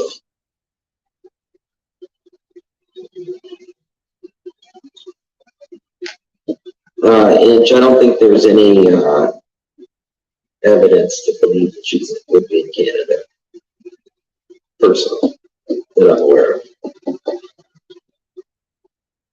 Notice, though, Justin's taking a turn for the Jody Sue, everybody's nefarious ship.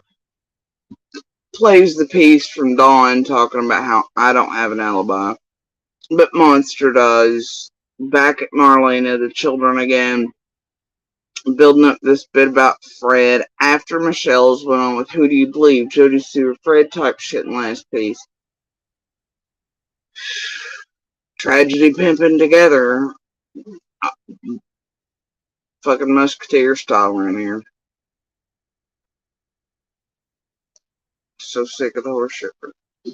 So we're going to continue. Let's listen to Fred, what he has to say.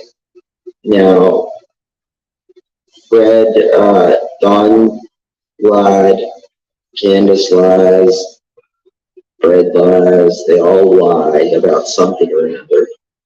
But there is truth. Throw you under the bus, doesn't it? Right off the rip. Nobody, I've been trying to get a hold of you. Everybody wants to hear from you. Can y'all hear that? Let me know. What, Get down, Susie. what, Get to the house. Go on. what Come on. your, yeah, I don't care. It's okay. Hey, sorry, I wanted to talk to you that time you passed me. I was too scared to talk. I ain't nothing like it like that time. No. So you're the infamous Fred that. Yeah. So why does Don have such a problem with you? I have no idea. Because I know Rock, I guess. Okay. Yeah. So what do you know? I'm investigating. You know Chris Donald? You know Chris Donald? Randy Creek. Okay. Oh, you don't know? Okay. No, I don't know. We tell nobody. I mean, really, I don't get around much. I stay out here and don't hurt travel. You know?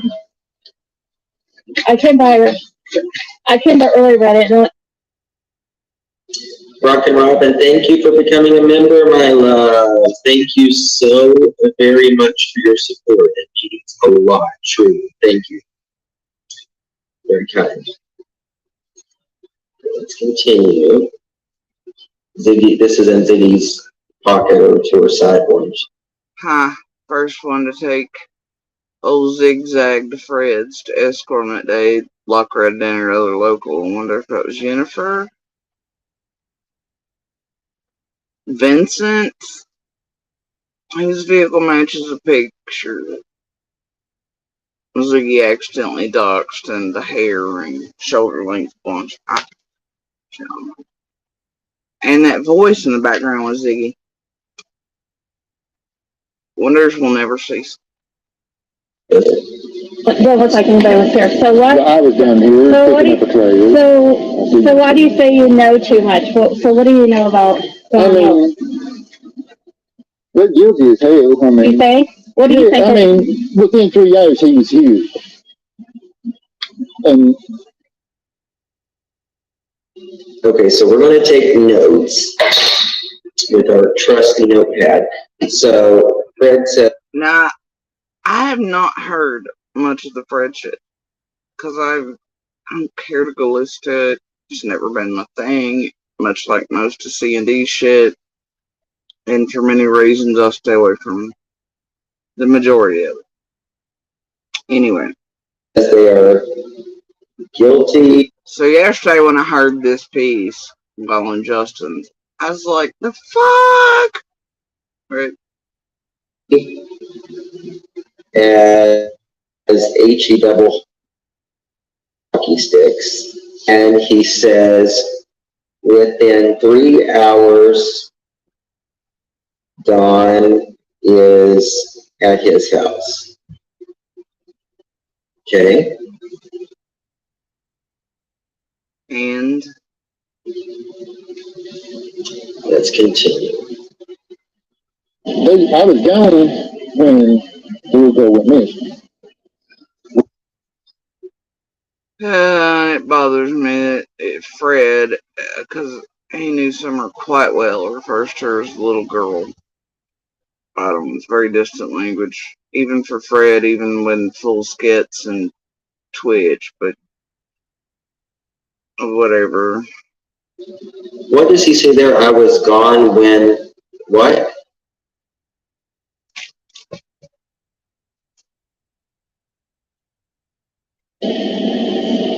And I was gone when they would go with me. Well, there's a friend of mine come and Candace was walking off my driveway. Okay, so this is true. That's it. He was gone. How do you know that's true, Justin? How does Justin know that's true?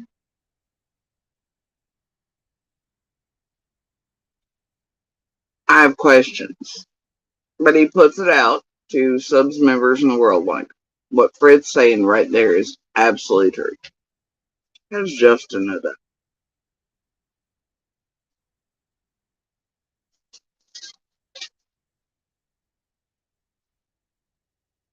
Just a question.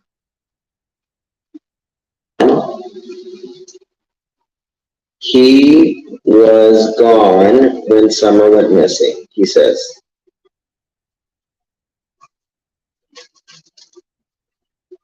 Okay.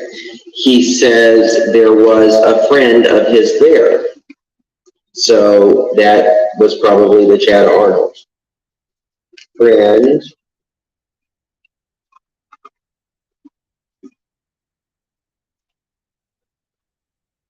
I mean, but you just said that was true, Justin. But then 2 seconds later, you're like, well, it was probably Chad, docs, right? You gotta get those doxes in there.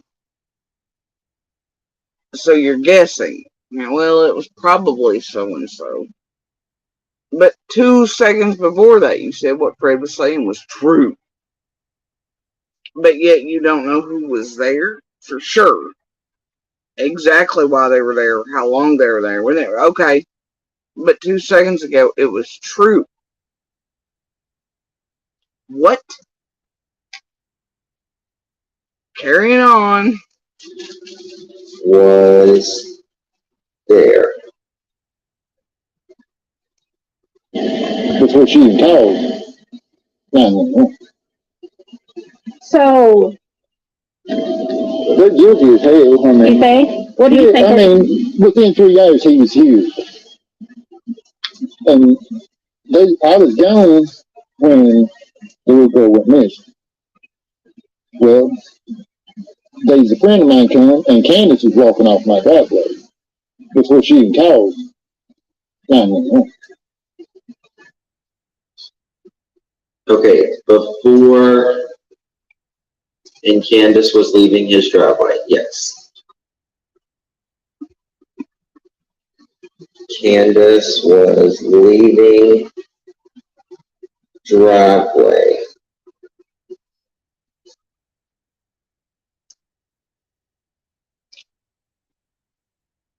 If they repeat things slower, make it sound like they're actually writing things down 2 years into something, it makes it sound to the audience and members like it's, oh yeah, it's something, it's research, they're really investigating. See how that works. I've recently seen TM do this shit too.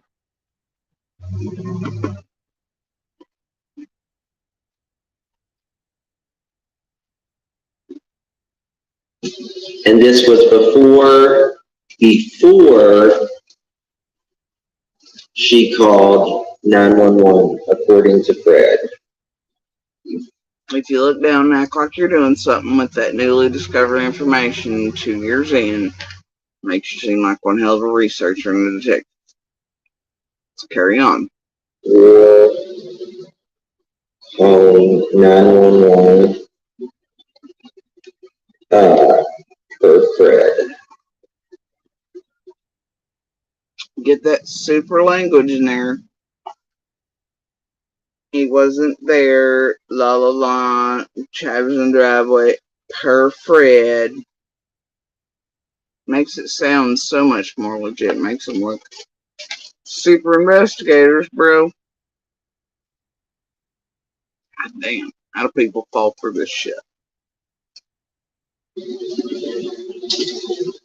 Charlotte, thank you so much for your support, honey. I do appreciate it. Thank you so much for your hard work and your passion for victims, these wicked people.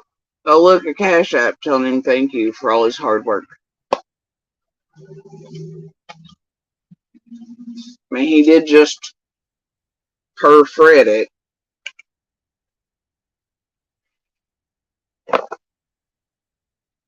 Don't even talk about these children left to be destroyed in the environment.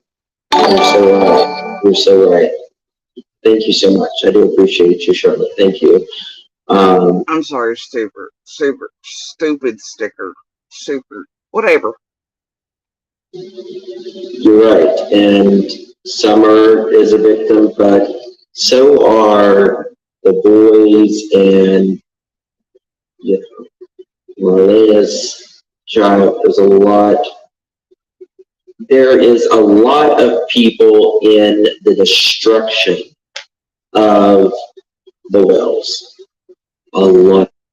There's a lot of victims, survivors, and fighters, and in the destruction of the tragedy pimps used to create extra chaos in Summer's case and to target witnesses and everybody else around Summer and the wells. Can't imagine who's responsible for that. Thanks for all your hard work. I'll send you $1 super chat next of people. So, It's like you're trying to set me up for some reason. That's what I feel. Okay, so this is an interesting point. Now that is true. That is true. Fred did feel like Don was trying to set him up, much like a lot of people around the community felt like Don and Candace were trying to set him up. And there were signs of.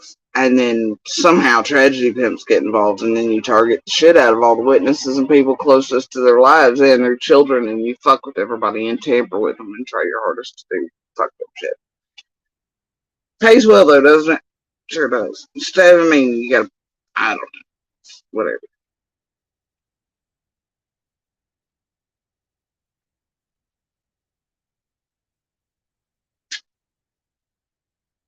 Carrying on.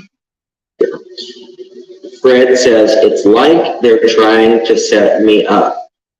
Well, if you was on the labs last night, Don,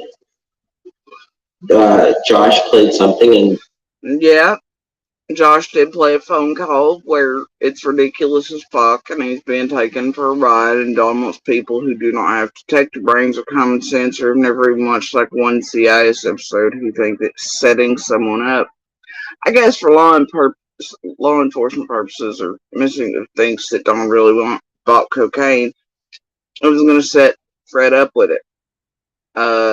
Because somehow that would solve where Summer was at. It wouldn't have, and that's not how that works. So it would have just been him purely setting Fred up, had that been true, to go down for drugs, right? And to make him look like the big badass neighbors, etc. He wanted him to be for law enforcement, so he could set people up to look like whatever, XYZ, blah, blah, blah. But, and take eyes off of them. But yeah, he did say set up, that he was going to set up Fred, and he felt justified in doing it. Either way, it's still a bunch of bullshit, and you can tell this by Don starting out with, well, I'm going to tell you something nobody else, I've never told him about, it's fucking full-on ride, carrying on. And the cops would have then charged Don too, would they caught him with any such thing, setting other individuals up for drugs or otherwise. That would have probably got him incarcerated rather quickly. Tampering with his daughter's case to that degree and trying to set up other, I don't know. It's just fucking weird. But let's carry on. It is Don's mindset. He has done shit. Obviously, seen throughout years, or those of us close enough to know that he does the same pattern. He does indeed set people up in ways just like he did Dudley. It's a known thing, so it's not beyond Don's personality type to set motherfuckers up. It's a known, and I have proof and receipts of that throughout the years that also correlate and show that the repeated, some drug head, something stolen, dog trail, something suddenly stolen after, blah, blah, blah. Some dope head's mad, blah, blah, blah. Usually has something to do with work, blah, blah. Rinse and repeat. And the story that he manufactured and wove around how Summer vanished, who, what, when, where, wise when it's oldest time with them, repeated every couple months, yada yada. I mean, you know. Anyway, carrying on. He's like, yeah, I tried to set him up. So Fred says he felt like they were trying to set him up.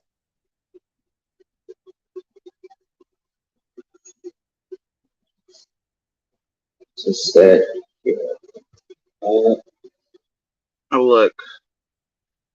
Now you tell me why Justin's over pretending to put it in like it's hot knowledge. Dawn says Fred tried to set him up. Looking off camera, acting like he's inputting that into some sort of detective base, like a 2-year, like play school tax time. When he's all like, he could simply have downloaded, kept a clip, video stuff, whatever off of Josh's. He's clearly watched this. And not, he's the one that brought it to the attention anyway. He's like, oh yeah, on Josh's. Here's what Don said about Fred, what he didn't when he watched that piece at Josh's in the labs the night before. Bother to write that down in his handy dandy Dora notebook for his detectiving. That's not a word, but you get what I'm saying. It's funnier to say it that way. The thing is what he didn't then, oh my gosh, there's a new piece of knowledge. The thing that Don said while I'm watching Josh's lab and I write it down. Nope, he has to wait until he's on camera with you guys. And he's playing it for you all. And he puts attention on Josh and the labs and that bullshit from Don. And then all of a sudden, oh yeah, I better write this down in my handy dandy notebook off to the side, but it makes me look important and like it's really new, whatever. Anybody? Do y'all ever feel like you're being manipulated to a degree that's fucking stupid and obvious as hell? Does nobody around here feel that way? Is it just me?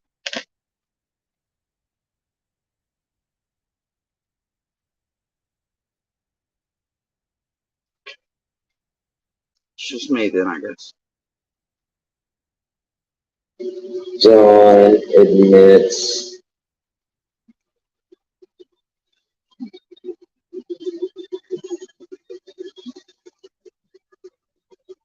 so Fred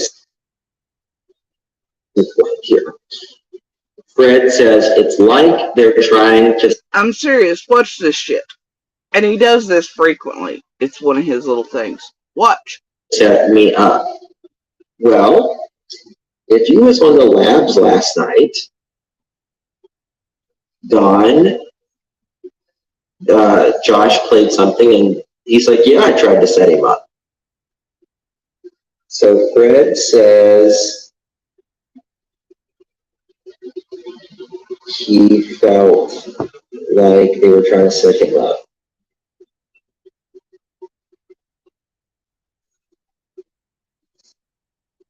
To set him up. John admits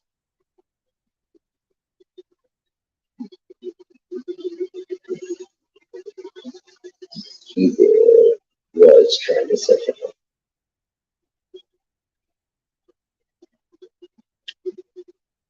Okay. Yeah, make sure you watch that. That was a really good live Josh did last night. So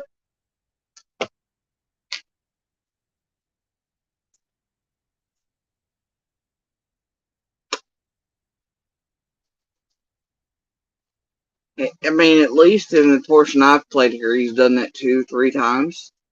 It's something Justin does often. Makes no sense. That's his tell. It's one of his tricks. It's one of his little things to manipulate people. I don't give a shit what they say. Yeah, he could be writing it down on the side, but it makes no sense that he's doing so. And he has to wait until he's live to do it, though he watched the piece clearly the night before. Well, if he's a detective, he wouldn't care when he wrote it down, and if it was new knowledge to him, like, hell yeah, I gotta write this down now, right? I gotta input it in some other device, something, right? But instead, they wait until they're on live, and they're like, oh gosh, 2 years in, this whole piece of news. And think about this, you know damn good and well Justin, who hangs out in Ziggy's. But he obviously did pieces when these first interviews with Fred came out. This is not new news to Justin. you know, and the lab and the Josh piece and all it might be, but then why didn't he do that and then put it in his little whatever while he was watching it? Why wait until he's on camera with you guys and be like, you don't know why? Because then he gets super chats from idiots who are like, oh, thank you for all the hard work you're doing. The research. Because they really buy the handy dandy noodles. Y'all continue on working. You eat this shit if you want. Fucking over it. Candace came by here. Was she acting like she was looking for Summer? Yeah, that's what she was acting when my friend came. So he said that she was walking off the driveway, walking. Was she by herself? Yeah. Okay, I need to replay that. So she was acting when my friend came. So he said that she was walking off the driveway, walking. Was she by herself? Yeah. Now this piece is super interesting. He has to replay it again, though this shit's been around for the longest time. He's clearly listened to it a million times, you know, maybe, I don't fucking know, honestly. But he's definitely, but now it's super interesting, he's playing, he's gotta listen to this piece again, whatever, man. Walking off the driveway, walking. You know, she walked. No, she. And if you repeat things, it makes them sound more profound. Walking. Walking off the driveway. Walking down.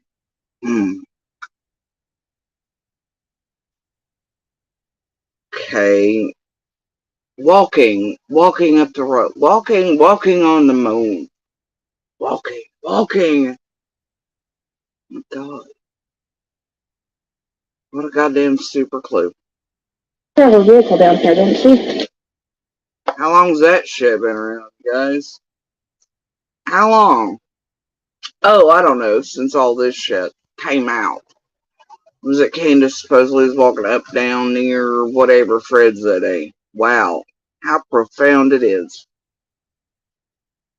Oh, wait. We're supposed to link this back to the dispatch calls with the mother went for a walk. That could have really meant any motherfucking where. What was dispatch supposed to be like? Yeah, she went walking down Fred's driveway. That's not what dispatch said. Why are you trying to give these people, like, yeah, I'm sure Candace or Don called one. Hey, dispatch, she was walking up and down Fred's driveway while he wasn't there, but a friend was, and walking. What a fucking profound statement. It's a key. She was walking. She walked all the way. Okay, now that was later clarified. Candace was not walking. She had her car down there. No, that was like, then why in the fuck did you just stop? Now later on it was clarified that Candace was driving. No, she didn't want walking. She was driving, she had her car down there. So why in the fuck did you just lean in and go walking down Fred's driveway? Fuck? And clarified by who? At what point in the weaving of stories and the different ones? Are you going all the way back to first materials, or are we just scattering? What the hell is the profundity behind the whole? I gotta rewind that. Listening it. Walking. You better be glad you're well kept by your hubs, bro. This is what you do in your spare time. On here fucking shit up. Real lives up. Doxing the fuck out of everybody. Getting paid for what? Your arts and crafts or Amazon review shit.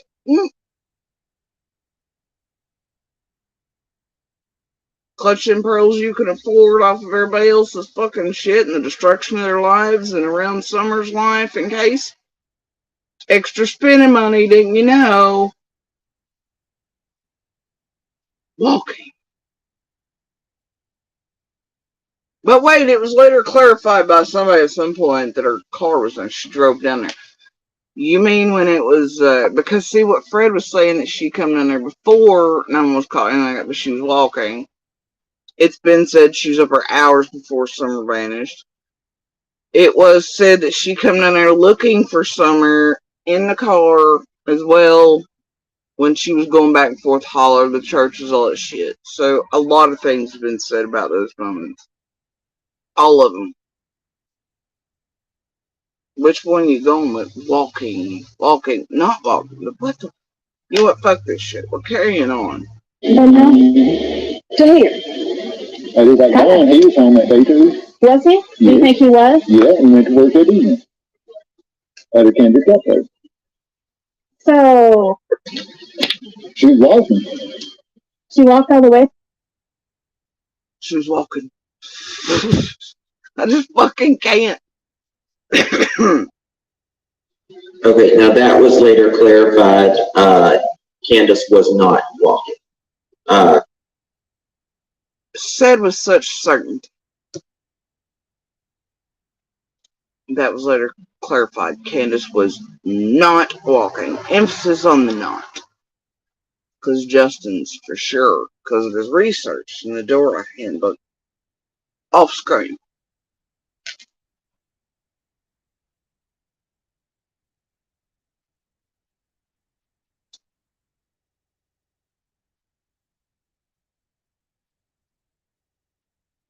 She had her car down there. And then how? To here. I did that guy, he was home that day too. Was he? Do you think he was? Yeah, he went to work that evening. And there he says, I assumed that Dawn was home, and yeah, whatever. And then he went to work that evening. Now, Schizo here, y'all make that math that up. Because if he'd went to work in the evening, and also GPS and interviews and Starlink 7 alibis, where the fuck else Dawn's gotten a Jamie for the key time between 4:30 and 5:30, you know, whatever. Because he's sure of that time that day. Right. Yeah, I don't know, but you know what? At a Kendrick got there. So, you think he was home that day? Yeah, I know he was. You saw him? Yeah. Where'd you see him at? Look, I don't see Candace walking all the way, because I live there. Or did. Sorry. It's hard to separate sometimes, but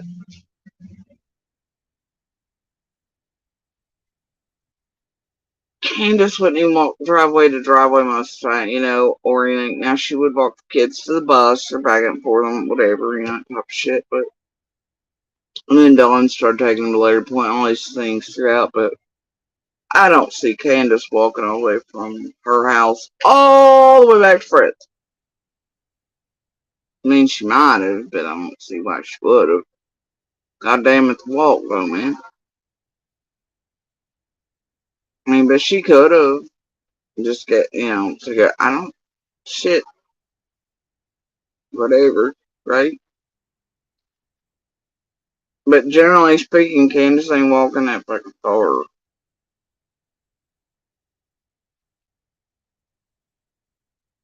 But that's not to say she couldn't have.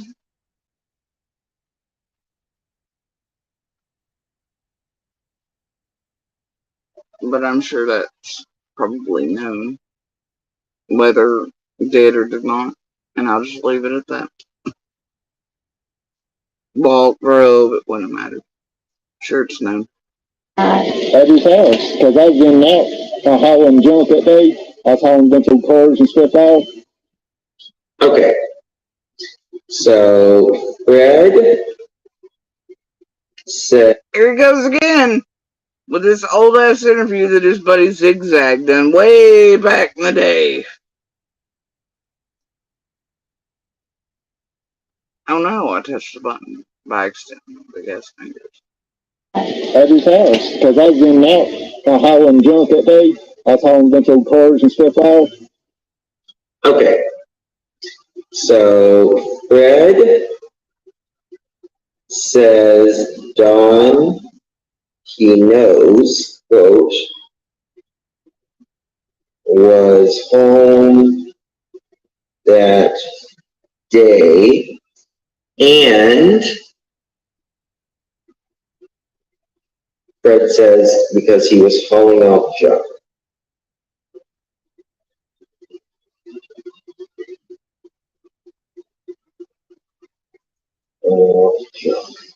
Let's continue with this. But like Andy, he was in here that day. I'm gonna need him to at some point show us the handy dandy notebook. And the chicken scratching in it real quick. Might be a couple words here and out each of those, you know. I don't know. But I'm gonna need to see the handy dandy notebook off screen. I want to talk to him. Can you do Hey, that? maybe she knows that Danny's at work. He ain't. Because he's in here at 3 o'clock. So that Okay, now Fred says that Andy was at work that day, or was not at work that day. Fred says Andy. There he goes again. Handy dandy Justin. Watch it. Watch. I want to talk to him. Can you do Hey, that? maybe she knows that Danny's at work. He ain't. Because he's in here at 3 o'clock. So that Okay, now Fred says that Andy was at work that day, or was not at work that day.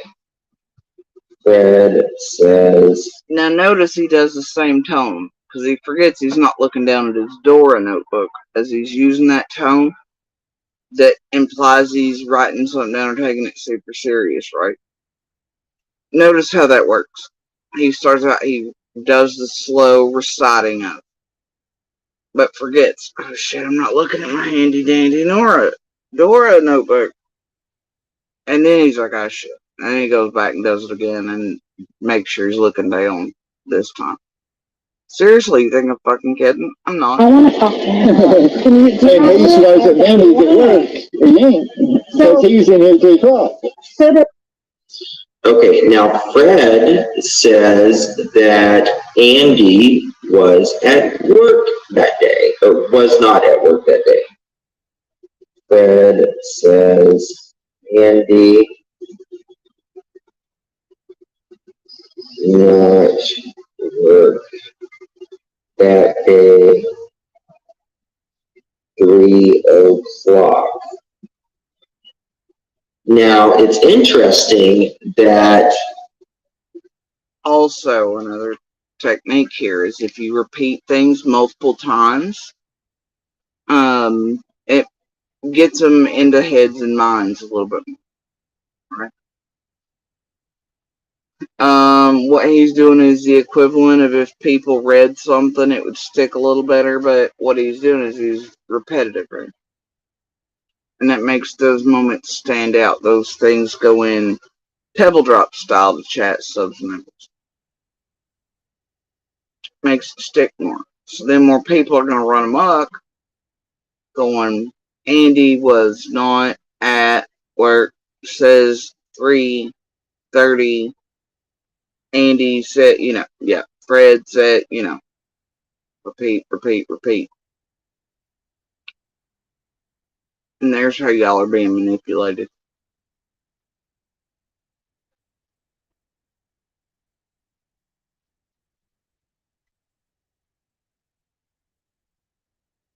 And I don't give a shit what Justin or Bill thinks of it. That's exactly what that is.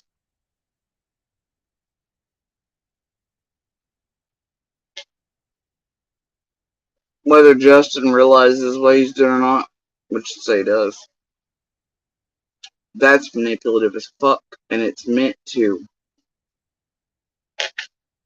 And it helps target and fuck up and fuck with people. And to put ideas and narrative drops in there to get ready for something else that all these little pimps use together in a concerted effort to start a new barrel scraping on Summer's name and the rest of us in our lives, and defamation and slander and libel they do so love committing around, and the targeting of rinse and repeat style. The destruction. destruction for profit.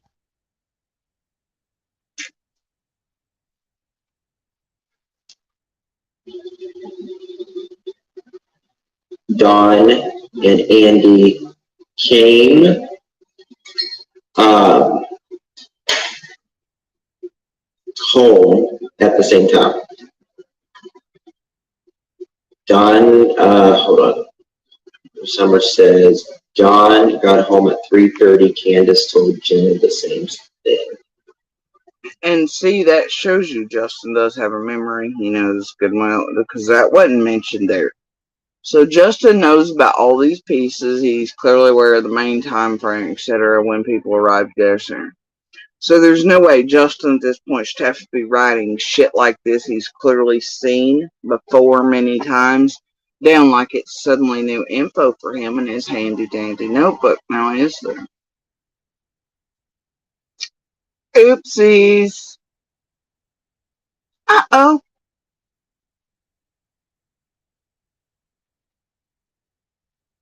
Oh dear. Bless their hearts. Sick of this shit.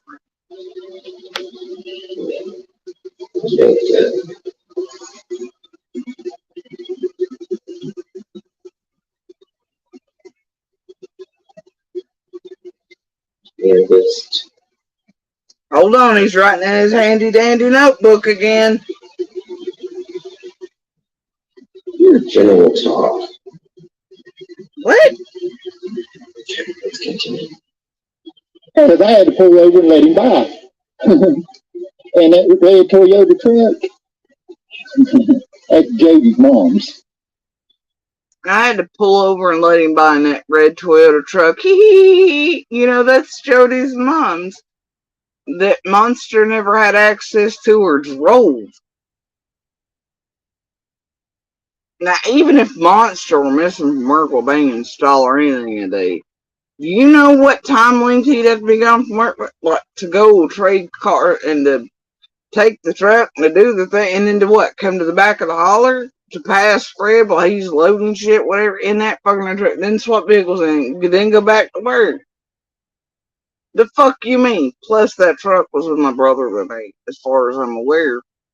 But that truck's been vetted and everything else. It's just, fuck this place and that red truck shit. They then gave my mom, who was grieving for my brother by this point, fucking heart attack over shit. Don't y'all start this shit again. But think about how stupid that fucking shit is. And I tell you what, at one point, Fred also, I know he says that Monster was with a female and all this other shit back there in the back, but he also puts Monster at certain times when he says other things through other interviews and phone shit with Ziggy. Says that Monster passes him in our car, right? And I'll say ours, even though it was mine. I don't know, I'm the only one ever in the partnership that used the word fucking ours or anything, but hard habits. Right. Anyway. So which is it, bro? Go back and do that, Justin. Compare that, where he says that, nope, Monster passed him in the Kia. Huh? To the old red truck at our mom's, right? Shit. Bet you won't. Anyway, that being said, even if Monster at some point came into that goddamn holler and went all the way back to Fred's, the fuck's he doing back there? I can only think one reason, and that would probably be getting dope for him in stall or taking shit that's coming out the back bays of places. I don't know. Depends on what all of them are up to together behind the scenes, and I wouldn't be the one to necessarily know that. That'll be up to LE. I don't give a flying fuck about any of them. But either way, the thing is, I've seen things the public's not seen, and public doesn't know about, and I'm gonna call bullshit. So, I don't know what the hell Fred was going for. Fred's just Fred. And I did, like, I knew Ziggy was coming, all this shit. Man, I was like, Fred, you just do whatever the fuck, man. After the first one, I was like, I don't give a shit. I never listened to it. I still never listened to it. Like, I've heard bits and pieces here and there. I have no need, because I know Fred was fucking with this place. And Ziggy, and he was taking our cash for it and adding shit in they asked him to add in. They do that with all interviews. Jump outs, JLR, etc. They all, here's $200, $300, $400, and I'm serious, JLRs are $200 to $400. Had a bunch of locals taking that motherfucker for a hot ride. They were actually seeking him out as he was sitting there at the graveyard across the street, stalking everybody. To get $200 to $400 per interview, they fed him full of shit. Ziggy was no different, and shit, money's money to Fred, and yeah, Fred's Fred. But, I mean, even at times after that first interview, I was like, I don't give a shit, Fred. I don't give a fuck what you said. I don't give a hell about any of it. Take her pride, take her fucking money. I don't give a shit. Fuck her, fuck these tragedy pimps. Fred laughed about it, whatever. And then he just continued to double down on fuck shit about everybody, I guess. I don't know. Now I'm like, damn, Fred, you have to take it that far. But you really got whatever, man. I don't. Anyway, carrying on. Okay. So Fred says Andy was not at work that day. 3 o'clock, and because he passed it. Holy shit, he's writing it down. Is he writing this shit down again? Now hold up. This motherfucker is writing the same information down again. In his handy dandy notebook he just wrote down 30 seconds before.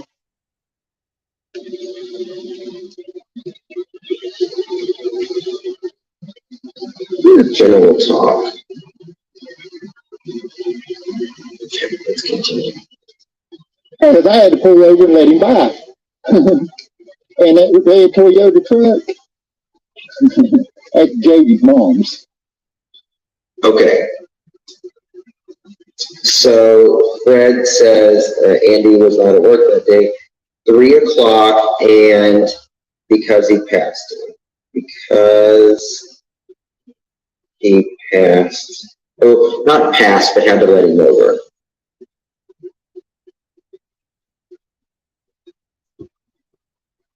And that is consistent because when you are on Ben Hill Road, for those of you that's never been there. And that's consistent, says Justin, because he's been there like once or twice.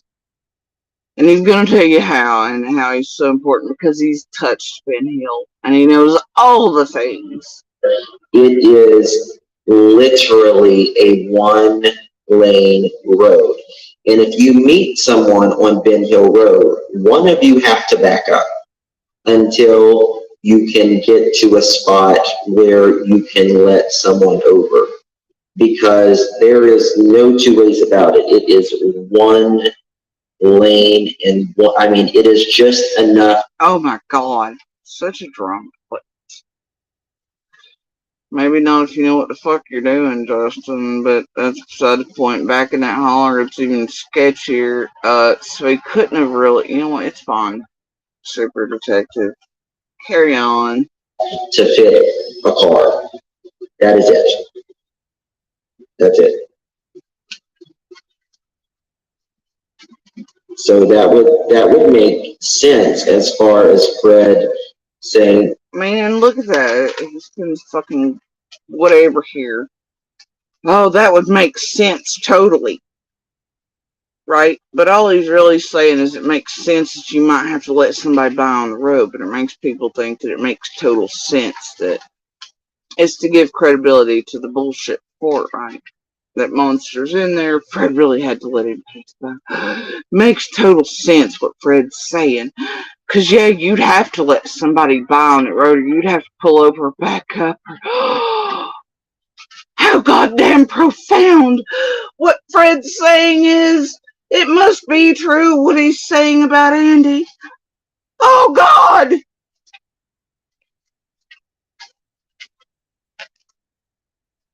Manipulation at its finest, bitches. Fuck off. yeah, I mean, because I had to literally, lay him off somewhere. So, and Trev can tell you that. Oh, you mean this latest trip where you didn't do much but drive the same shit, collects money. You and Trevor riding around together. Then you went to dinner, said you'd be back, but then you vanished, but you didn't leave it. Yeah, that one.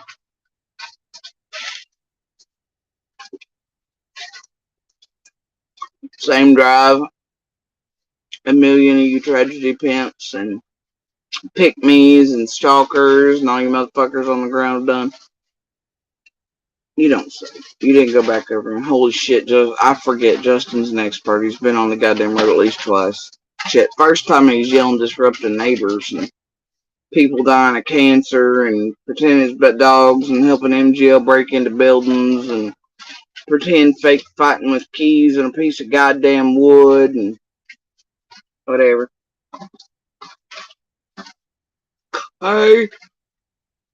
Trev can tell you that because it is. Trev can back me up. So can a million other videos in a goddamn Google road map. Y'all don't need a Justin to tell you. Carry on. You guys think you're see, I know. See, that's why they don't like me. There's just like when he went and got that coke, he come right here to try to get me to do coke with him. I told him I ain't wanted. Wait, was it when he claimed that he went to $2,000? Yes, that was on my YouTube channel. I have a YouTube channel. Yeah, he was doing it himself. Yeah, you remember he. Okay, when was the Coca-Cola? Oh my god, give me a break. So see, apparently Fred has talked about this $2,000 in coke too. Oh dear. Okay. Dawn's recently or not, whether it must be offered out as a new piece or not, in the past 2 weeks, recorded to put out to correlate with this. Damn, how's this shit like? This is the piece out of all the pieces that you chose to play. Lines up the lab shit and Michelle's shit. Circle dirt. Does anyone know when the Coca-Cola video is? What they're talking about? Let me replay that. He's really acting like this is again interviews new news to him, and he's all like, "Does anybody know when the Coca-Cola when it?" That way, it's audience participation, and then they can all get on bring. You know what? It's fun. I'm just here.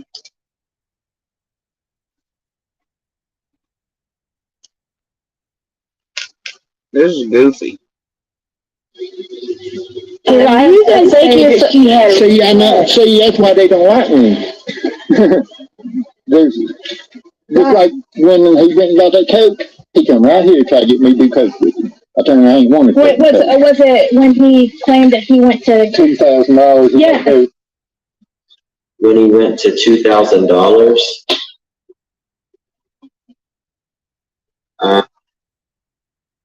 Alright. Jesus, he clearly meant when he went and, you know, some words missing there, but good lord. Quit acting like it's hard to figure out that, like, a the or when it was missing and what those words might be. Shit for. The Jeff says, I think if you watch the interview with Chris, McKenna Kendall says a couch is usually against the basement door. Did he just say the jab? The jab was in there. The jab that hopefully paid off allegedly, supposedly child support for, but also paid off some other shit. Wasn't that the one that helped pay off Ziggy shit too? Yeah, maybe. But either way, they paid money for Donica. You know what? For the child support they're behind. What? The jab? Oh, the couch. The jab. Claimed that he went to $2,000. Yeah. When he went to $2,000. The Jeff says, I think if you watch the interview with Chris, McKenna Kendall says a couch is usually against the basement door. Where was the couch? Out now. totally wondered that.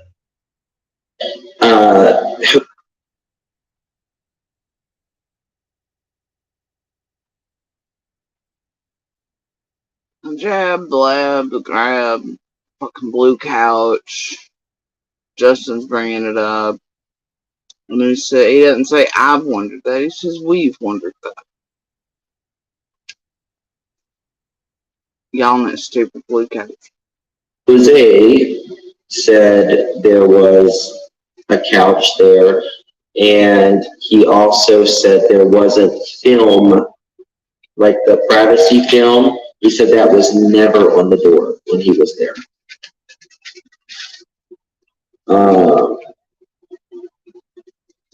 They all were at home at 3:30, including Amy, in my opinion.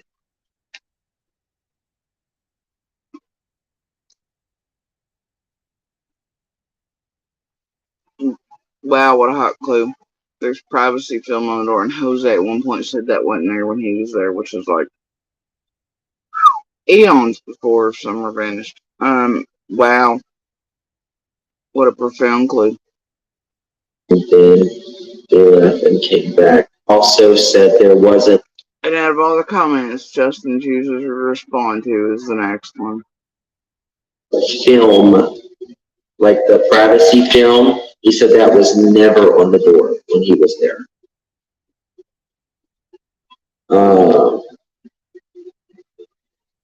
They all were at home at 3:30, including Amy, in my opinion. And then. And he reads off a comment of somebody going, they were all at home at 3:30, including Andy, in my opinion.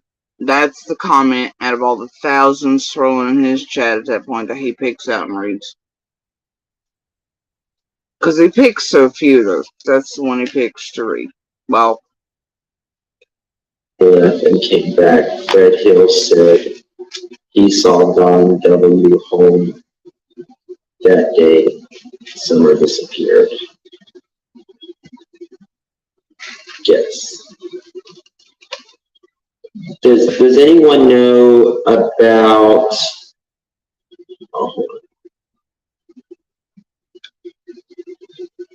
what they're talking about when Don went down to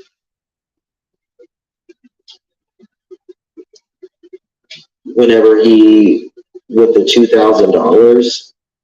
Okay. Mohawk says 2K of coke was bought in Knoxville. What, during the whole 2 fucking years you didn't put that information into your handy dandy notebook prior? Is all these things have taken place and you've clearly been aware of them and watched them and partook of them and commented on them and did lives on them and were friends with all these creators, swirled around each other, all that. That information is not contained.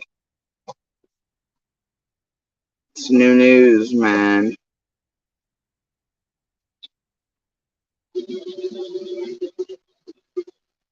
He never asked responsibility. No idea, Annabelle. We never got to know whenever the couch was removed. They don't talk about it. Let me.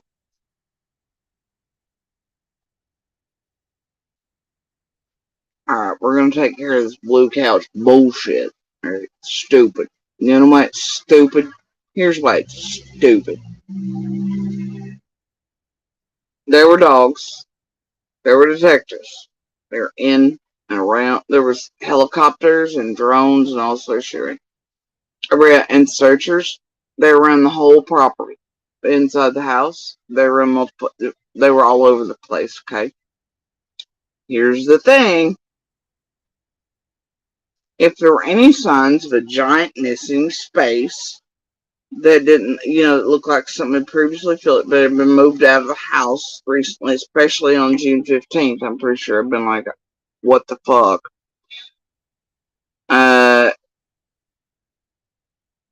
Secondly, the time it was taken, and look, to wonder about this blue couch, okay? You'd have to think that these tragedy pimps want. And I know what they think, because some have contacted me about this goddamn blue couch shit. Right? and what they wanted to pray.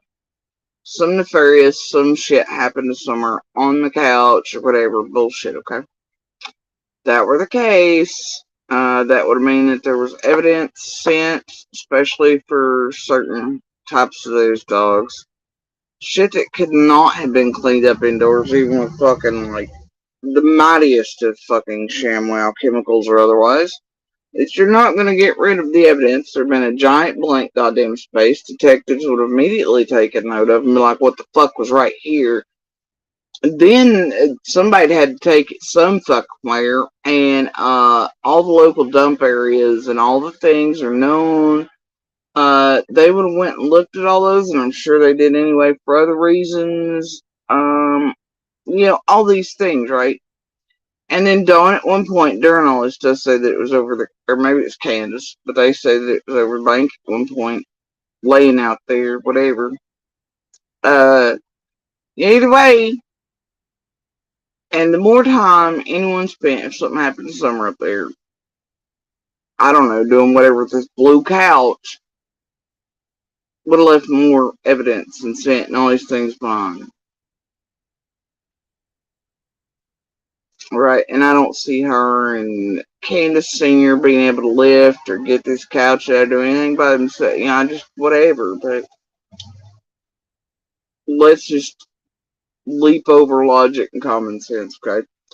Secondly, I'm pretty sure nothing was in front of that fucking door like that.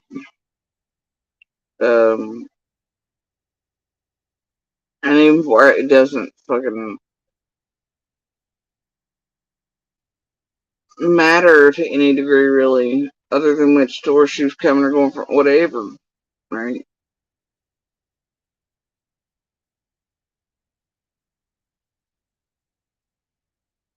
But as far as I know, I'd seen that door open and closed, etc., for months and otherwise, many a time throughout, and for a very long time. So obviously there was nothing blocking that door. At least at certain times. So either way, in the blue couch, I'm pretty sure it's a piece of sectional that Monster had acquired from family members and that we actually gave to Candace. And I've got receipts for that too, but it was years prior.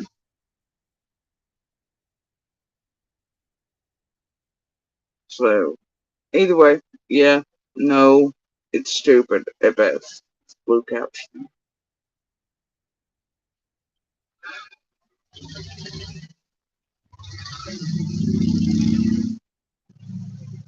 To me, anyway. It's like a non-thing that they want to be a thing. But that if it were a thing, detectives and all that would know. You know what I mean?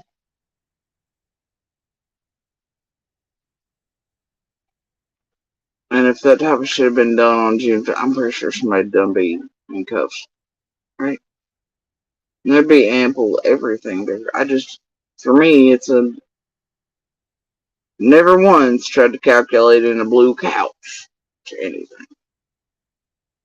Blues tragedy pimp, so I swear to God if I hear about this blue couch one more time. Took off for a few days in early July before the boys were taken. Robin helped coax him back home. Don claimed to have bought. That's right. You're right. To show FBI didn't need money. Yes. I think at this is the time. And they are mishmashing about 4 different events up into one. But it suits right now. He went and bought Dr. I don't know what that is. That was on my YouTube channel. I have a YouTube channel. Yeah, he was doing it himself. Remember he said, we were like, you're not the crack fairy, Dawn. You weren't going around. He told me that he bought $2,000 for the crack. I just see the meth dealer. Yeah, well. Well, Fred, that didn't age very well. Because you kind of are. You kind of are. Didn't age good, Fred. I'm sorry. Didn't age good. Good. There's your car, buddy. He's trying to distract. Yeah, I know. You know what I mean? It's not about, it's like, who cares about who's doing what drugs? He's just trying to distract. I know. You know what I mean? And I feel like that someone would. I feel like she's like him. That's the way I feel. The way they talk. I mean, within 3 hours, he done say she's dead. No remorse, no nothing. I mean, just you saw him, so you saw they him come here. after they called 911, he came here? Yeah, 3 hours. And what was he doing? Was he high or Yeah, drunk? he was drinking and stuff. It didn't act like there was nothing, you know. And what did he tell you? He just talking about religion and stuff, and talking about at least he gets there during the resurrection and all that. That's totally they told me right there that. So when you say got down, See, Fred got the resurrection, but and what? But Don was on a religious bender that night, and there were other statements and things said.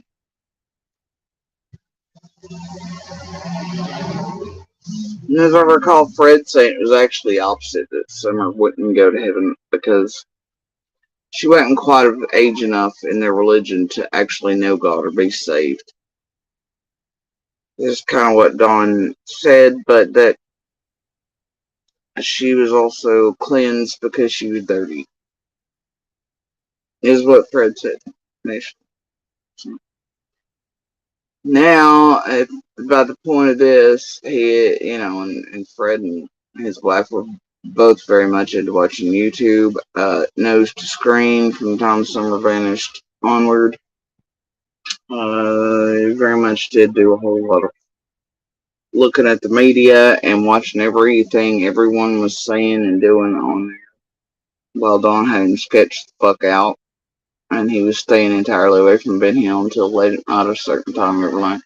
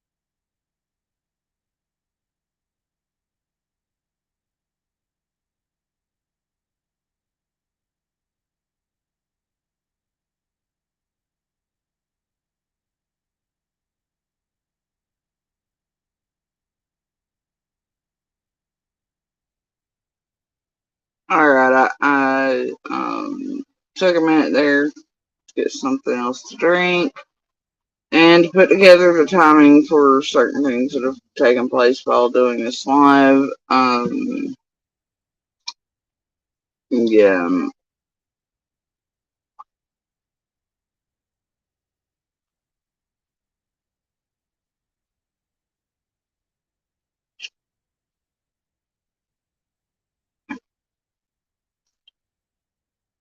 Oh, looks like certain people were all fun and dandy till it started shitting on certain folks and being like too shamway out today. And then they all had to do the thing. Right? Boy, certain things sent through prior to that. Anyway, carrying on. That's totally they told me right there that. So when you say gone, do you mean kidnapped or dead? Well, then he said she drowned. So he feels like she drowned. Oh, she drowned. That's what he feels like. That they're covering just like that one picture of. Do you mean kidnapped or dead? Well, then he said she drowned. That's totally they told me right there that. So when you say gone, do you mean kidnapped or dead? Listen to that accent on the fucking escort of Ziggy to Ben Hill and Fred's. Holy shit. Ain't that something? Anyway. Well, then he said she drowned. He feels like she drowned. Oh, she drowned. That's what he feels like. That they're covering just like that one picture of it. There's a picture on YouTube and stuff of her at top of the water, and then she's about 2 feet under, and then she's about outside, and she's just floating like that. Oh, on that TikTok video with Hunter? So, those people, remember those people that were down here? Like, I'm not part of that group. I came at a bad time.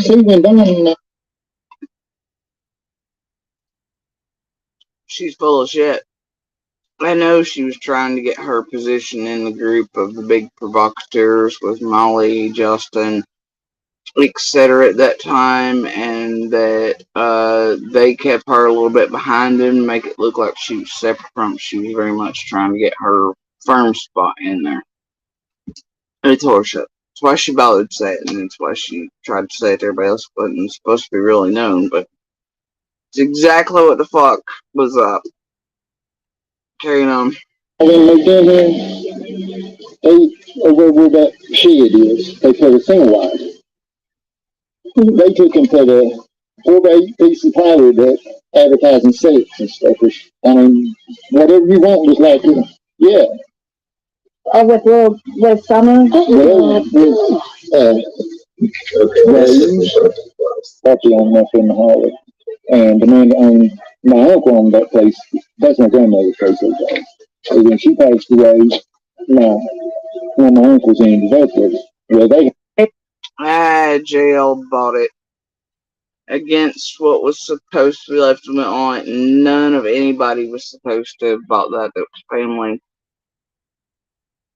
And somehow JL did, and yeah, Fred feels some type of way about that.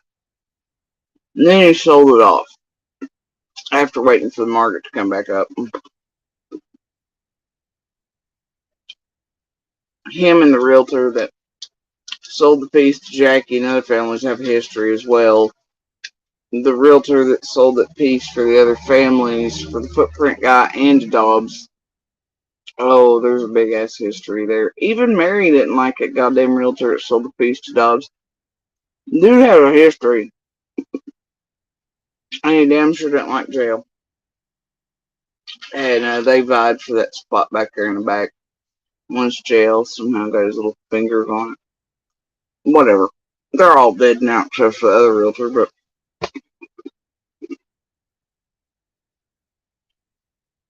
anyway, the whole thing is like, what? No, that place, that's my grandmother's place. Oh, with Summer? Well, And he's talking about all the stuff down there, and at one point there was a trailer down there sitting on the road near where the shit is, etc., all that bullshit. And supposedly Dawn and them were advertising sex, and even if Rose and all this was not possible, right?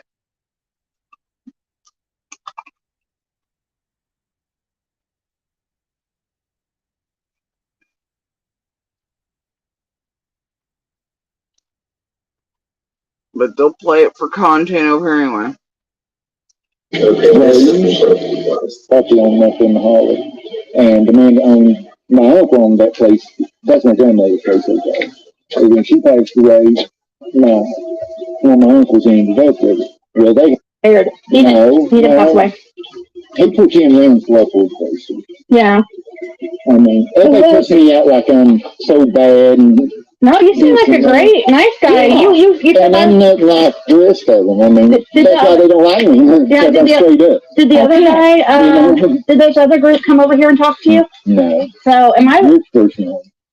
Other than TBI. Well, see, I mean, even the cadaver dogs that stripped all the way up my driveway. But see, Dawn is in here. What did he say? Yeah, so did those other groups come over here and talk to you? No. So am I? Which person? Other than TBI. Well, see, I mean, even the cadaver dogs that stripped all the way up my driveway. But the cadaver dogs, according to Fred, shit in his driveway. Let's see.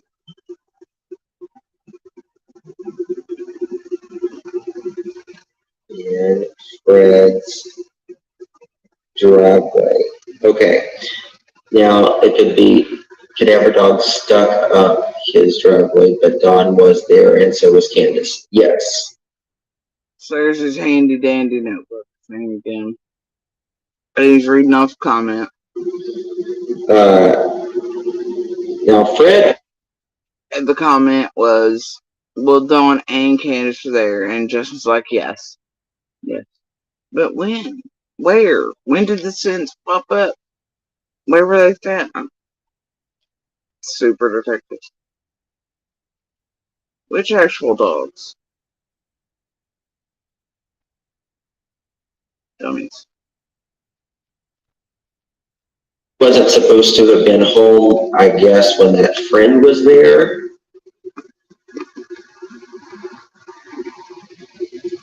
Yes, I'm screaming that. Why would he admit that? I mean, why would he admit that if he was guilty? You know what I mean? I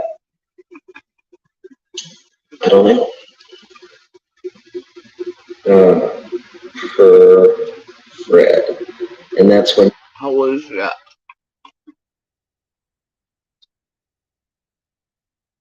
There he goes with the handy dandy notebook detective language again. Per Fred. Yes, I'm screaming that. Why would he admit that?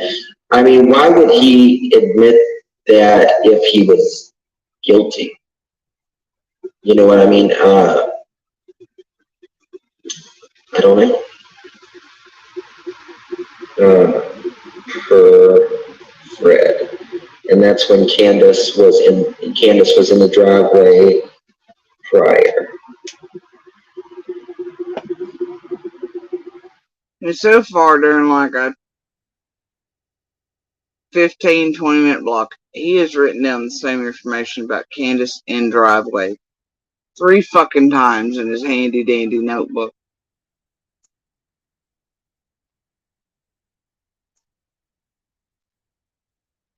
And then going per Fred. Makes it, I just.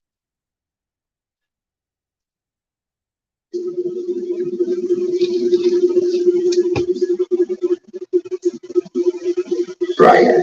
Okay. So this had to be. Yeah, 2 years in, and. He's definitely leaning in. learning from chat about the case that he's posting all these pieces. He's clearly already watching them pieces on throughout 2 years. And right then, all of a sudden, new information in his handy dandy note. 3 times 15 minutes, he's written down Candace in driveway. Per Fred. Before 6:30.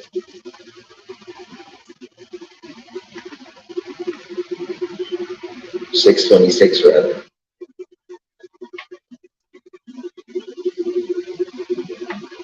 June 15th. Okay. I shit you not, he just said that. For 6:30.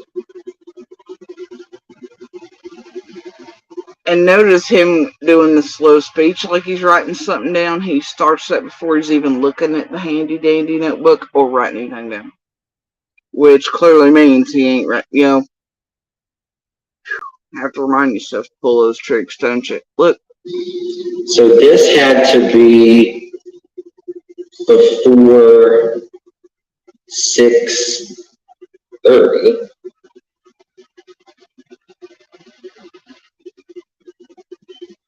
$6.26 rather.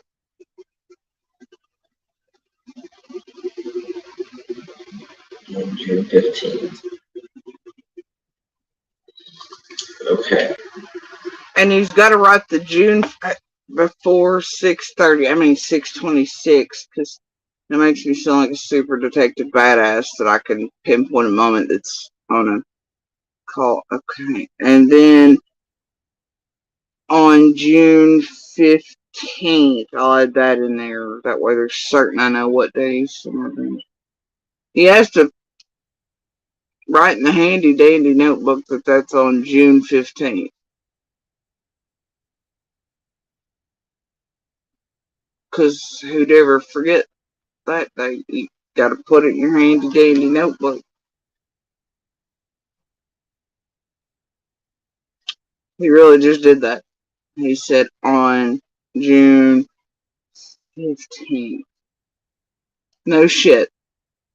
When else would it? What? No, it meant like October, whatever. Christmas Day. The fuck? Stop that. See, Dawn again here. Yeah, so. What'd he say? See, Dawn again here. See, Dawn had been here. Yeah, so you told TBI that Dawn had been here that day? Swear to God. You didn't even have to lean in. I didn't have to lean in. Nobody had to lean in to hear that. Okay. See, Dawn again here. Yeah, so. What'd he say? See, Dawn again here. See, Dawn had been here. Yeah, so you told TBI that Dawn had been here that day? Yeah. I mean, the cadaver dog, they was here when talking to me and they come up the road and it's hitting about the bridge up there hard. They come up the road and then all the way up. Did y'all notice how long it just took him to write down Dawn has been here? 4 words. Versus the other times he was writing down whole goddamn sentences. It took him less time to write down whole goddamn sentences in the handy dandy notebook than it just did 4 words. Dawn had been, you know. Weird, eh? And in 15-20 minutes, that is the umpteenth time he's put Fred has said Dawn or Candace were XYZ in here.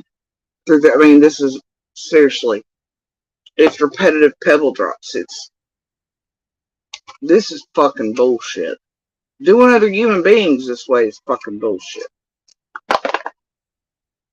Yeah. Now, we know that Dawn, per Robin, Dawn had left while TBI was at their house right after, or not TBI per se, but Hawkins County was at their house because he went to go look, around. Now, I'd love to know what Robin knows, because Robin and him didn't show up until fairly late in the evening. They stood out there being pissed because they couldn't be let in. Dawn was running around kind of the whole fuck time, etc. By that point, Justin here apparently knows which agencies were present, super detective, and I'm going to doubt him or Robin knew by that point even which agencies were present, unless it was agencies telling her and dogs or whatever to fuck off. They weren't getting inside of there. But yeah, I'm gonna go with a big fucking no on Justin, Robin, and everybody else. Like, I just, whatever, bro.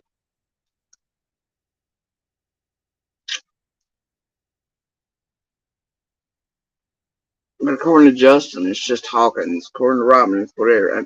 You know what? And that's, I guess, when he went to Fred's, right? Why are you asking him?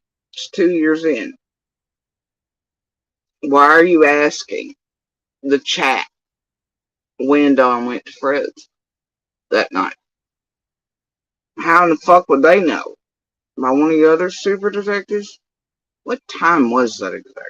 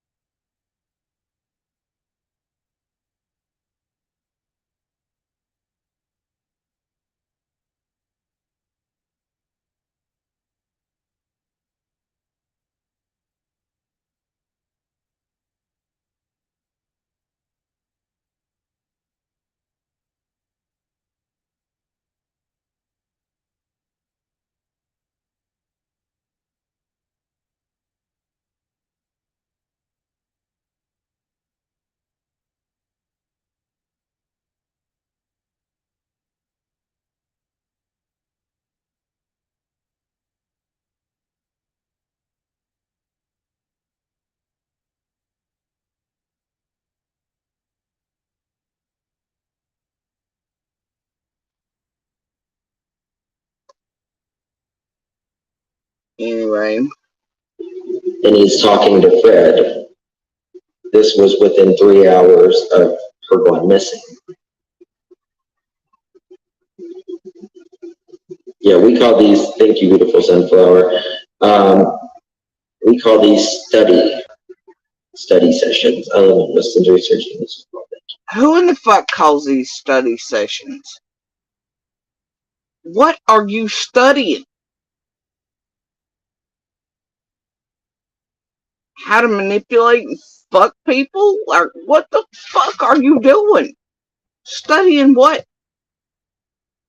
I'll tell you what these are. It's a study in watching people manipulate and con and fuck over other individuals around the world and cause destruction and open and active investigations into the real lives of real people and whatever, and before you try to put and hit ground and stuff from a law with the provocateur group.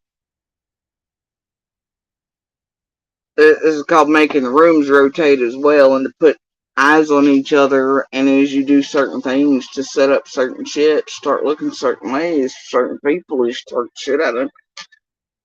Study session on that? Yeah, some of us are studying it. Put that.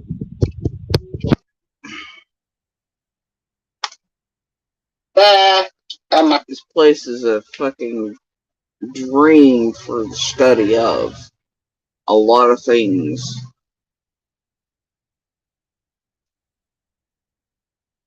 By a lot of actual professionals and detectives and real investigative journalists. And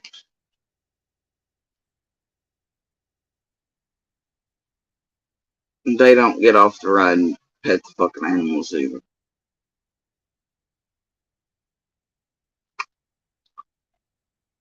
Profilers, criminal behaviorists, that type of shit. Think they don't study or see this type of shit?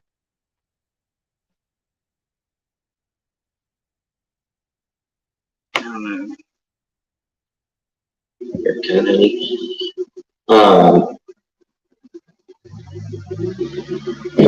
I could only wish for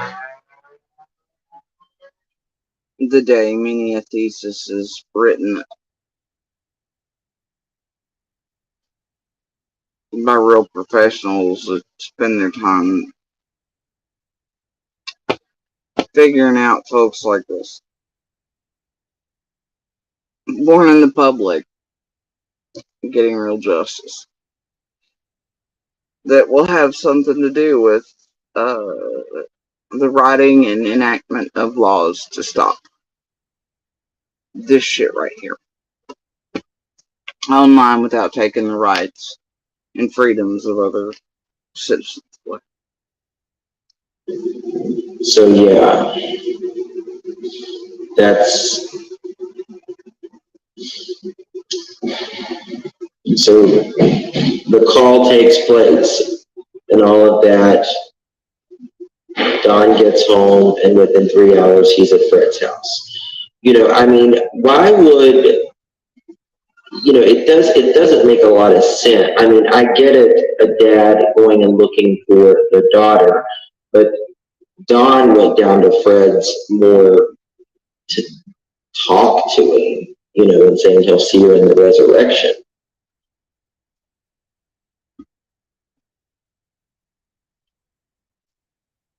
Damn.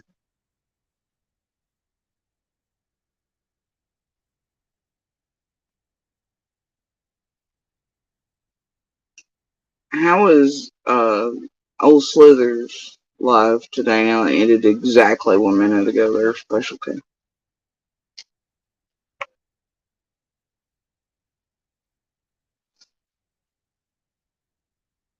Candace said you drove all the way down the hall at Fred's house. Why mention this? I don't know. I'm sure she had to get to work that she somehow doing while also being aware enough and having enough time to spend on receipt gathering. The backdoor bullshit of this group is it does whatever and everything's still with a full-time job, etc. Suddenly running more lives and having all the info. I don't know. Must be a hell of fucking lunch and breaks there at that job. All the other days of the week. On top, and we're sitting on it. They never even make the door, but they ain't nothing in out good. But I found some bones earlier today. They was here when Tucker took me and they come up the road and it's hitting about the bridge up there hard. They come up. Hitting by the bridge hard. For Fred. Ah, God damn it. About the bridge up there hard. They come up. Hitting out good. But I found some bones earlier today. They was here when Tucker took me and they come up the road and it's hitting about the bridge up there hard. They come up. Hitting by the bridge hard. For Fred. Hitting by the bridge hard. Can went to Fred's. She was there before. It just took him less time to write down that whole sentence twice than it did the 4 words a minute ago. And it's handed in to me. God.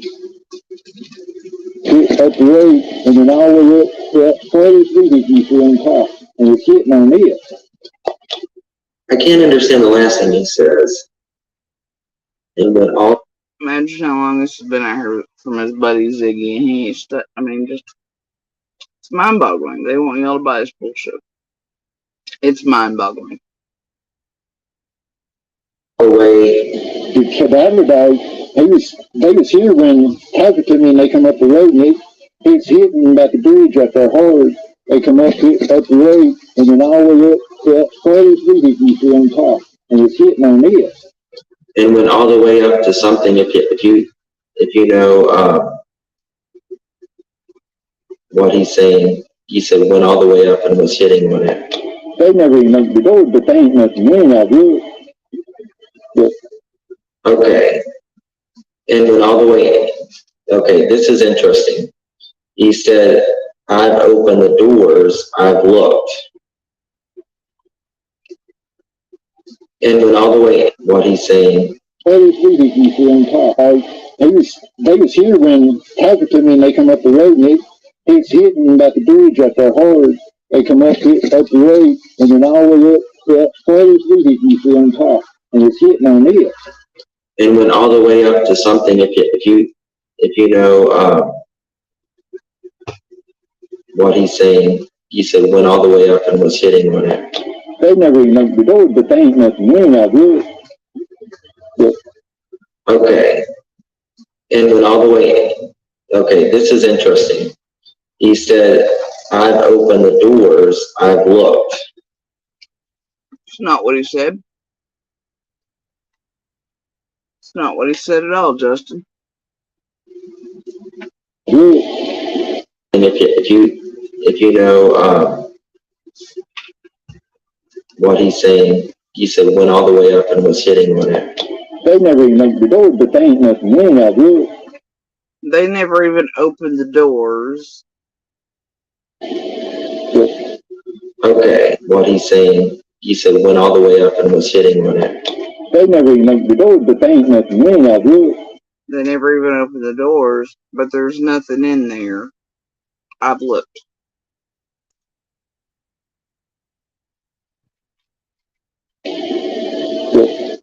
Okay, and went all the way.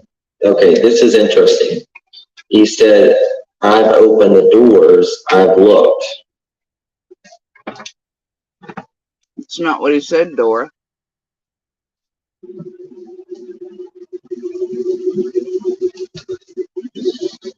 Was there a building? I don't know. You've been on Ben Hill twice. You tell us, detective. You've driven it. Go back in your footage with you and Trevor even recently. Is there a building? You don't have that in your handy dandy notebook?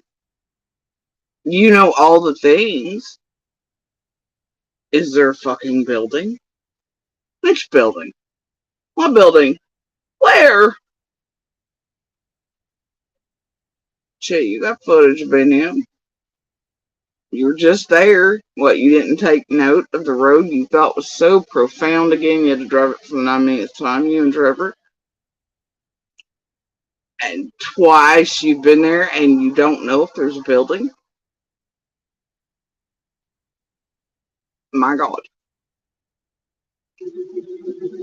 Or a car?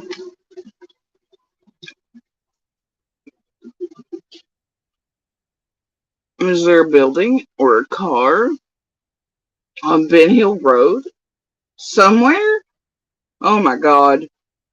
Y'all stop the presses. There might be a car parked somewhere in a driveway or something on Ben Hill. And all the other driveways are on the properties and what? Maybe he means a car. Maybe he means a building. It's a bird. It's a plane. It's fucking Super Dora. I need to turn my camera off and get really close to my computer. 1 second. I'm going to rewind and listen to this. They was here when talking to me, and they come up the road, and it's hitting about the bridge up there hard.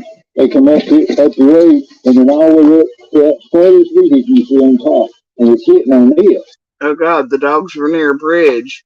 That would imply a bridge was going over something. Maybe there was water involved. Holy shit, did Fred touch water that day? Let's pick it. Did he wash your finger off? Did he naturally get into it like anything? Oh, holy shit. The dogs were near him, guys. But they weren't because Fred wasn't in there when the first dogs ran. It's fine. That being said, holy shit, guys. I don't know what we're gonna think now. The dog's apparently swimming with Fred. When they were hitting hard on something, it could have been a car, a bird, a fucking plane. Who knows, really?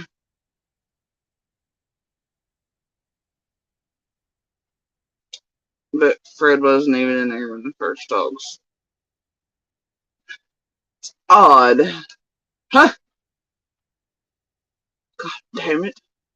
And the super detectives have been working to solve Summer's case online for 2 years. They don't know if it's a fucking goddamn building or a car. And, oh my God. And then Justin just revisited the road, knowing that he's watched this interview with Ziggy since they were all there the first time to come out, and he didn't go, well shit, I was just there. Cause see, the provocateur group, like Justin, they came in right before, just days before Zig did. I guess he didn't make note of cars, birds, planes, or buildings then. And then when Zig's interview came out a couple weeks later to go, is that a building? Was there a building there? What footage did we get, Molly, Bullhorn, the rest while we were there? Or were we just busy breaking and entering in the shed on the outside and complaining about dogs and terrorizing neighbors dying of cancer? Yeah. 2 years later, though, he just revisited Ben Hill. He's unaware of cars, planes, birds, trains.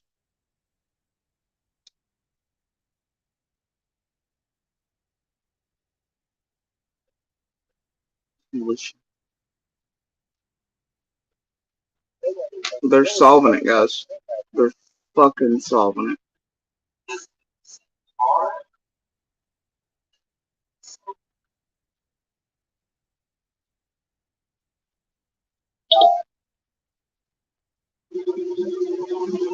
They never even make the door, but they ain't nothing wrong out here. Does he say car?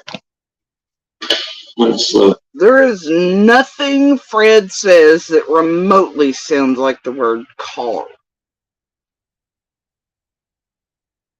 Nothing.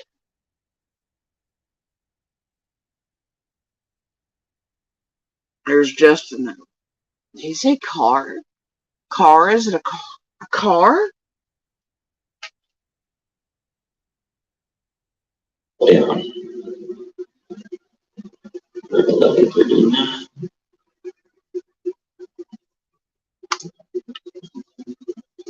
20. Subtitles. We're gonna slow it down. Imagine being online for this long and thinking subtitles and closed captioning are going to help you, or even translations by them bitches like Angel and such, or whatever. Right, they're putting something in your mind. And they're also digging. The cadaver died. They was here when Calverton and they come up the road, and it's hitting about the bridge right there hard. They come up, hit up the road, and then all the way up to that first vehicle on top, and it's hitting on it.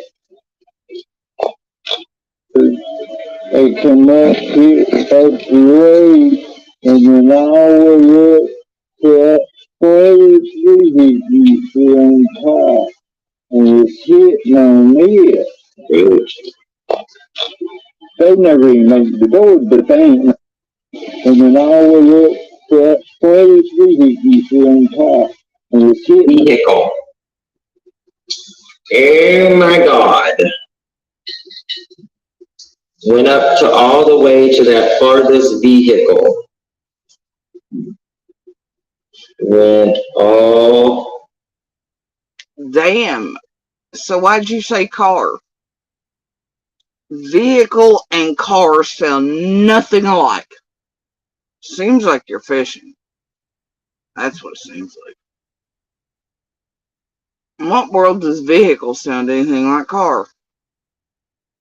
Doesn't. Clearly you knew what you were heading for beforehand, though. Slowed it down, put the shit in people's minds. It's fine. Carrying on. No, we're doing the handy dandy notebook again. The way up to that farthest vehicle. Yes. And was hitting on it. Okay. Now. Let's rewind Justin's slowed down shit here. You want to? Oh. And by the way, I just want to make note that on the closed captioning on Justin's screen that he's put up, because a minute ago that's what he did, right? That what the closed captioning actually says is that farthest leader you sit on top and was hitting on. It says not a goddamn thing about a vehicle either.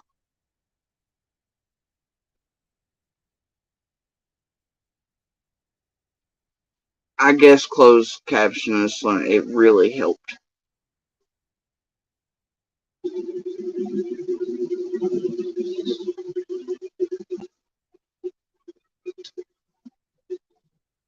And oh, and then all of it, they connected up the road, and then all of it, that first vehicle on top, and was hitting on it. They never even opened the door, but they ain't. And then all of it, that first vehicle on top, and was hitting vehicle. Yeah, so closed captioning didn't help you at all, but. Oh my God. Went up to all the way to that farthest vehicle. Went all the way up to that. And you can clearly see Justin's memory's fine, because what he says is he hears car at first, right? A few short seconds and minutes ago, he already knew what he was leading towards. Even though nothing in there sounded remotely like the word car.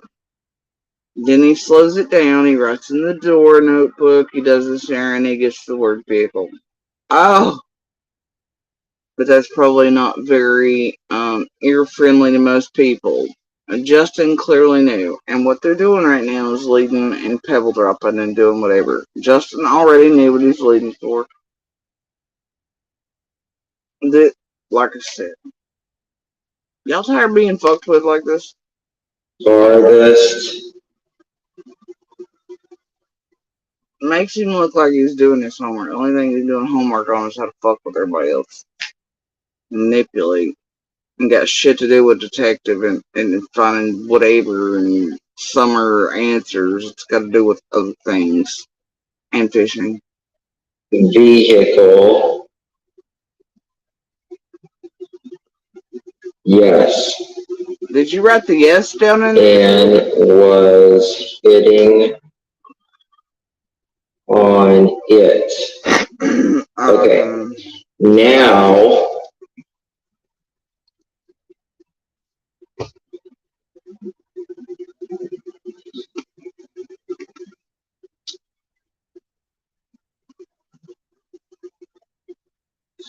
Did he say they opened the door or you? on it. No, he said no such thing.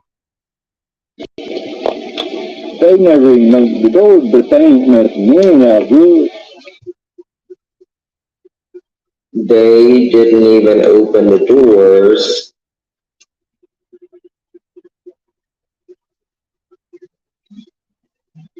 Handy dandy notebook time. Because he's looked.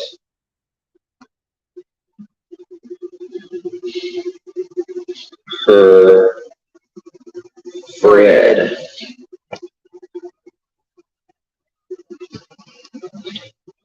That's it. I see you. You know what I'm talking about.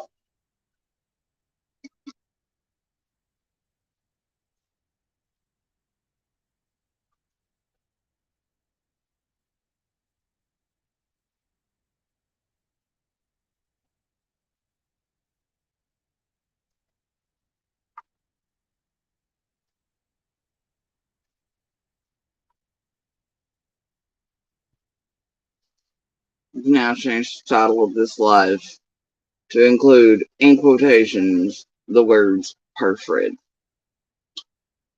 Seemed rather fitting.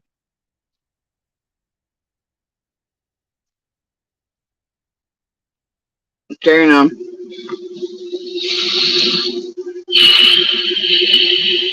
It's so hard being a detective, isn't it, Justin? No, all the way up to the farthest vehicle. You can, yeah.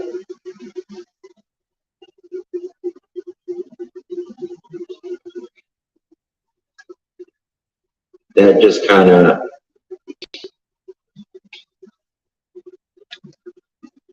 this is The song that never ends, Lamb Chop. um,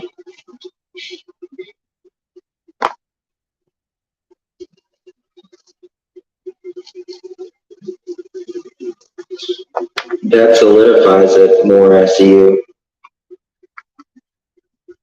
doesn't it?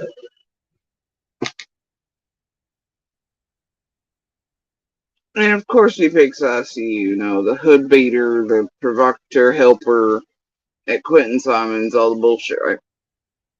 Oh yeah, I see. That solidifies it even more, doesn't it? Solidifies what?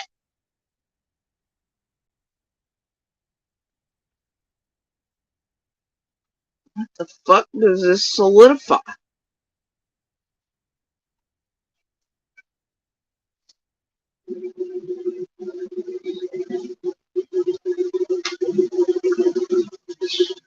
That solidifies it more, I see you,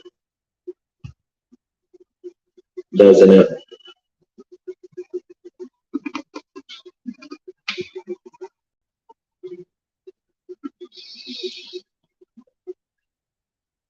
Enhanced, I'd love to tell you what it solidifies.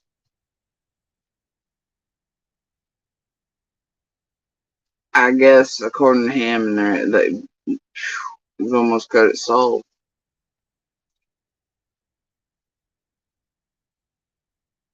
Like chasing there, was it there? They said in 3 months they'd have it all tied up neatly with a bow.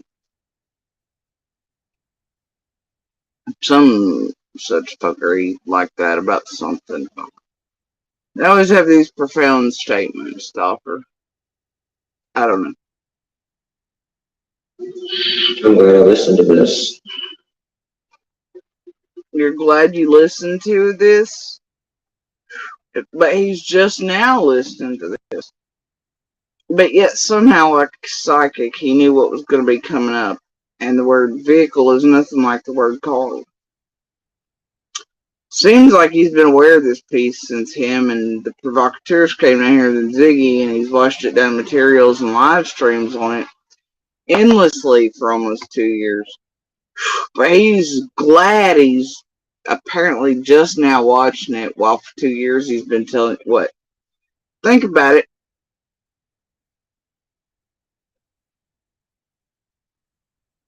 He's been on the case for 2 years. But he's just But we know he ain't just because Psychic Boy just said car, even though the word vehicle sounds nothing like the word car. See, and then the other things in there. Y'all done being done like this? Seriously. I found some bones earlier. They were the cops.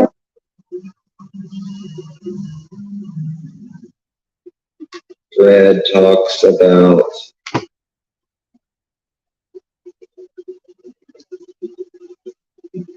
Boy, he better not. He just did. Y'all.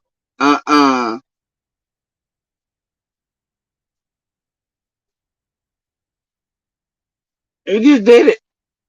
He just did it. No.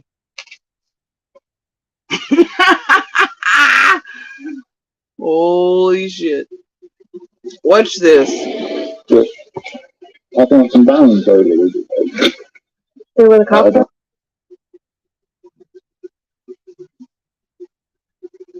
Fred talks about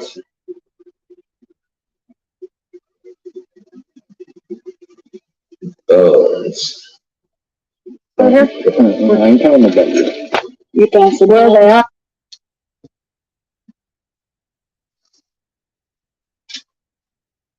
Yeah, you just seen Justin write that down in the handy dandy notebook about Bones and Fred talking about Fred finding Bones. After almost 2 years of this place and the whole big, huge, giant thing that the Bones incident was, Justin thinks this shit is so profound and such new knowledge, he had to write it down in a handy dandy notebook, and that it was just now a thing and very important that Fred is talking about Bones.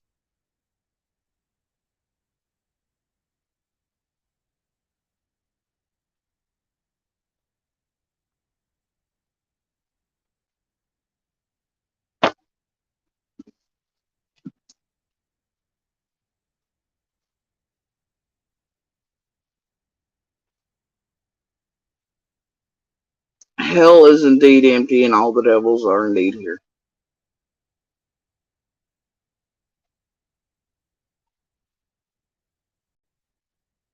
Holy shit.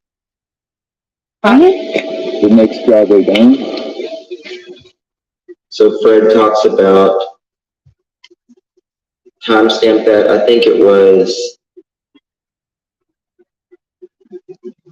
like 11:24, somewhere around there.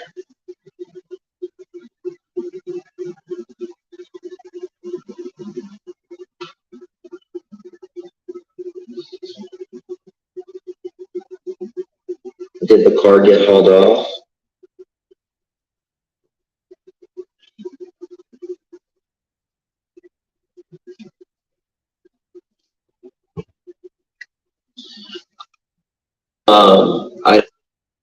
Which car? Because Fred on other pieces has said he hauled 6 cars off of it. He was in there an awful lot, though, to be witnessing all the things that day while hauling 6 goddamn cars off.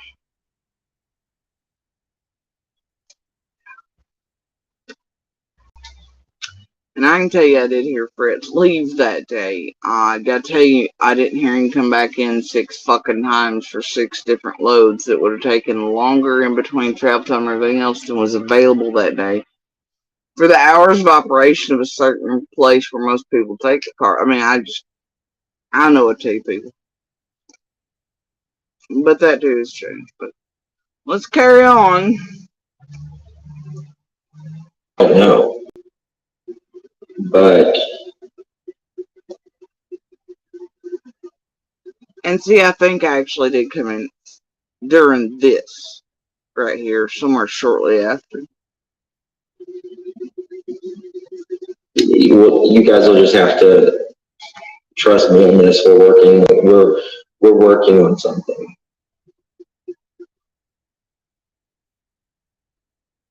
You guys will just have to trust me on this. You just have to trust me on this. We're working on something. Ain't that what the fuck y'all supposed to be doing since you latched on to Summer immediately after a goddamn Amber Alert, hours after she disappeared? Ain't that what you've been telling audiences and subs, members, etc., the fucking world, the newspapers that pick your dumb faces up that you make sure to stand in front of at everything you can do to virtue signal, get your name out there? You've been telling people working hard on something. You think that's something be summer like y'all been saying? What the fuck y'all working on? So hard now, and suddenly it's so super.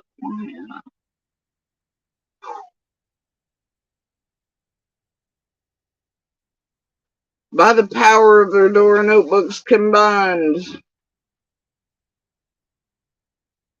Suddenly.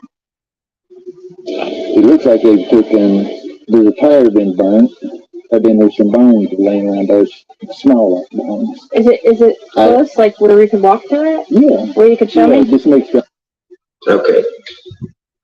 Yeah, just the next driveway down. Uh-huh.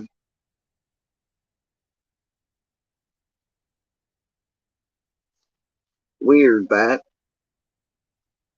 This is where the bones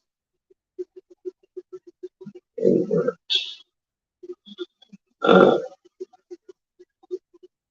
NGT.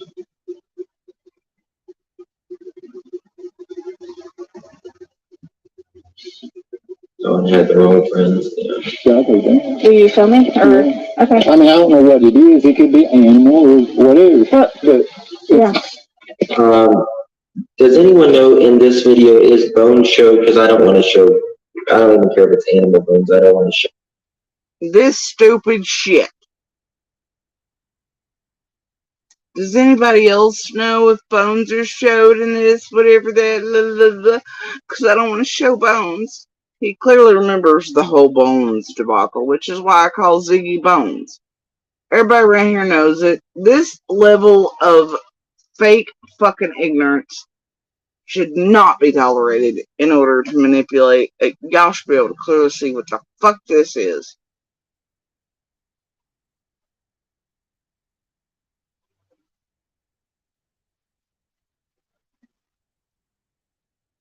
And we all know by now that they were not human, etc. Justin, so what the fuck is your deal? I don't want to show bones. Does anybody else know? I've been investigating Summer's case for 2 years, but does anybody else know what's in this video of my buddy over there, Ziggy, that followed behind us, and then was the Bones debacle that I clearly know at a certain point she did put out a photo of the bones. But I'm gonna play ignorant in front of y'all now. Give me a goddamn break, Justin. Give the rest of the world a fucking break with this pretend fucking ignorant shit.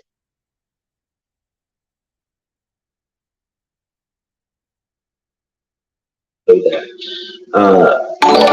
want to hear what he said. If I need to put like a cover over it, I will.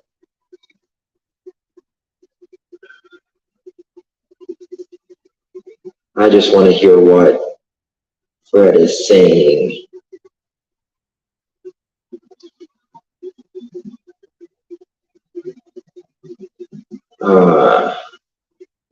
Where did they burn in the trash?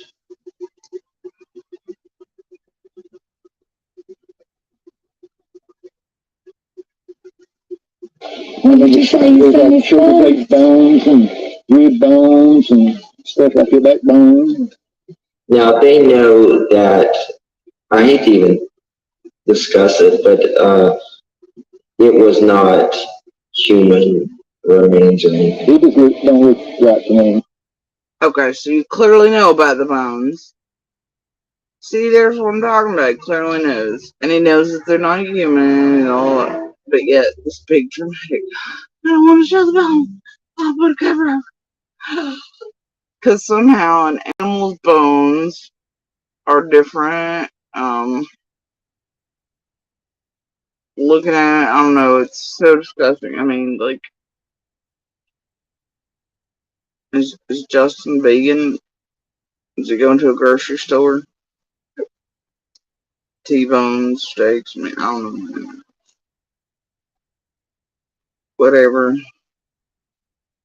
But there's no skull. So it's way down there. I'm not even interested in the bone thing, personally. I just want to hear. Okay, so then if you're not interested in the bone thing, personally, after being so dramatic about it, then why 20 seconds ago did you write it down in your handy dandy door notebook about Fred mentions bones?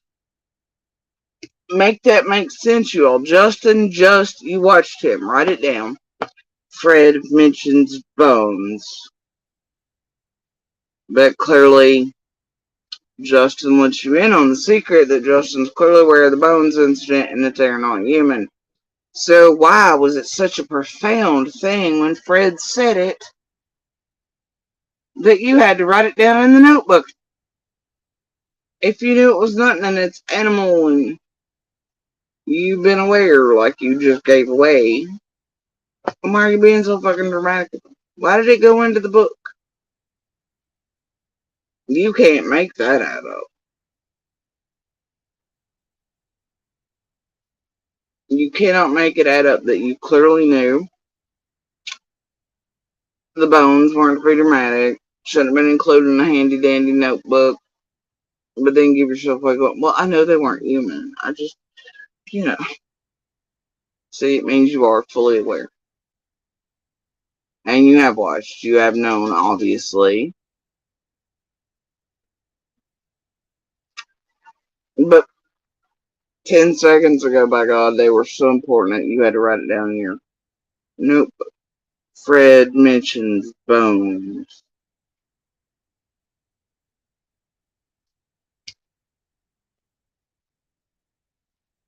Okay.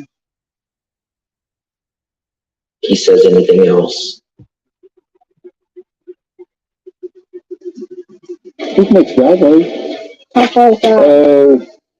About Okay, well, we'll go over there in a 500 second. feet or something other down the road.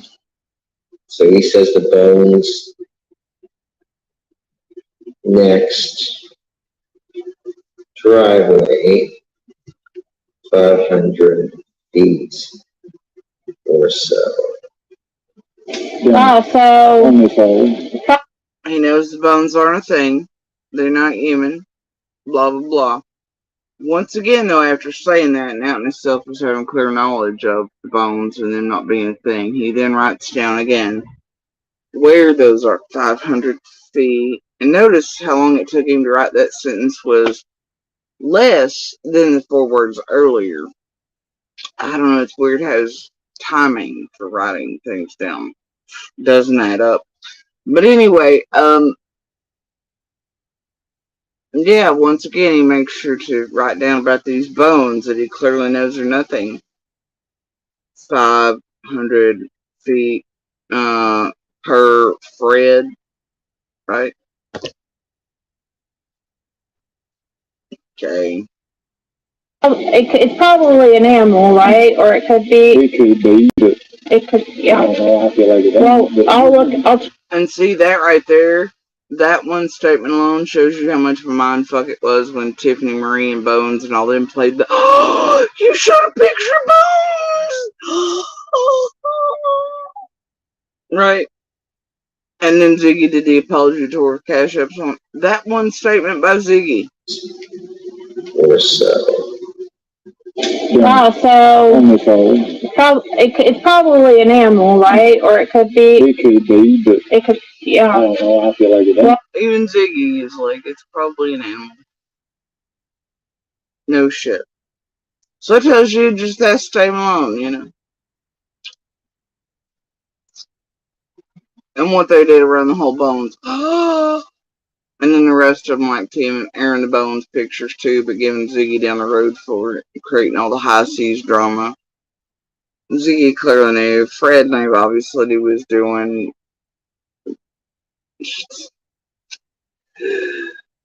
Oh. I'll look. I'll check it. Yeah, we'll check it out. if I feel like it's like, I'll call if you're afraid to. Uh,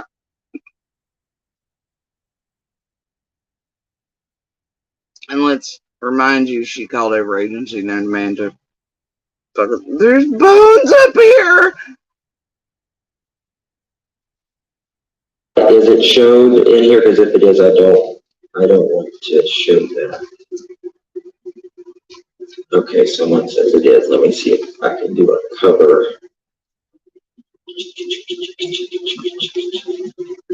It's under design.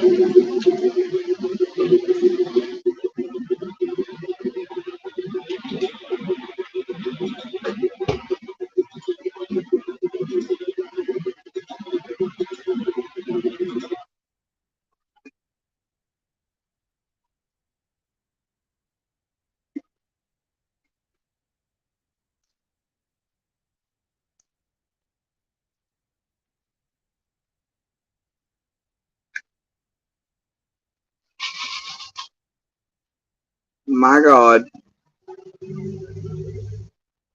All this effort into making a cover screen just in case for something he clearly knows which way it's going to go because he has watched it before. But he's going to pretend to chat that he doesn't know whether it's coming up or not or what's going to happen. So he's going to, oh, it's a sensitive nature. Let me see if I can do a cover or not. Like, Jesus. Just a little over dramatic, man.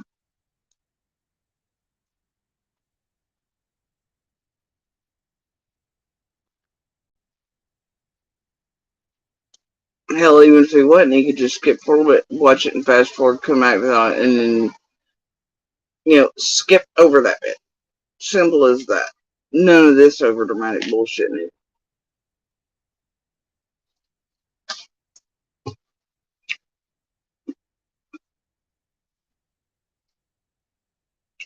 Hold on. Fast forwarding, waiting for him to. He's got a picture of clouds, then one of Dawn and Candace. It's the the piece where you can see him gearing up for the interview. You can see the boys' bikes. The person sitting on the scaffolding inside the little thing. Do it.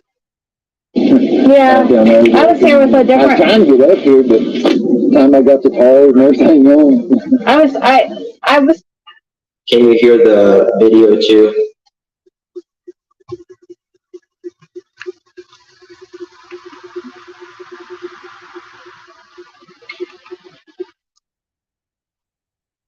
I guess what he didn't catch in there, though, is that Ziggy and Fred clearly agreed they'd go up there in a little while.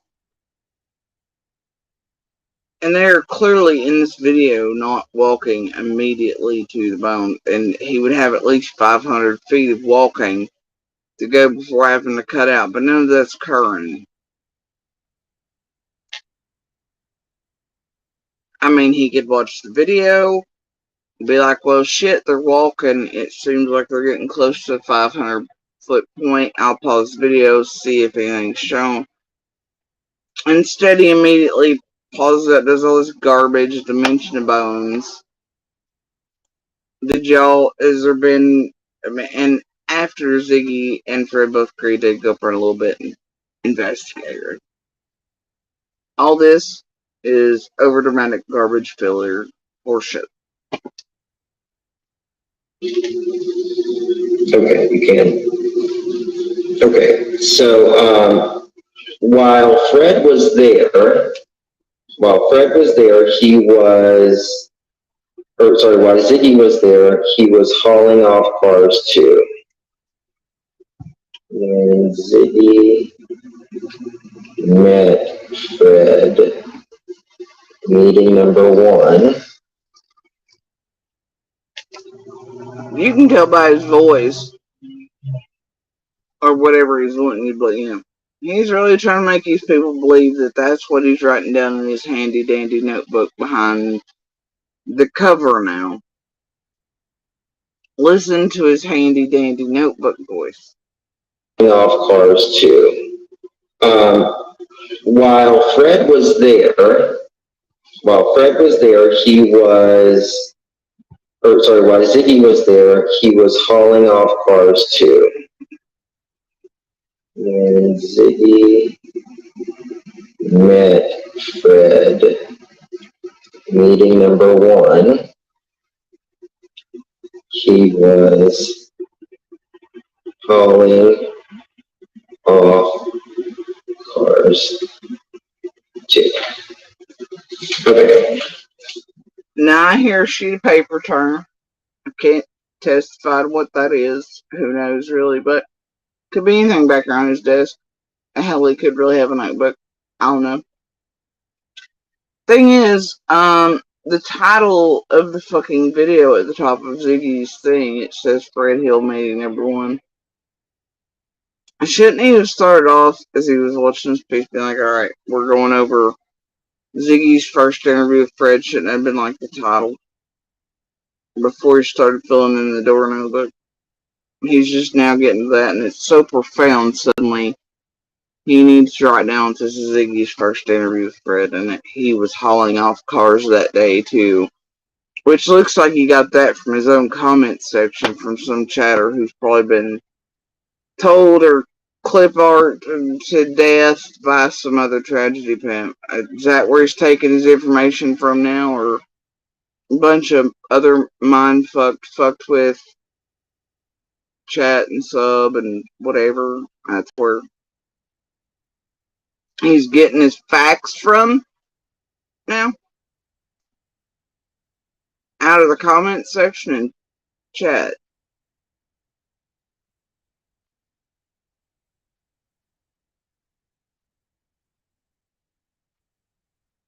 Okay.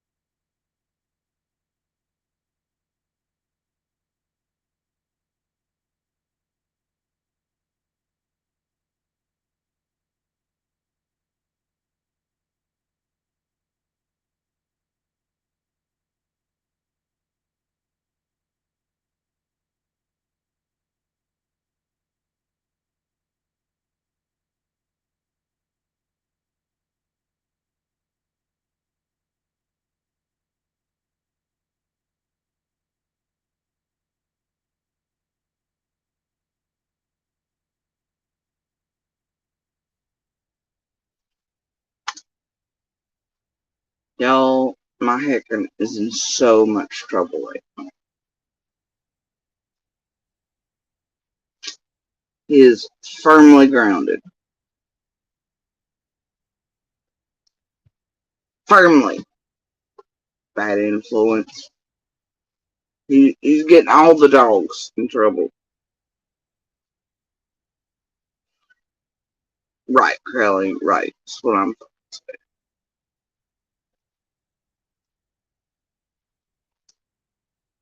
The fuck did my speaker ever do to you? Don't you pop that speaker.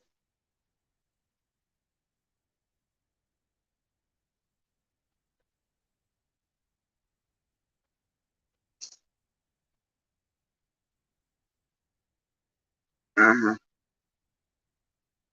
Anyway. I don't know. I was kind of scared. I'm glad that we came by a second time, and I'm glad that you're nice. Now, whoa, Justin, you're going to have to create your fucking notebook.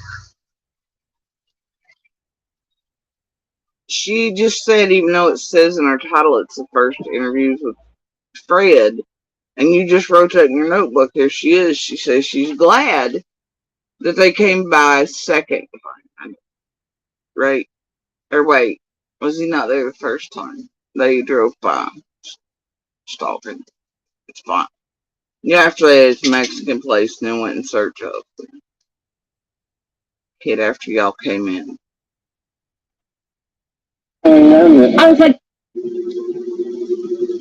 I don't know. I was kind of scared. I'm glad that we came by a second time, and I'm glad that you're nice. Okay, so now her and her little tour guide here, who treat us all like goddamn petting zoos and stuff, they helped stalk us and hunt us down for you all, had apparently driven by the first time. They were a little scared, but that's okay, because she takes her teen daughter everywhere and adopts dogs and stuff. It's fine. I was like, when I saw you, I was like, oh my God.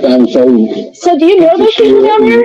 Do you know those people down there? Yeah. Okay, because they acted like they don't know you. So who's the Fred agent under with me? Who is? Are you on there?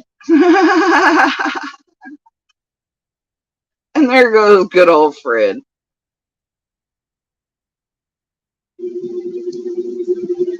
I don't know. I was kind of scared. I'm glad that we came by a second time, and I'm glad that you're nice. Because I was like, when I saw you, I was like, oh my God. So do you know those people down there?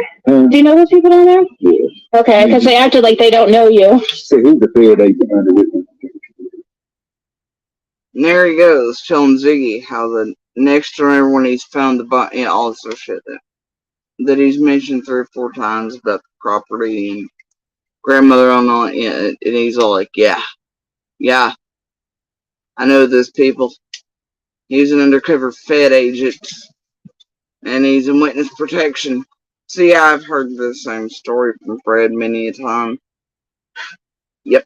The elderly gentleman down yonder, he's for sure witness, like, you just can't eat him. Alright, it's Fred.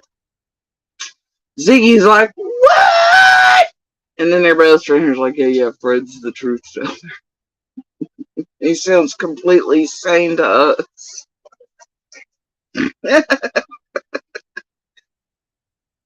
Who is the guy down there? The big guy? Oh my God. So do you know those people down there? Do you know those people down there? Yeah. Okay, because they acted like they don't know you. So who's the Fred agent under with me? Who is the guy down there? The big guy? He's a what? Fred agent under witness protection. Oh, so that's why he acted like he didn't know anything, right? Mm-hmm. And he said he doesn't live around here, is what he said. Well, that's his brother-in-law. He just came in yesterday. Oh. In a white truck. So he's in a good set. See, the other one, Redmond's is given name. Richards is real name. Okay. She said that's what he went by to say. They acted like they didn't know who he was. He's about like Don, trying to get me in all kinds of shit and stuff. He's about like Don, he's always trying to get me in all kinds of shit and stuff. Dear. I'm not even going to touch on that.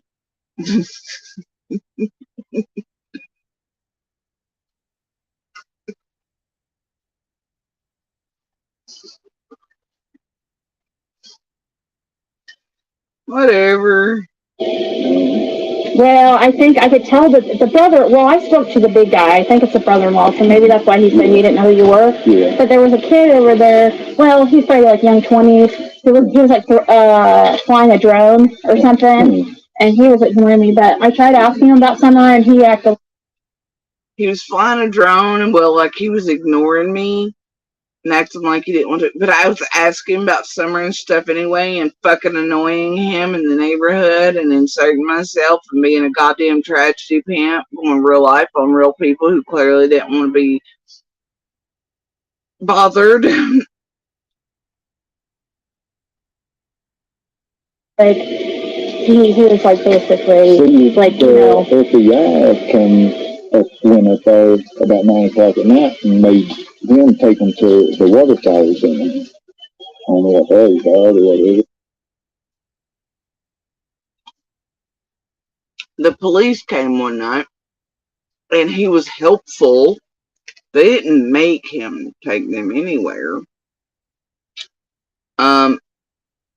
He was helpful and escorted them because these lunatics online, and I remember when the Facebook post was made, it was this goddamn fucking woohoo psychic on Facebook being like, I had a vision of a seashell and a goddamn waterfall, right?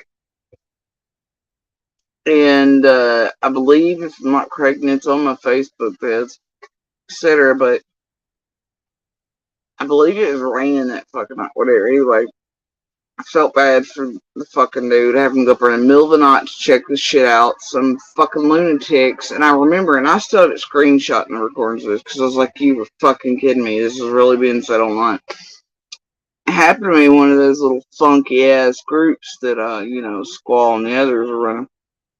But anyway, this post caused fucking chaos. And I remember the dumbass's name, and like I said, I've got to help. But the thing is that I remember the person popping up and being like, I'm calling this into the FBI and the police right now. This is important. Summer's in the waterfall back there, but whatever, right? Caused fucking chaos. So the cops had to come in the middle of the night. And that neighbor was helpful and escorted them so that they didn't have to just, Now, but for Esther to make it seem sus, because him and people have issues. Seems common theme in there. But they searched that hard. But they searched. See, my address and stuff on my license stuff is 167. Okay. See, that's where I did live. And then my mom bought this place. So I just ain't changed nothing. And she's staying down there at 165. 165 and 167, same thing. Same place. Oh, where it is.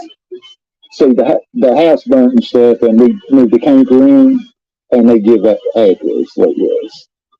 I mean, that's where everybody getting everything confused. I was trying to, find a phone number for you or anything. I don't answer phones to nobody. I mean, I'm about half there, and I about have to work somebody's lips. Yeah. So what do you think about Jody Sue and Andy? Do you think that there's any chance that they're involved or... And I think this is the part where I came in. Maybe we're finally there. They got some property on another road, and it's hard that they went and checked it. They got some property on another road. Huh? Oh, wait. He's hitting. Property that day. And ain't been that property in over a year. Is that where Jace is living right now? No. And it's lives. Yeah. So what do you think about Jody Sue and Andy? Do you think that there's any chance that they're involved or... They got some property on another road. And it's hard that they went and checked that property that day. And ain't been that property in over a year. For starters, didn't check that other property that day. And how in the fuck would Fred know how long it had or had not been since anybody had been there? I know the exact day we went and checked that property. And we let the feds and everybody else know that that's where we're heading. There was other neighbors present on the road, also shit. So, And they'd asked, you remember that call out where Lawson and everybody like check all properties, check all the things, check. Yeah, so that's kind of what everybody locally was doing. Yeah. And I know exactly who we spoke to, who we seen on the road today as we were coming back forth. And we notified the command center we were going over there to check. Prior to doing so, we know there was giant hay at that point up. You could tell nobody had been in or out. There was a gate situation there, but there was all these things. Nope. Sorry, Fred, try again. Is that where Joyce is living right now? No. That's where they. And don't you love that she's like, is that where Jody Sue's living right now? Oh. It's for her and Benny on docs the shit out of. Her local tour guide and all that, you know, the whole thing. It's fine. Just like last time Ziggy was in town, when Benny was in before and playing footsie with Monster and Stall and all the shit, and then got the pic and headed out and then posted it, and then Ziggy and them come out here harassing and stalking and doing that 2 or 3 times each time she came in and out with her little tour guides, you know.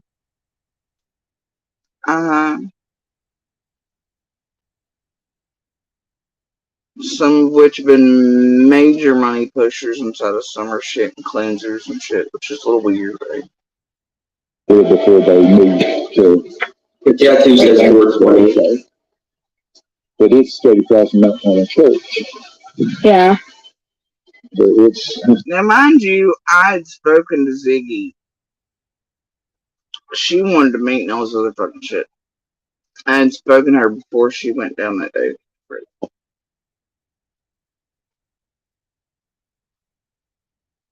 So her wanting to know where I was living wasn't none of her goddamn business, period.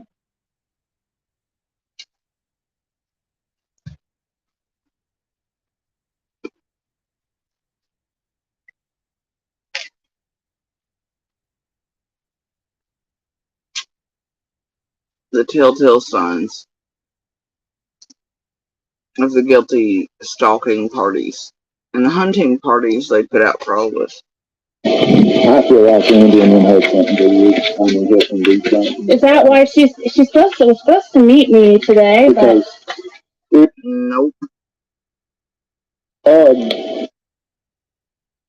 Fred's all like, I feel like Andy and them had something to do with it. I feel like Andy and them had something to do with it, and blah, blah, blah, right? Gosh. What are Michelle, Justin, and the room rotations up to with these little heat pieces?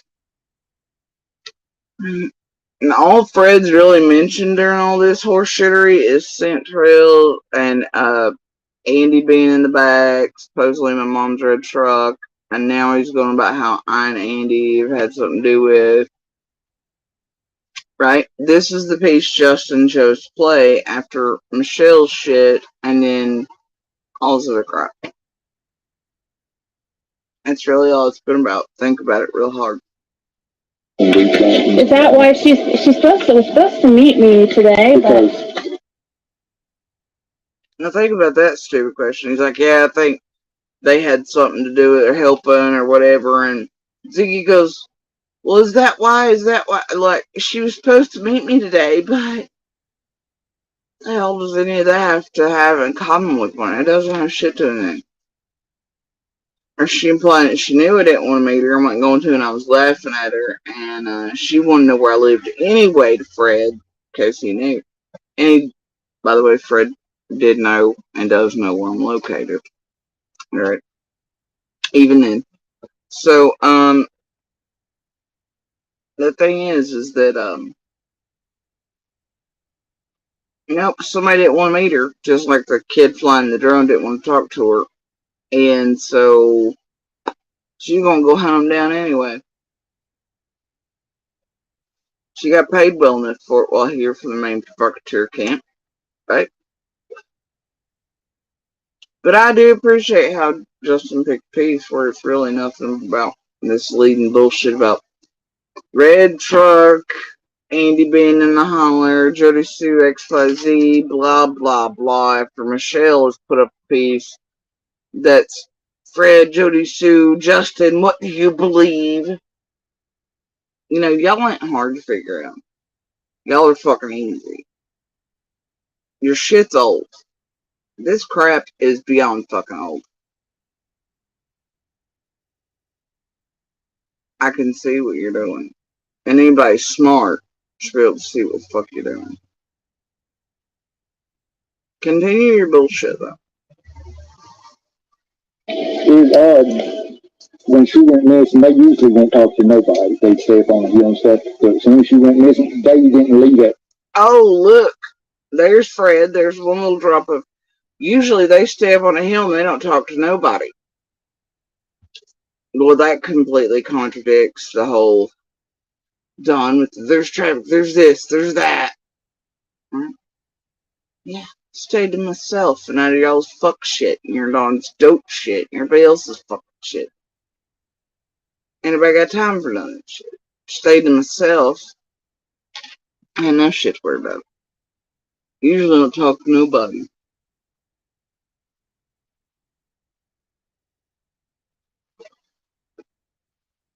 Just too busy being in the box, bro. I need more shit while getting, like, attempted murdered on the fucking daily.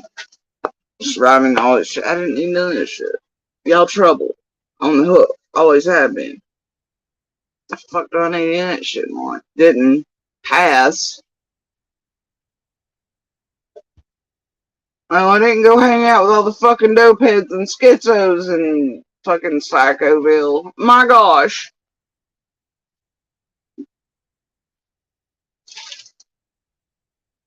How unneighborly.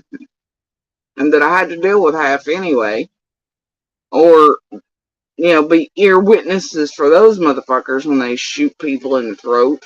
By God, I'm useful then, huh? Useful when there's a screen, you know, whatever, well, unless it's unfounded. I'm useful when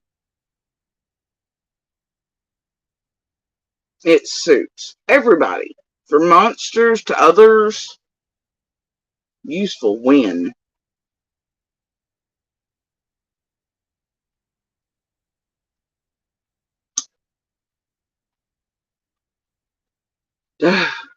Middle finger is just not giant enough for these people. And everything around everything.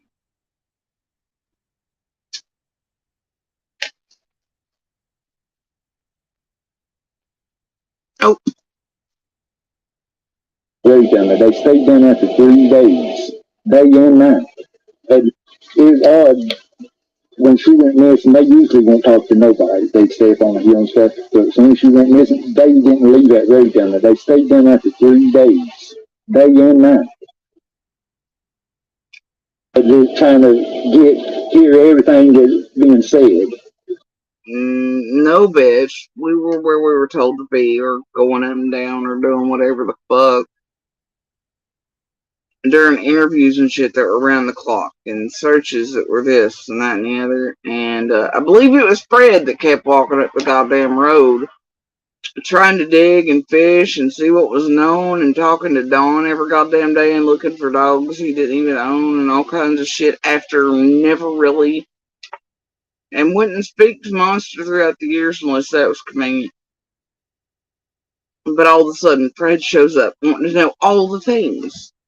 Like usual, we all knew when Fred come walking up the road across the little hill to the mailbox, it was like, ah, here comes Fred. He needs to know all the things. And so I think Fred's got that little fucking ass backwards. Fred wasn't in there that day to know all the goddamn things. Guess who was trying to be around everybody that did hear, see, witness, whatever, or that'd be Fred.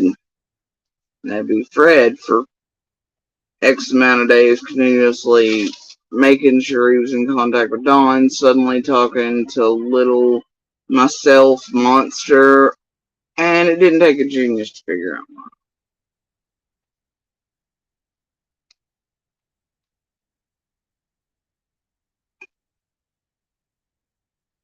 Come on now. What the hell's wrong with all these people? So this is what the fuck been doing since June 15th. This is what law enforcement's been doing.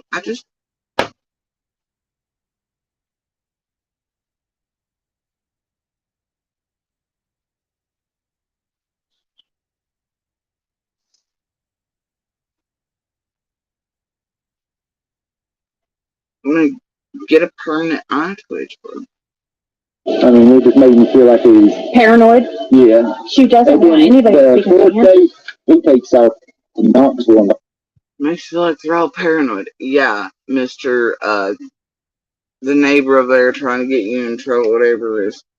And then an undercover Fed that's also in witness protection. See, that's what I'm telling y'all. Nobody's living there all like, Fred's whatever. I just can't. It's fine. Jesus, Fred. Fred. Come back for over a month. And they get a restraining order against each other and everything. What? The fourth day, he takes out to Knoxville and don't come back. Being said, I mean, it just made me feel like he's paranoid. Yeah. She doesn't want anybody The speaking fourth to her. day, he takes out to Knoxville and don't come back for over. Being said, I mean, it just made me feel like he's paranoid. Yeah. She doesn't want anybody The speaking fourth to her. day, he takes out to Knoxville and don't come back for over a month. And they get it. Who the fuck went to Knoxville and took off for a month to Knoxville and didn't come back? There is nobody anywhere inside of Ben Hill that took off to Knoxville for a month.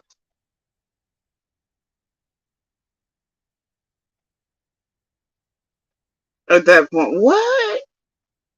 Restraining order against each other and everything. No, we didn't get restraining order. No, whoa. It's not any of that went down.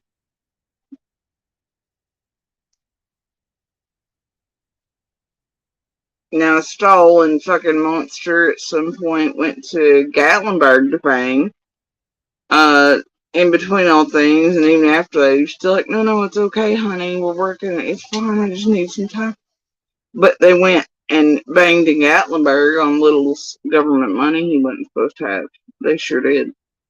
Made sure to jerk that out quicker and shit, because guess who's, anyway, it's fine. Anyway, carrying on. Okay.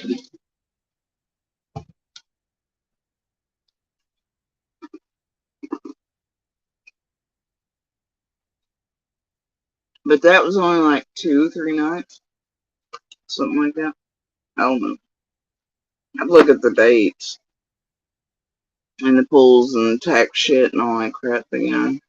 Lines up with what they said online about the whole, that sort of, he lied about it too, about when that took place, but I know it to be a different one and have the receipts. Anyway, carrying on.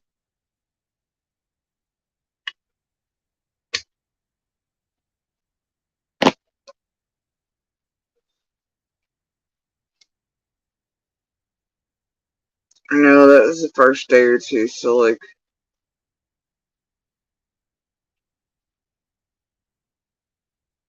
somewhere first parts of July, end of June, some shit like that, I don't know. Shit was parked certain place, but yeah, no. And then still come back being like, no, it's fine, and don't have dudes at my fucking house, you bitch. You can't be seeing or dating nobody. It's fun, I love you.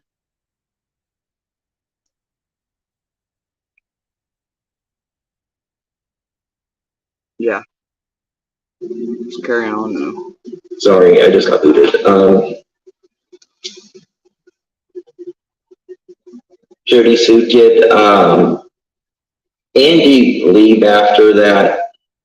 Like, okay, so I came in somewhere here, or that's him responding to some sort of comment from us. A few days after someone went missing and was gone a month.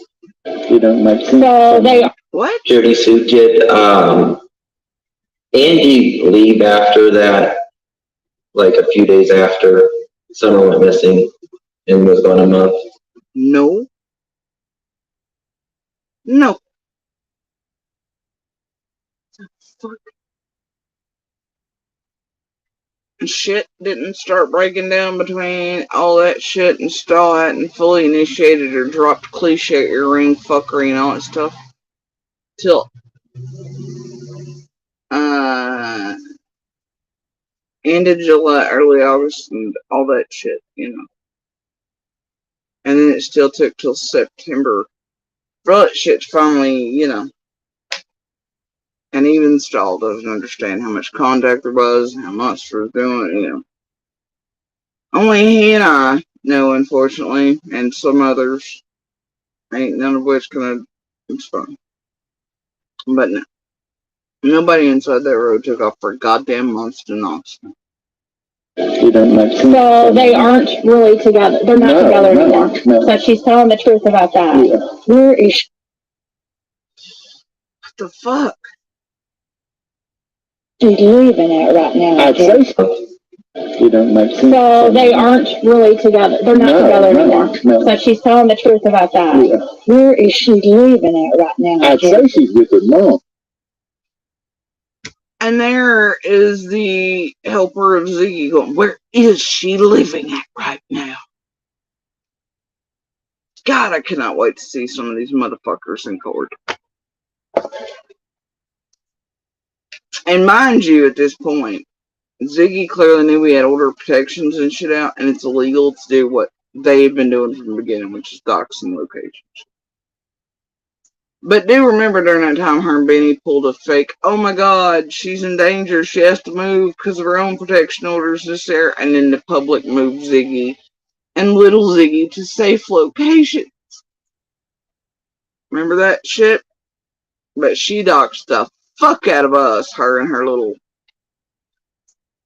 helpful, you know, tour guides around here that are super like misery sounding Stephen King shit. Where is she living right now? Fuck's in your business. Wasn't, and when you did to people with order of protection is entirely legal. And never mattered to Ziggy, who has done that both times, and Benny did with orders in place, and Monster and Stahl and everybody else helped with. You remember that good old post they made on YouTube where Stahl was clearly tapping for Monster and she should have left them certain road girls alone? Tell me that wasn't bringing danger, trying to get shit from, or trying to dox us and location and myself and children for the world to target and torment to. That's a weird thing to do with some dude and his old lady. So concerned for my little later on, though, weren't they? That they helped this group target him, Stahl did especially, as she tippy-tapped his Monster in the background and then outed herself as being the one to do all the fuckery semi-style. Yeah, hella concerned. Making sure Doc's location up, though. Stahl did on the YouTube of his that we had an order. It's fine though, right? It's all fine. Seems completely normal to me, but then later on, so worried about my child's safety. Yeah. Do tell. Where's the man? I think it's Stardust Drive. What? Stardust Drive. Where's that at? It's in on Longsword. Is that near Kingsport? Yeah. Okay, because she told me. Like when you go out here and take a ride on Beach Creek, you get to the end of the creek, you get on no blade strip, and it runs into Longsword. Right there. Well, I can't just show up there because she won't creek it. And he gave him the wrong place for me, but he gave him a close proximity to Monster, right? 1 second. What are you writing down now, Justin?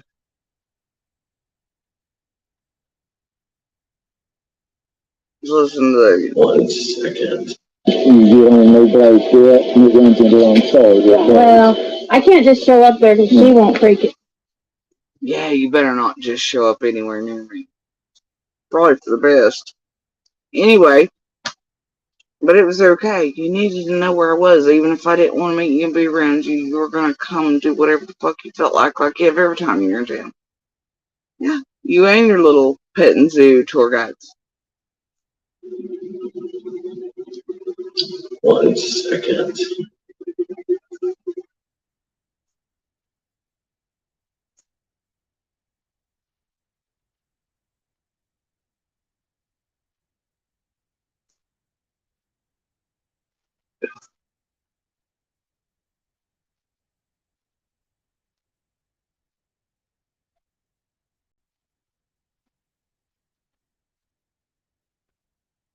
I don't know, Nance. I think they've always got the feeling for me that, they can go just drive by Fred's. They can do whatever the fuck, right? Until they get in contact. They can go harass neighbors and their children flying drones and clearly annoy the shit out of them even if they don't want to talk to them. And that I don't want to talk to them. I don't want them here. I don't want their fucking interviews or stupid shit. Tragedy people, and they take exception to it. And then they just come by like it's pet and zoo style. And like we have evidence of Ziggy and her tour guide come by here and doing them woo and the honking and shit that she clearly admits to even on her own live. But I was on live while she did it, so there's evidence that way. And then her doing the drive-by, exactly how-to videos and all that shit. And Benny coming by here. And all the other things, right? But anyway. So it's, well, if she won't do XYZ that we feel like we're fucking entitled to and she doesn't want to talk to us and she doesn't want to do whatever, then we're just going to do however the fuck we please with her. And we're going to go by and we're going to do whatever. But they know better. I think they've always gotten the feeling that I'm probably the last motherfucker they better play that shit on. And the last one they better pull in the driveway or knock the fucking door.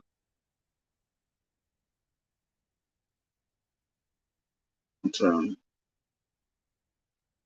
it's called a nope. That's what it's called. No means no, bitches.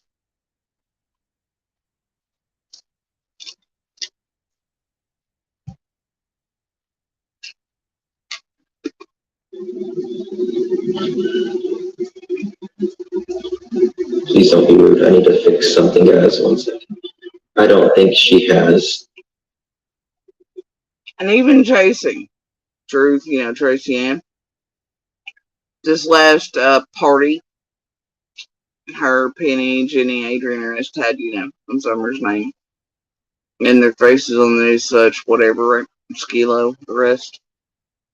Even after she'd been told no, there'd be no coffee or kumbaya to be had. Apparently on her own live stream, where she's like, well, I still thought about stopping, but then. And that was as she was leaving town several days later.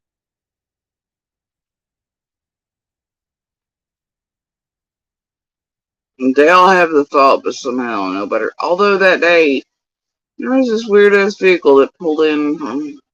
Couldn't determine if it was just lost from the park or not, so I left it be. Just kept an eye on it.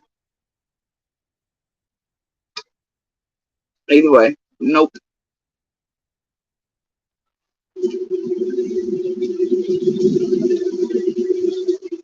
I've said this, in my opinion, Jody Sue has nothing to do with it. I think this is where I finally might come in. Maybe, I don't know, but there's a reason he's mentioning that again. Then quit playing pieces and giving people the idea that, and for some reason correlate with other tragedy pimps, their rooms and pieces at the same time. And then adding in as a caveat of, well, I don't think she had anything to do with, but then playing the exact pieces to give the idea of I'm lost or something else. This fucking goofy, unbelievable shit anyway. You're writing down the handy dandy notebook. Yeah, break.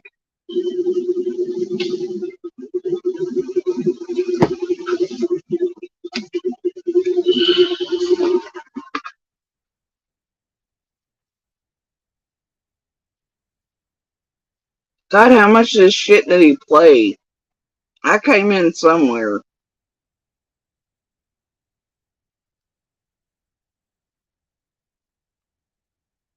For fuck's sake, just.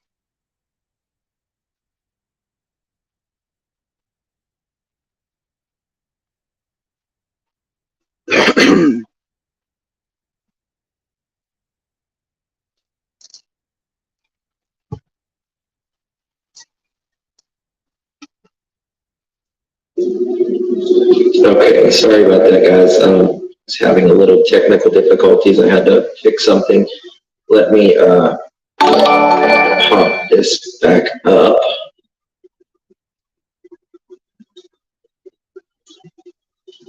I don't think there's any bones or anything showed in this one, so I just want to. Percy, thank you so much for the $20, my love. Thank you, sweet seas. I love you always. You know that. Oh, look, you made $20 writing in his handy dandy notebook and dropping out pebbles to get other people targeted, torment, whatever. Fucking, ugh. You know that. Okay,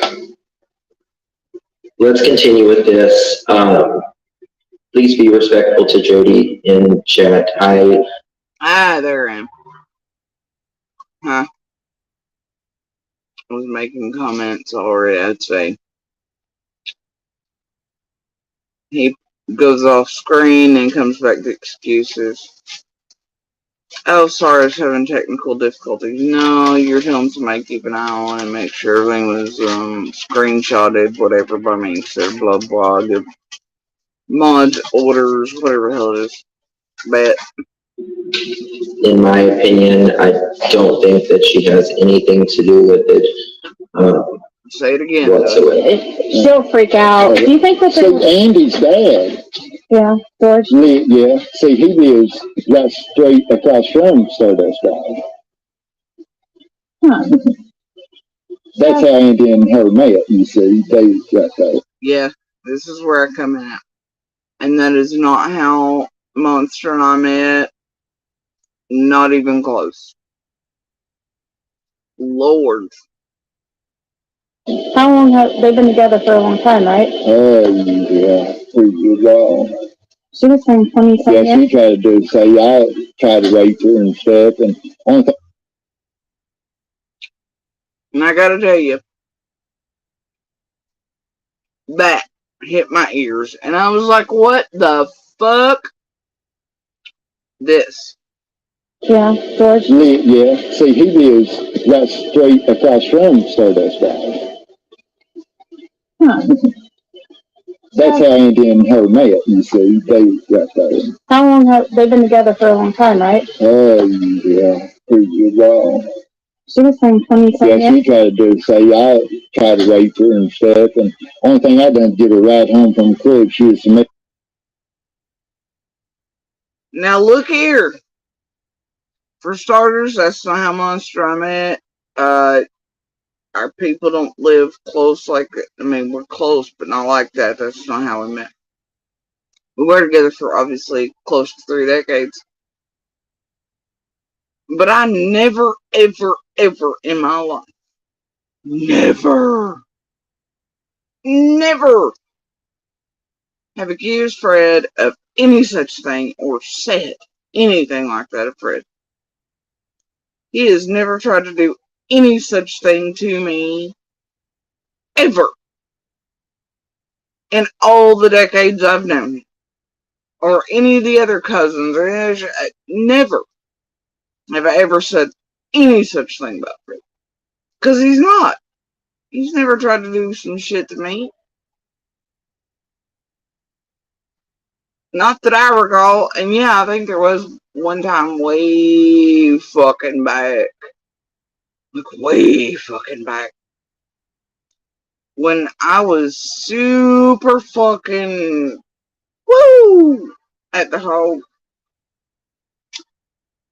And he may have given me a ride. I believe it was the back seat. I think it was a white car that he had at the time. He was parked out in the front of the lot. My car was way back around behind the building in the hotel, but he actually was kind enough, I think it was him anyway, I'm pretty sure it was, to give my unusually intoxicated ass a ride home. I went into the back seat. And at that time, home was only like half a mile down the road from that particular bar. He never did no shit to me. Didn't try in. What the fuck?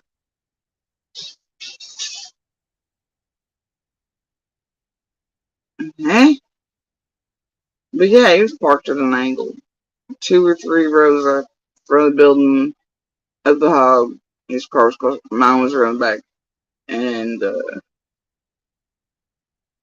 I recall getting in the back seat. Going back home. Going to sleep. It's very late at night. Little shorty asleep. I slept it off. Went on about my way. You know what I mean? But yeah. No. Nope. Never accused Fred of any such thing. So I don't know what the fuck Fred's going on about there, but do carry on. Yeah, we're classy over here. We don't,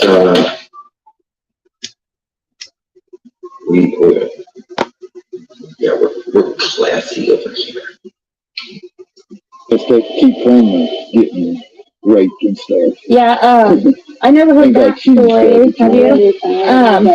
I heard it would be, you know. I don't think the gangster thing about Fred. I don't think the only one that's throwing you under the bus is Don Wells. Mm-hmm. He first Dudley. I don't know if you know Dudley Ajon. See, I think he's like, oh yeah, probably make me look like some or whatever, but I never said that. So why in the fuck kind of leakage is that from Skit's Tweaker? I don't know. I don't care. It's for people to not figure the fuck out. But I never said any such thing about Fred, because he's never ever done any such thing. So whatever, if he wants to put that on himself out there, Skit's Tweaker, that's fine, but I never said any such thing.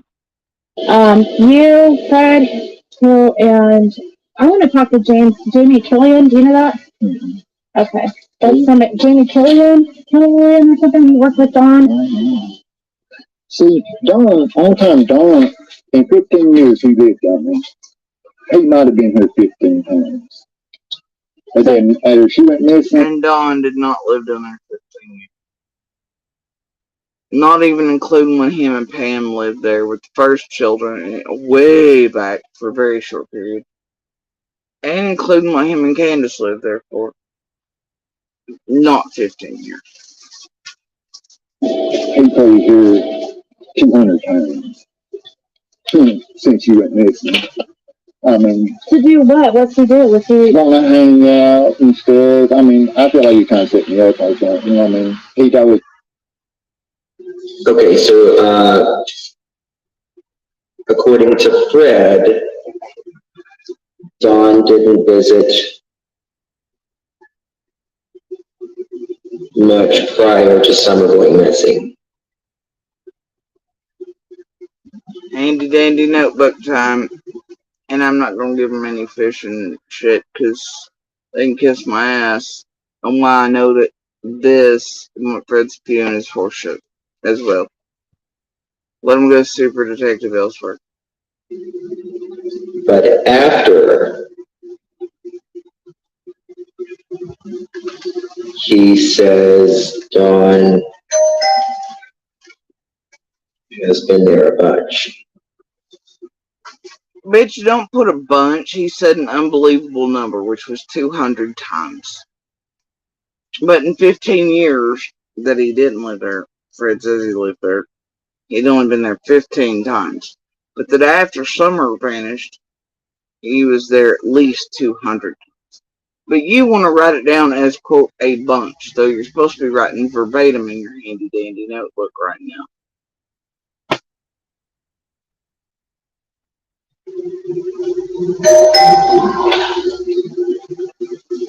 They kind of catch a code for this or that and wanting to party, and I don't want no part of it. Yeah. But that's why he I don't know. Yeah. I mean, even before like, I'm going to tell you, I don't care about like anybody using drugs or anything like that. That's like not my, what I'm worried about where Summer is going to happen. Even like, you know, he wants to also throw Andy into, but if you think that Andy and Joyce could possibly, are they on drugs for you? Yeah, see, about 3 o'clock at night, I had a bunch of cars here at that time. I mean, long. road loading them and stuff on trailers and stuff, and I was having to park in the road. Okay, 3 o'clock that day. 3 o'clock. He's already written down 3 o'clock. So what's he writing in a handy dandy Fred notebook says now? about.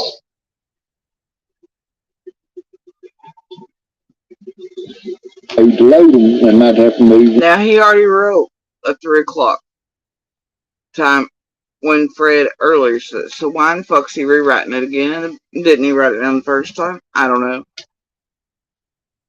Jesus, 30 minutes. He's wrote down 6 of the same statements repeatedly. Let people buy. They one truck come in. I can't place what color it is or nothing. I mean, I remember a truck. Now wait, a while ago, remember Fred said that while he was parked in the road around 3 o'clock, Andy came by him in my mom's red truck. Now suddenly, and it was even let people buy. Fred says about.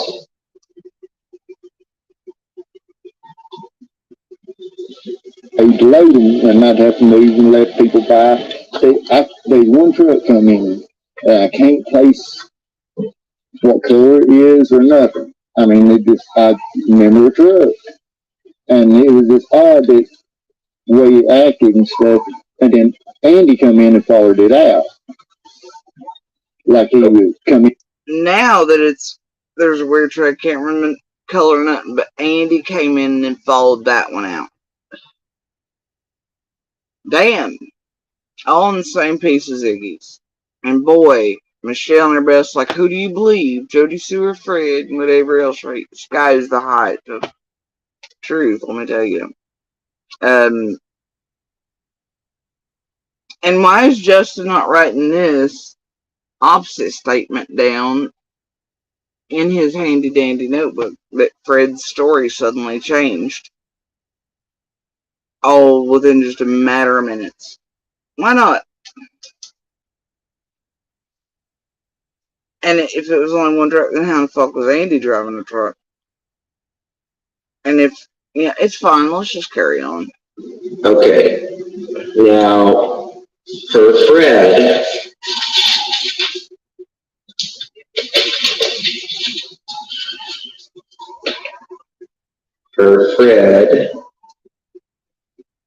now look, he's gonna write it down. Hold on, maybe he is gonna write this down. I don't remember. I wasn't watching him. I was watching the idiots in chat and reading stupid questions to me. And then Andy come in and followed it out. Like he was coming. Okay. Now, for Fred,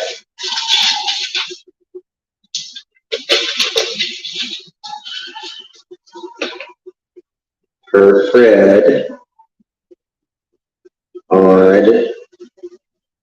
Now, just because Fred says it doesn't mean it's true. Just because Don says it doesn't mean it's true. But we gotta take these things into account. Odd truck, and Andy was following it out.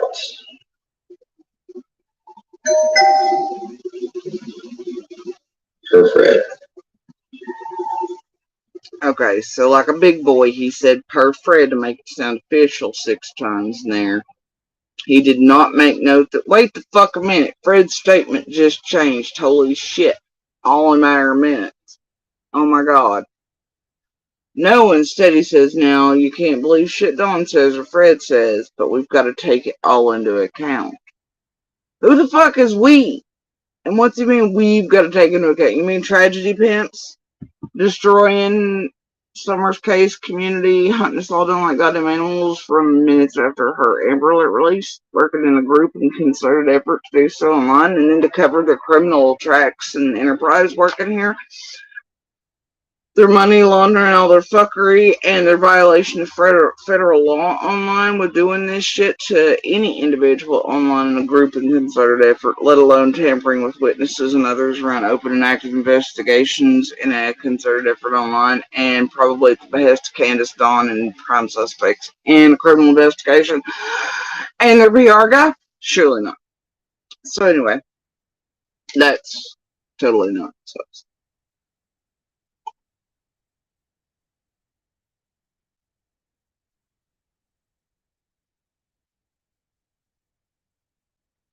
Yeah, but apparently they've got to take it all into consideration. For what? Their casebook detective agency bullshit where they take information just straight out of the blue in comment sections from random assholes around the world who know about as much as they do. Yeah. Must be a hard book of evidence. They've got to take it all into account. And that fucking stupid blue couch. Let's not forget that fucking blue couch. Anyway. What would that say?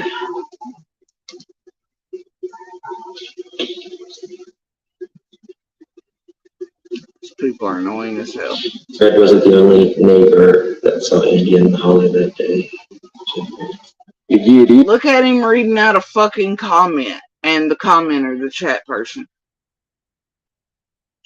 is like, yeah, Fred's not the only one that's seen Andy and Holly that day. Fuck. Huh?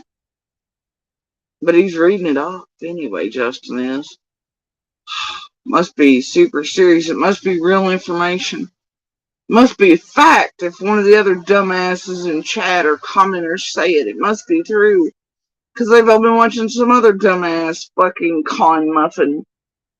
Tell them all the dumb shit and make things look a certain way. And tell them all about whatever handy dandy notebook shit they have. So then they spit it out to Justin. And Justin reads it off like it's all super serious and fact. And he'll probably put it in his notebook here in a second. Because then, you know, whole things. Fucking bitch, please. Take it wherever, you know. But I can't place, I can't remember what. It did like my mom. What? It was just odd the way you acted and stuff. And then Andy come in and followed it out. Like he would come in to get it to take it wherever, you know. Like he would come in to get it to take it wherever. Like he would. Now I can tell you this is fucking stupid because shit I know that the public doesn't know. And it, Fred, it doesn't matter. Anyway, the point is it's fucking stupid. But wait, Justin's writing it down in his handy dandy notebook. Come in to take it wherever. He doesn't remember the caller, make, or model. He just said the color. Now you lying.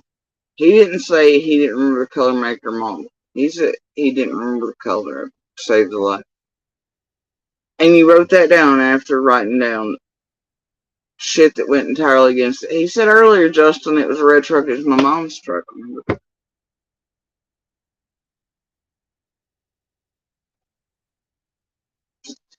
Hey, while you're at it, make sure here in a second to go. I don't think Jody Sue had anything to do with it while actually doing this shit and this entire piece from Fred and the pebble drops and all this shit to make it actually look like and give the impression that Jody Sue or Monster or somebody did.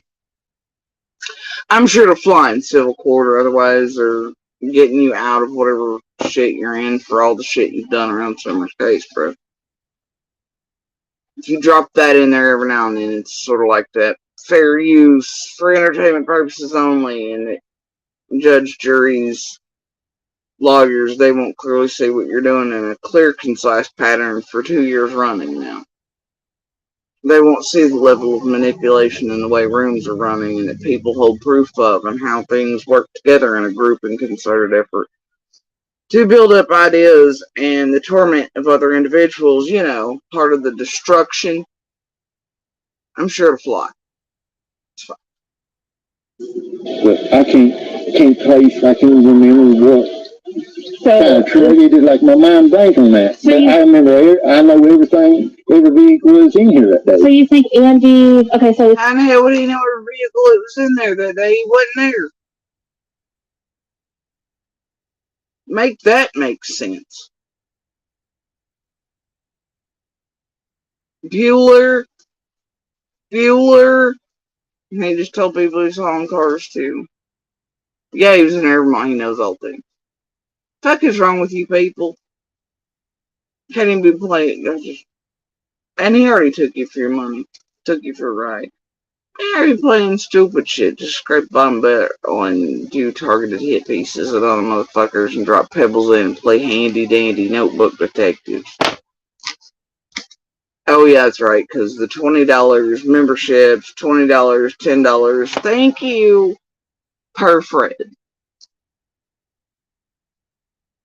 How much y'all put on his books since he's been in it? Oh yeah, that's right. I think it was a total of $35.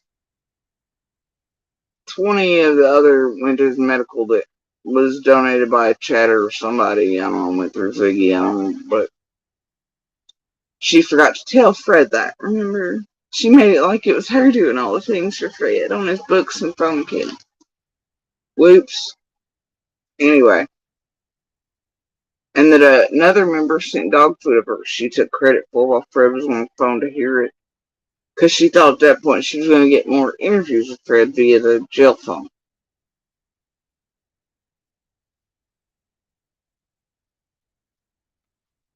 So it was good to make him believe that she was doing all the things for him and his doggies and everybody else.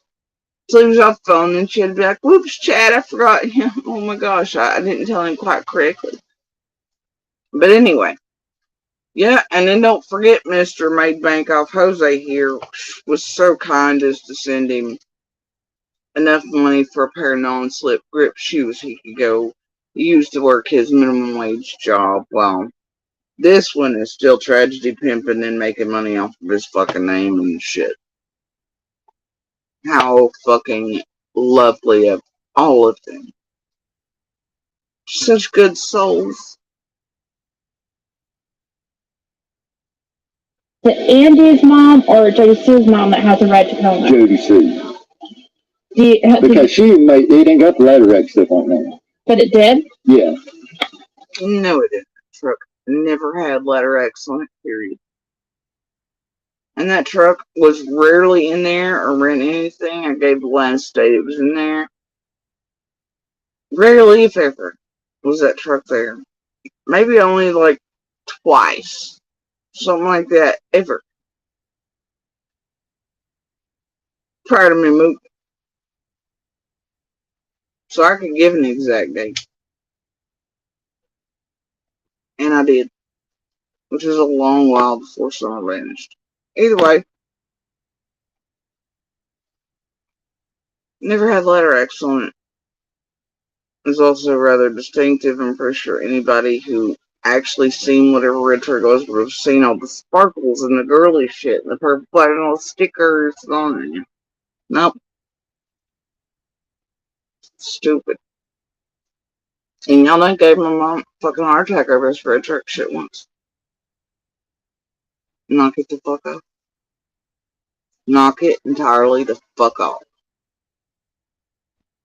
Because she even said down there when on the third day I walked down there and was talking to them and Don and was searching Kay for Summer at a certain place.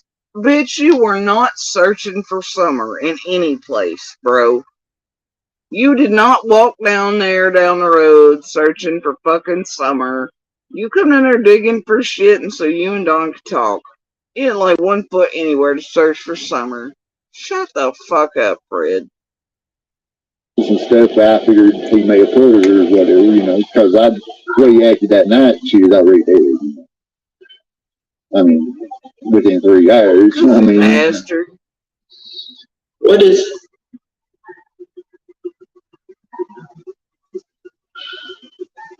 No, you, like Don, We're much more worried about connecting bases for some reason down the middle of roads where maybe things haven't been placed to listen to and all this other fuck shit. Y'all worry about something, y'all were doing some shit. Y'all were worried about touching bases for some reason in the Whisper game. But I tell you what, ain't none of them motherfuckers out there on foot looking for fucking summer any goddamn minute.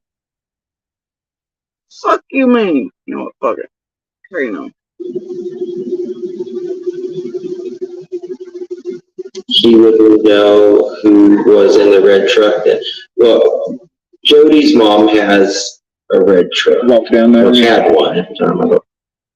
That's an odd fucking statement, Justin.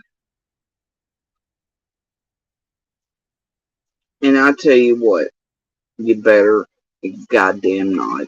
But you know what that tells me, Justin? That alone tells me you're in with the rest of the tragedy pimps and the stalkers, and you know clearly what's happening around, and that you are well aware of what the others are doing, and that we're still being stalked, and that you have current knowledge of my life and the happenings here, which you should not have. That's what that one little thing did. Fuck you, Justin.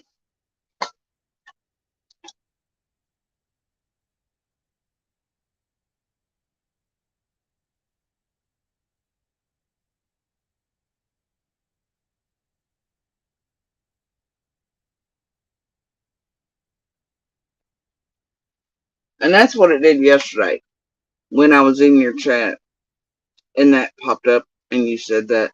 And I was like, got you, motherfucker. You, with this group, still have eyes and ears on us.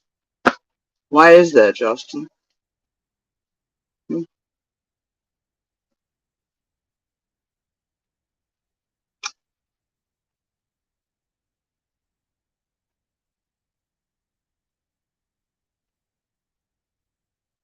He was just talking to. She wouldn't know who was in the red truck. Well, Jody's mom has a red truck. Walk down there. Had one at the time ago. He was just talking to them and Don, and we're searching too for summer at certain places and stuff. I figured he may have put her or whatever, you know, because I way he acted that night. She was Andy's mom. So you think Andy's, okay, so is it Andy's mom or Jody Sue's mom that has a red Tacoma? Jody Sue. Play it again. Play it again, Justin, and then put it down in your handy dandy notebook. Like you weren't aware of the red truck, you know, right? Go ahead. Because she it ain't got the ladder red stuff on that. But it did? Yeah. Because she even said down there when. Okay, Jody Sue's mom, her Fred,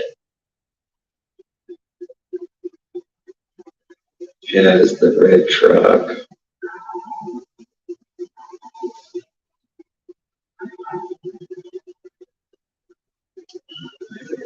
Rack.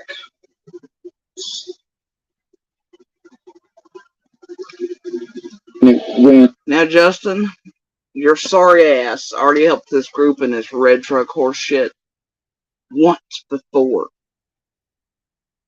that targeted and attacked the shit out of my mother, who was grieving for my brother, who you used his obituary to cause an entire bunch of goddamn chaos and doxing of everyone.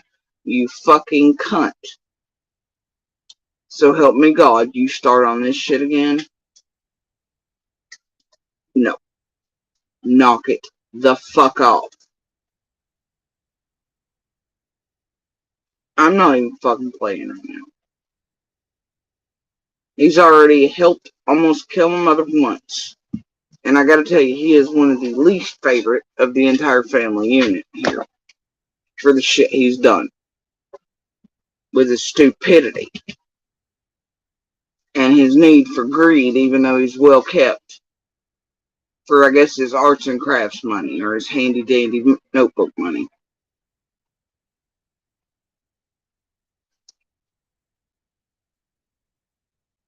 But note how many times he played that piece, the red truck, red truck, red truck, red truck. And had to write it down. Jody Sue's mom, the red truck, and ladder. But although he's clearly helped with a concerted effort to attack and target and torment my mother with that before. And now he's doing it again. That truck has been vetted. It's been cleared. Fucking no shit, Justin. You and these motherfuckers. You're clearly right. And look, you didn't give yourself a fuck away, okay? You still got eyes and ears on us with this goddamn group and the stalkers. There is no need in what you're doing. Oh, wait, there is. Destruction for money. Destruction of real human lives. Real cases, real communities. So you can make arts and crafts money, dear. And Fred just said, didn't he? He changed his story twice 10 minutes. You should have turned it off there and been like, yeah, I ain't listening to more shit. Or when he was like, oh yeah, the guy next door is an undercover and witness protection. You've known this for this long. You've already done one effort to target and torment and terrorize my family and I and my grieving goddamn mother, and then use my brother's fucking obituary to do the fuck shit this entire group has. You need to knock it entirely the fuck off. And I tell you, right now, the rest of the fam has been very close to suing the absolute shit out of you since you did that with my brother's event anyway.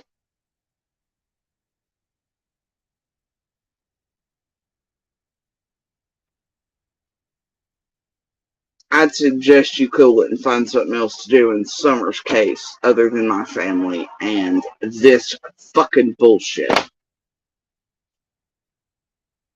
On the third day, I walked down there and was talking to them and Don, and was searching too for Summer at certain places and stuff. I figured he may have. And that's a warning per Jody Sue. Might want to put that down in your handy dandy notebook. Or whatever, you know, because the way he acted that night, she was already dead, you know. I mean, within 3 hours. I mean, everything he said was. So what? You know for sure that he was home that day. Summer went missing on June 15th. Yeah, I seen him. What time do you know? Like I heard it early that morning, about 8, 9 o'clock. And he came down here, or you were down there? I was just going out and I saw him. And the boys were with him? Yeah. Like, did you see him, like, coming out of the driveway? Yeah, he was going in, actually. Oh, wow. Okay. So that's it. Fred says 8 or 9 o'clock when Fred was leaving. He saw Dawn and the boys going into the driveway.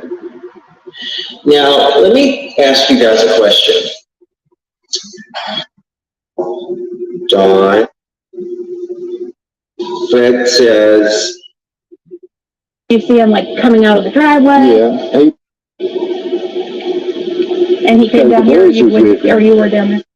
Was. So what? You know for sure that he was home that day. Summer went missing on June 15th. Yeah, I seen him. What time do you know? Like I heard it early that morning, about 8, 9 o'clock.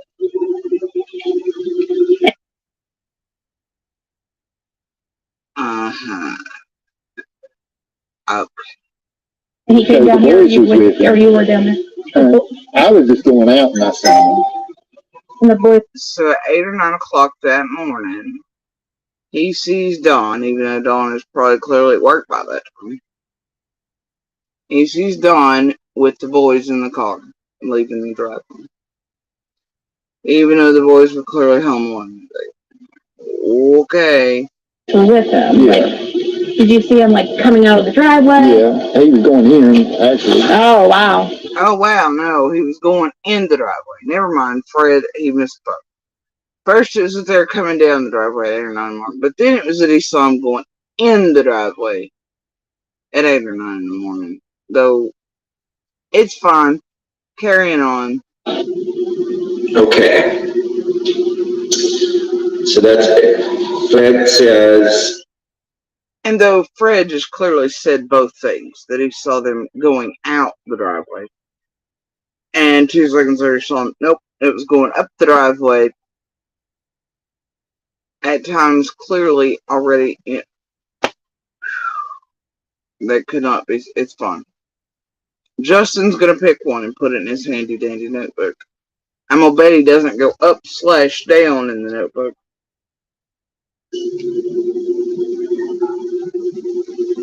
8 or 9 o'clock when Fred was leaving, he saw Dawn and the boys going into the driveway. Now, okay, so Justin picked. Justin decided going up the driveway sounded better, so he didn't write down both that Fred clearly said, because Fred said up and down at 8 or 9 o'clock in the morning. Justin decided, go with the other one. So he picked one and went with it and put it down in his handy dandy notebook. And you're not wrong, Di. Fred did see an awful lot in that road that day for not being present for most of it. And I don't know where he was sitting, I guess in the middle of the fucking road in the mailboxes or trash cans or something, to be watching everybody doing all the things way far from where he and his place actually are. He saw all the things, didn't he? Let me ask you guys a question.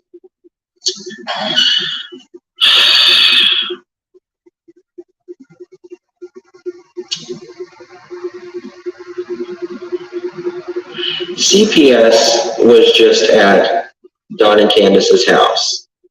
Do you think they would leave them alone all day when CPS has been on them the next day after CPS was supposed to have been there on the 14th? Would they have left them alone on the 15th by themselves? Jose said that they was never left alone.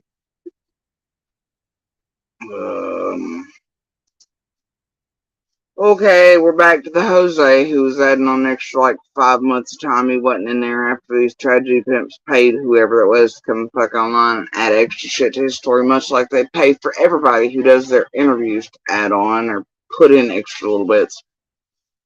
And then they buy them a pair of non-slip grips, and then they have people like Chasing or others in the group do the stamp of, leave it alone, it's fine, they're really dead, really this, really that. We said so, that's the end all be on.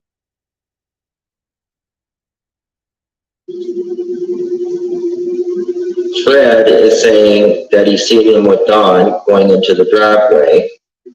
And we know that Dawn took the kids to work.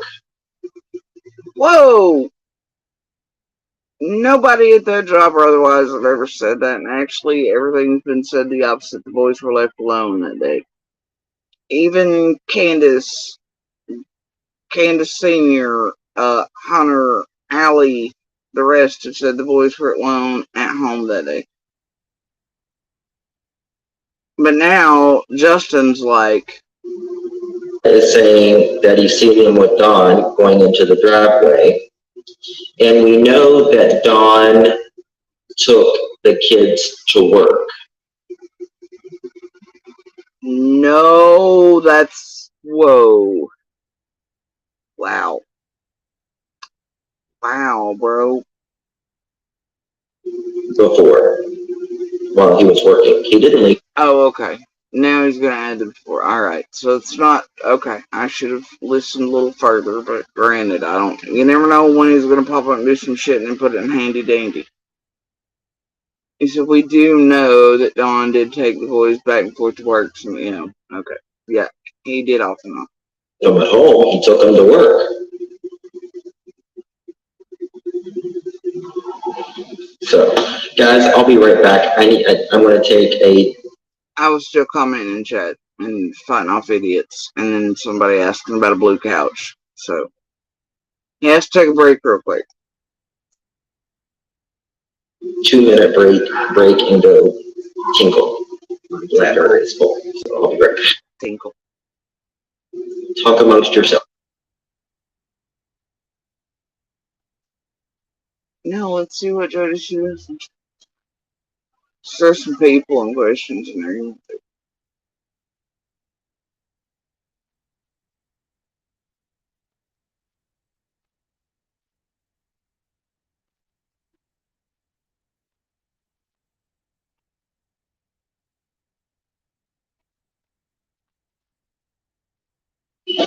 Long driveway. Damn, he pees quicker than he writes. That was awful quick. Tinkle break. That wasn't even 2 minutes, Justin. I'm gonna call bullshit on you. Were,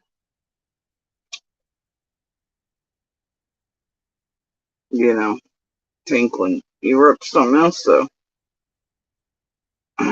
Anyway. Well, I was parked in the road that same day because I hauled 67 off that day. And he just said he hauled 6 or 7 cars off that day. It's impossible at the time span and with how many times Ears picked up his vehicle coming and going when he came in, and nope. Not from there he didn't. He damn sure did not haul 6 or 7 vehicles that have been healed. Now, could he have been out somewhere hauling off other vehicles for a real? Sure, fuck, I don't know. But that would imply he wasn't in the road all day, right? See all the things, either. Andy came in about 3, or I put the cord down there to it.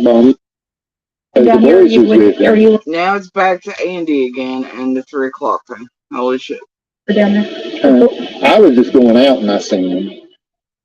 And the boys were with him. Yeah. Like, did you see him like coming out of the driveway? Yeah, he was going in actually. Oh wow.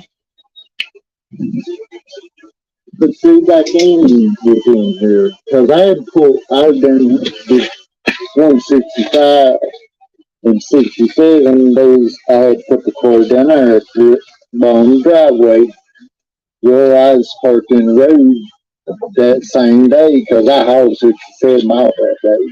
And Andy came in about 3 or between 3 and 3:30, somewhere like that. Bottom driveway where I was parked in the road that same day because I hauled 67 miles that day. And Andy came in about 3 or between 3 and 3:30, somewhere like that. And I had to pull out a road, let him by. Okay, now I have a question. Fred says he hauled 6 or 7 cars off that day, right? Why the fuck is he always? It doesn't matter how many interviews Fred does, though they're all full of shit, and he's still schizo tweaker Fred, but Fred, if you know Fred, he's always stuck on that 3:30 thing.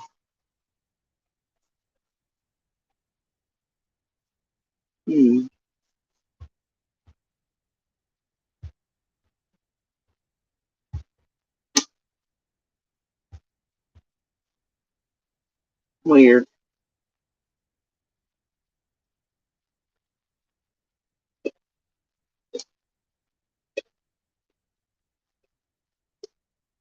Now, I've not listened to all the interviews. I'd love for somebody to get me in, because I don't listen to all of them. I don't give a fuck about any of them, really. But just in this 3:33, 3:33, and I've heard other clips and parts throughout all this, obviously. 3:30. He sticks on it.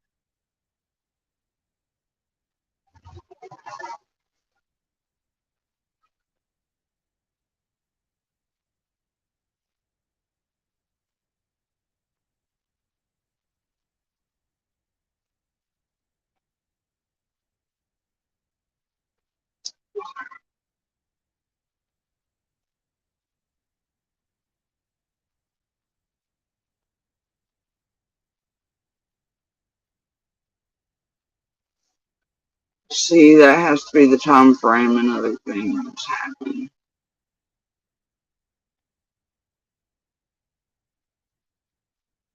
But why is he sticking on me?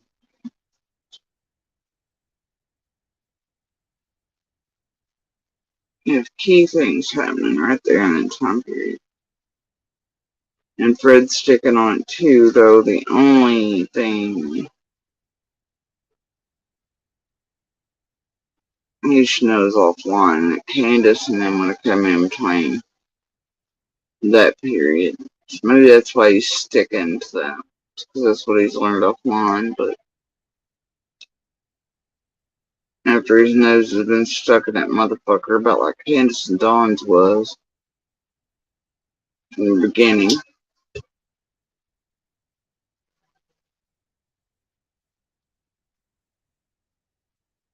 Or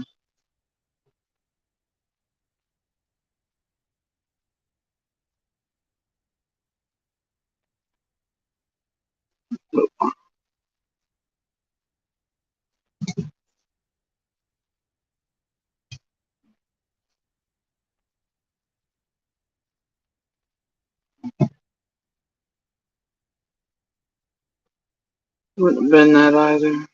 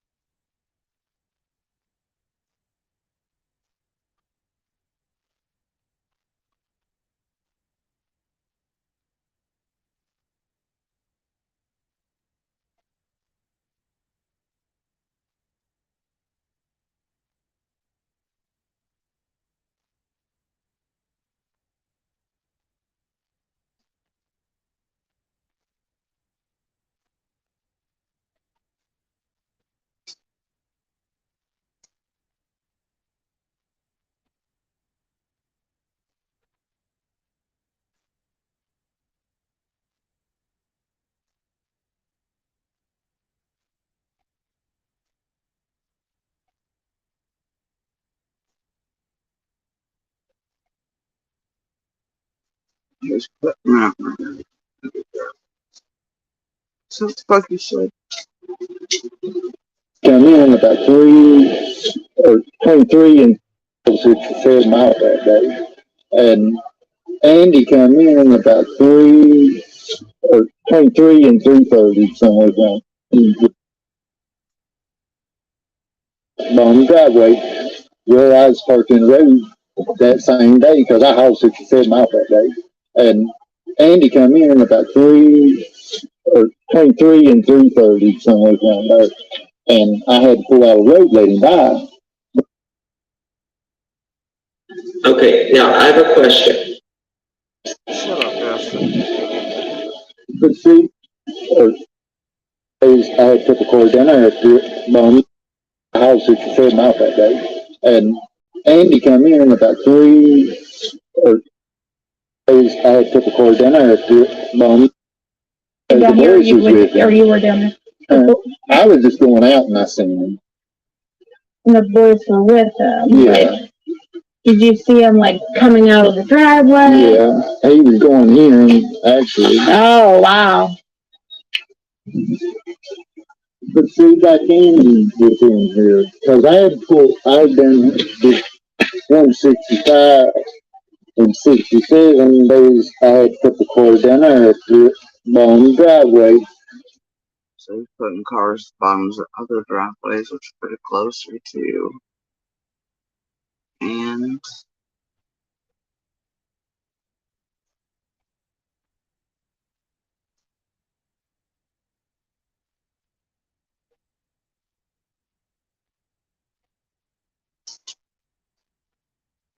Huh.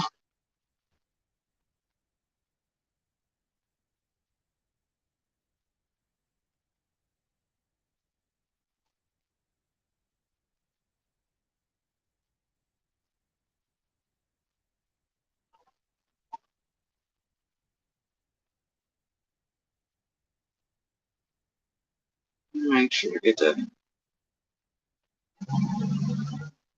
Whatever. Where I was parked in the road that same day because I hauled 67 miles that day. And Andy come in about 3 or between 3 and 3:30, somewhere like that. He was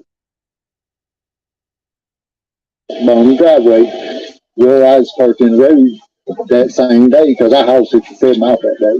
And Andy come in about 3 or between 3 and 3:30, somewhere around there. And I had to pull out a road, let him by. Okay, now I have a question.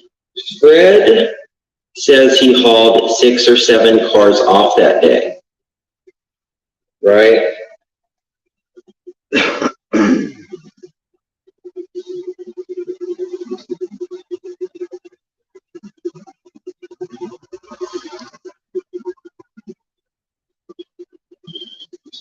But wasn't it the scrap yard closed that day?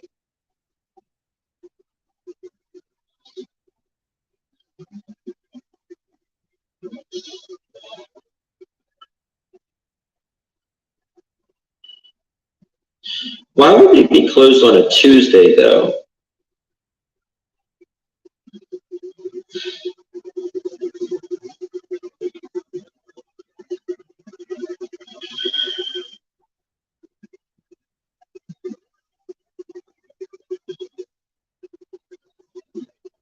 I mean, maybe they keep weird hours.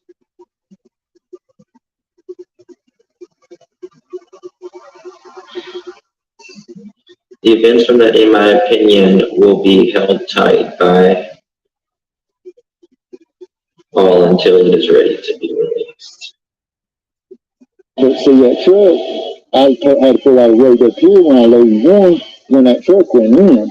And then it came back out and it said up there, that where light pole is in the road. Instead of coming on down here and just, No, Doc, because there ain't that many fucking vehicles in there for him to haul off every day. And you don't bring vehicles into Ben Hill to then haul off. Me, if you in the yard, he allegedly, supposedly hauled one. I don't know, must took all goddamn day because he was not in there for the majority of the day, at least for conveniently all the main timeline. And he wasn't in there until very late, long after the helicopter went up, long after everybody, including searchers, were in there. And he came back in and was the reason traffic was broke up to where many of the trapped neighbors could finally make their way out because he pushed his way in after arguing with the goddamn cops at the end that he was coming in no matter what the fuck because he didn't have an ID, you see, or a driver's license. And they were like, no, you ain't getting there without an ID. And he said, fuck you, I'm going in anyway. And he broke up the traffic. He about hit us at the very end of the car. Came back this close for taking the ass end off the soul where we were standing and told to stay until, law enforcement could get to his statements or whatever. Right? And he came back in hauling a dirt bike or some sort of bike. But no, that's not. But does Fred do scrap and cars and all shit? Fred does a little everything. So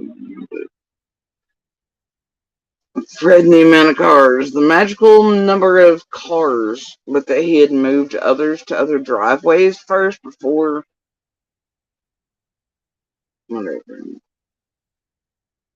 And as I recall him telling me, it was his sister's ex car he took off with.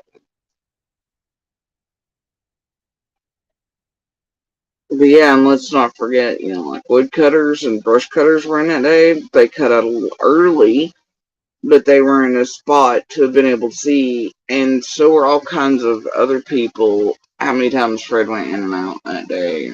whatnot in my ears the last time I heard his vehicle leaving, because it was very distinctive. Now, there was quite a few lives I was here on in the first few months that you can hear his vehicle as it goes by here in the early months. So it was very distinctive and extraordinarily loud, and it did certain fucked up shit because it was on the brink of death itself. And then he got it running again for a little bit, but then in the interim, like right when we moved, he was in a cart, kept tearing up, and I kept having to stop and help him and his other half on the creek and everywhere out in town where I'd see him trying to stay outside of Ben Hill. It'd be tore up, but I'd stop and help him out and help him get it restarted, whatever, etc. But then the other vehicle got back in play for just a short bit, and you could hear it come by here quite a bit on first slides and stuff like that. But, you know, very distinctive.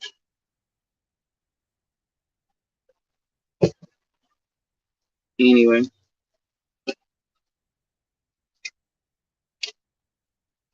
there was never really a guess about when Fred was going in or out. Let me just tell you. Pulled over there and stuff, and he just kept sitting. So I backed up and went down here and turned at this steep curve and went on down to 167 to load that other vehicle.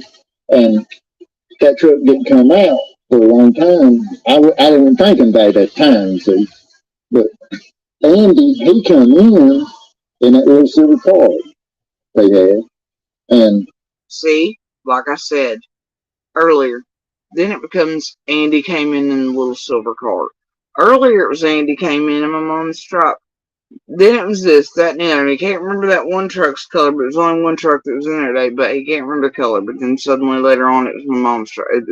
I mean, see, in this place all this time, won't y'all be like, yeah, Fred, he knows all the things. That's what Justin's doing. He's even playing this shit head down and writing it in a handy dandy notebook. Is stupid at best. I pulled out a road to let him by at about 23 and 3:30 because I ended up didn't get that lady in time to take it out. You saw Andy at 3 to 3:30 that day? The day summer was missing. And then he come in and followed that truck back. That truck followed him back out. Are you sure you saw him? I'm 100%. He supposedly wasn't getting home till, JC said, like, 5:30. I don't see. He's hollering that he's at work and he's on video and stuff. He might have been at certain times, but I know he was in here at that time because he's on camera. Oh, really? There's a camera down the hall that everybody is in here saying. And this is the part when I check the fuck out, because Justin starts this shit. And the FBI got all the pictures. No, they called. Thank you so much, Roxy, my love. Roxy says deflection never wants to talk about where the child could be. They love to throw it on each other. 3:30 rears its head again. Yes, you're right. Thank you so much, Roxy, for that. Appreciate it. 6:30 p.m. that day. So supposedly Dawn got home at, well, They're saying I guess it was seen walking down the road at 7. Well, that was one of the first news things. No, not 7. They were saying she was seen walking away. That was the last night. That was one of the first news clips. It wasn't 7. The police. 6:30 is when the police were called, and There's always been abusive stuff too. Have you witnessed any abuse? Yeah, I mean, I went down. Have you witnessed any abuse? Last night? That was one of the first news clips. It wasn't 7. The police. 6:30 is when the police were called, and so Fred clearly knew that, I guess, Dawn was abusive to those kids, but remember, him and Dawn barely had contact. 15 years that Dawn didn't live there, but according to Freddie did. Only been to Fred's 15 times, but Dawn was comfortable enough to abuse the children. Alright, well, that's not something they were comfortable enough to take their masks off around me to do, because they're whatever the fuck monster to do. And everything's, you know, come out since. But thing is, the fuck, like I always said, different masks for different people.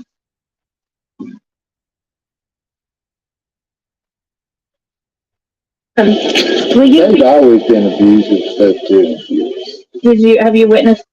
What did she say about, what did she say? Has always been abusive toward who? Any of you? Yeah, I mean, I went down, they threw some stuff off of me down here at my mom's once, and I went down there to talk to them, and the youngins was locked in the basement. That was before they even put stairs down there in the basement. No place on or nothing. It colder than hell. I mean,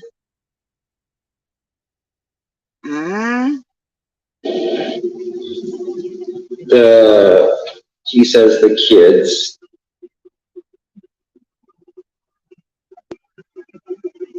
Walk in basement.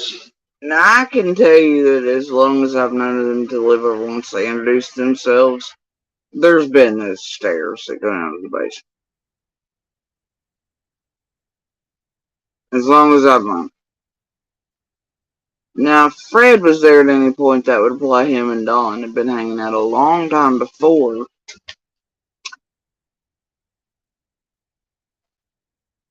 Alright. But he'd only ever been to Fred's 15 times in 15 years. Give me a break. See, this is the shit. Before steps. Low clothes. Cold. however it is now, and I mean, they act like they ain't even colder than it is now, so that would tell you that I guess he'd been there recently. To compare it to way back in the day or something, I don't know, whatever the fuck. But that's where the heating source is. I don't know if it would have been cold, but okay. never even seen a person. I mean, the way they acted and stuff when I knocked on the door there, because I didn't know which door I knocked on the top door, nobody answered. Nah, you start off so you're knocking on the window. That's interesting. And then knocked on the bottom door, and there was just one mattress laying in there, and that one little looked like a little blanket for him. And you saw Summer that day, or? I didn't see Summer that day. You think that they kept her in the basement a lot? Is that you? Well, I was talking about the whole time they had kids, you know. Yeah, I mean, they claim that she slept with them, which is weird. Yeah. Do you think he was like touching her inappropriate? Anyway, chat was all over the camera thing. I lost some shit. I was like, yeah, that's right. Go ahead and dig for cameras and all the bullshit that could help the perpetrator or perpetrators figure out where shit was or was not that day this year. That'll really help someone. Okay. Fuck all y'all. And then I was like, peace out, bitches. And I left the whole room. Because I had no need to watch, you know, destruction take place in further. So, yeah. I'd say he probably would. I mean, they've always had a lot of sex offenders and stuff, because my phone alerts me and stuff on it. And every little bit, it's alerting that sex offenders down there. Yeah, yeah, that's how the sex offender alerts work, y'all. The phone, you know, they let you know when sex offenders have left their residence and are visiting your neighbors. There's just fucking alerts that pop up on them, and they're like, oh hell, this sex offender is now visiting your immediate next door fucking neighbor.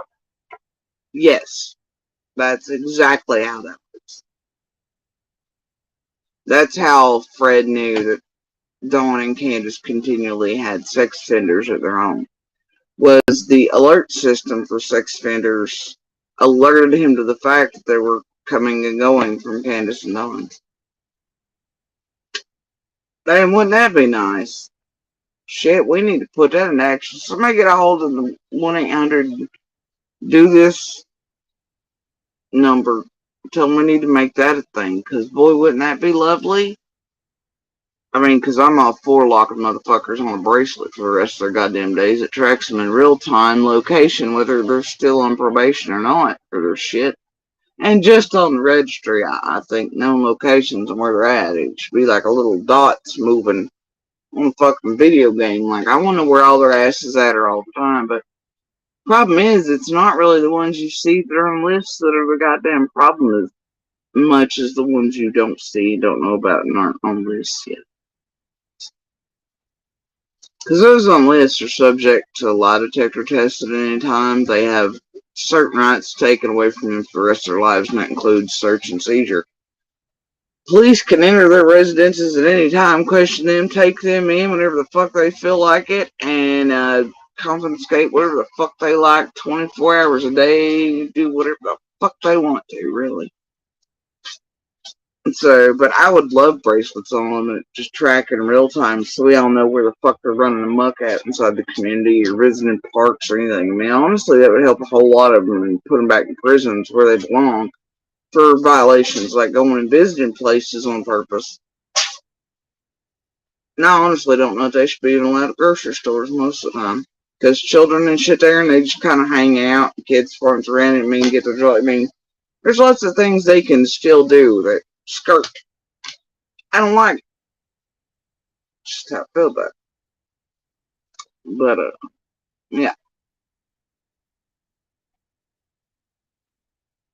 I'm all for it. Dart and tag the motherfuckers.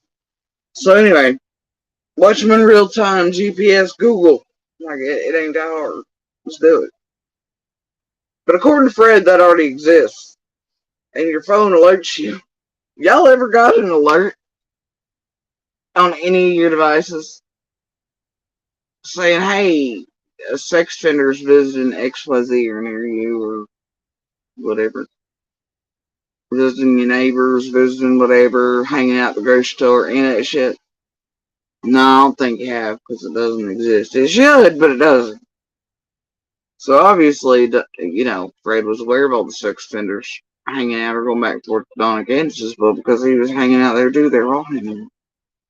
During certain times before certain troubles hit. Is there anybody else that you think I should talk to that would know Don Wells and that would talk and wouldn't mind? There's one girl that was staying with him and stuff a lot, kind of anonymous, and her name's never been brought up. Anyway, so I'm just not going to continue with Drake 7 on YouTube, but I almost regret when I knew Zig and all them were at the restaurant. You're going to go to meet Fred, and I laughed, and I was like, oh, he's going to take your ass for a ride. Wait and see you have to speak Fred, you know? Dumbasses. Anyway, I almost regret after that seeing Fred a few times, being like, dude, just keep taking her for a ride. Take her for me. I don't care what you say. I almost felt like this bad about it.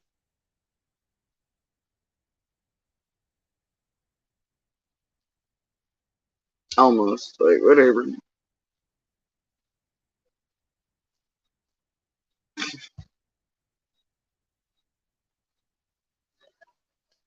Anyway. I don't know why. I think her name. She's kin to me. She's a Crawford. She's kin to him. He can't think of her name, though, but she's a Crawford. Them Crawfords, huh? Them Crawfords inside of Summer's case. Certain sticks, too. Wow. Anyway, carrying on. But particular, and you know, some in particular just targeted like motherfuckers by tragedy pimps and such and their children, whatever. Anyway.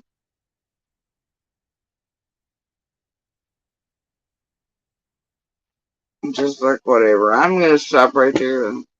Like I said, I was only in there for brief bit. I thought it would.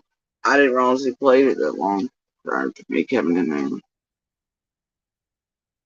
And I'd scanned, whatever. Because I started, right? I seen where the thing, so there's something. And I commented, I believe, in the chat and said I'm behind, but I'm laughing out loud, right? Like, whatever the fuck Prep said in her face. Then I put myself in the live in the current. And then the rest of it, But I was laying there very briefly. So, holy shit, it's been a long day.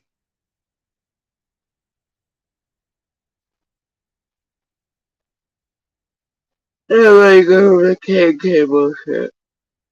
Fucking Justin. Swear to God.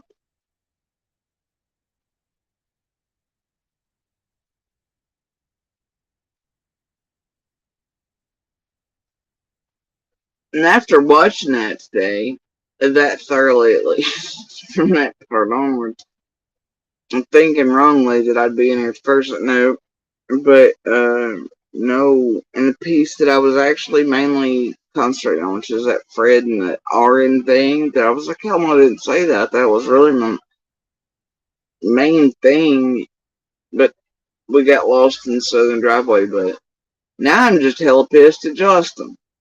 Obviously, that was a whole bunch of fuck shit. I guess I'm glad I oopsied went a little too far back and started. I'm sure Justin and the rest ain't happy about it. I don't really give a flying shit. You write that down in your handy dandy fucking notebook full of shit.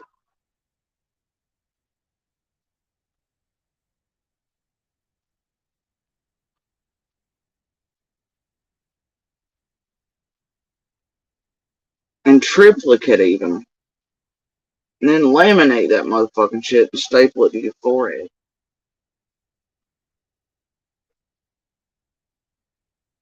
And then put a reminder sticky note on your fucking fridge. Maybe a mirror. Assholes.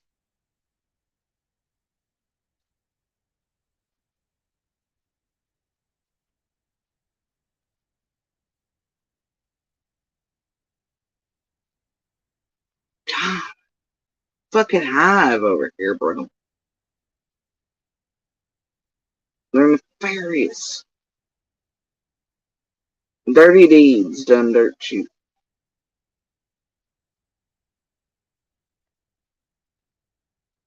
My God, one interruption and trying to pull eyes was not enough. Gotta go two.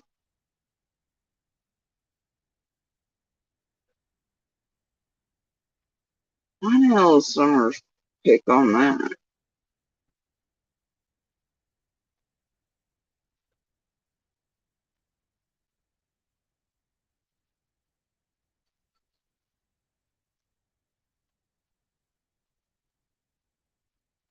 Why does TM have the cover photo up for a video not about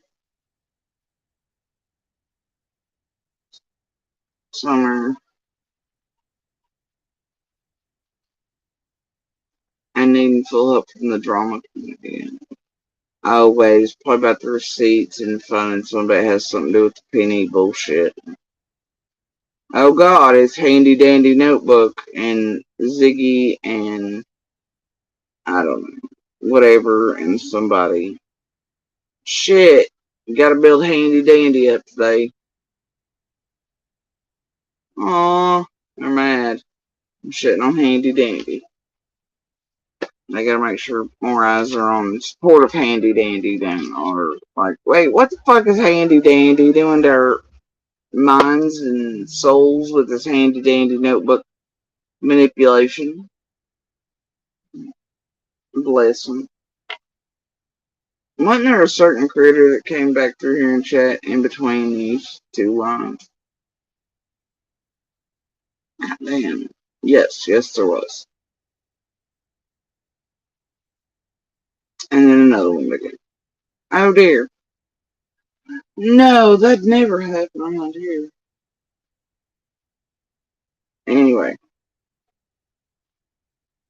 Lord God. Transparent as.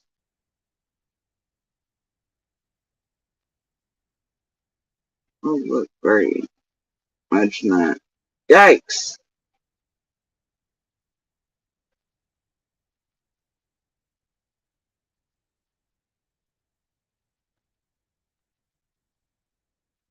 So she's playing an old piece to prop up Jay, and Clutch is on at 900.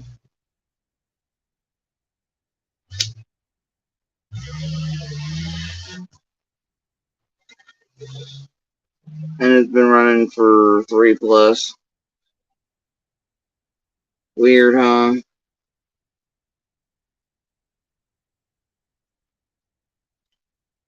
Timing.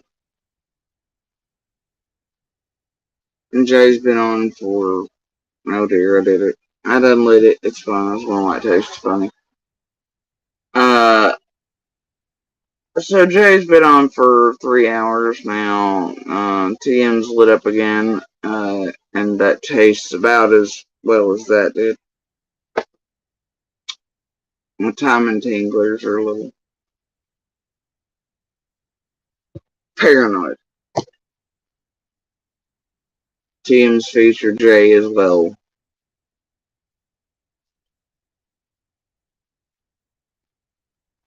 Odd, huh? Anyway, y'all, it's been a long day.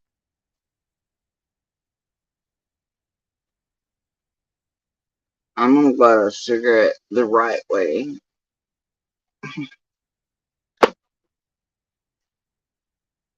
While not being distracted by the screen and picking one up. Alright. Tile.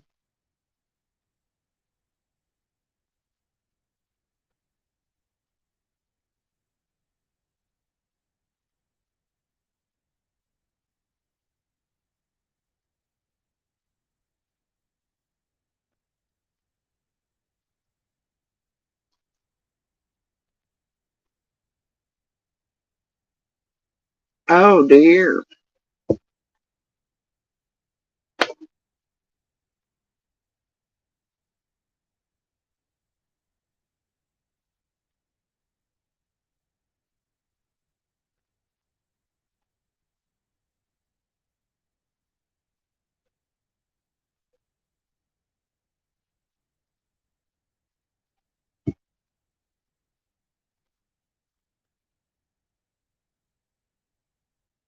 Now this is pretty funny because you see this particular critter.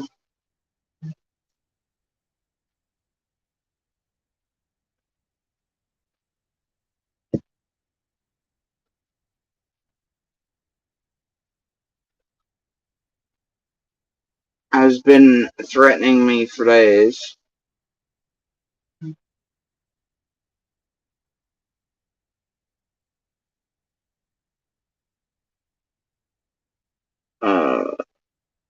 Off and on, but oh,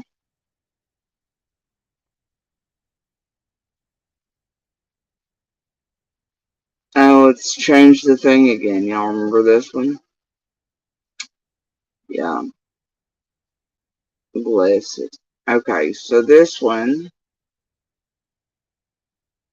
Today's threats are, we're going to dig your bullshit up next. It's coming soon. Just wait for it. 6 hours ago, as I started this live stream, whatever. And the post that they're commenting on is,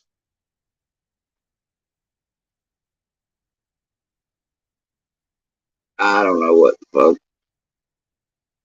And then another one, JSB, you're telling on your gang.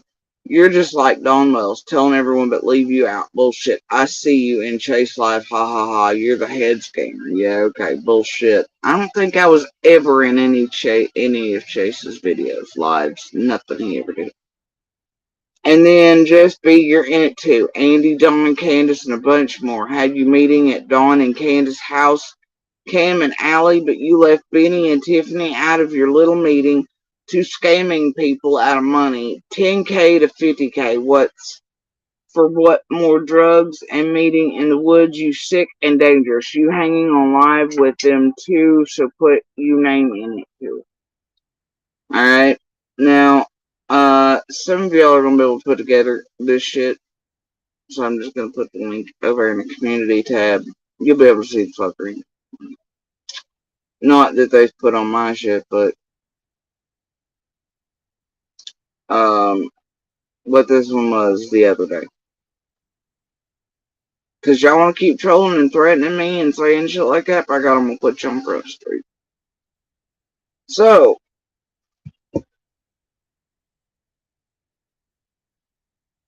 keep coming my shit with your sideways fuck shit and with your trolls, right?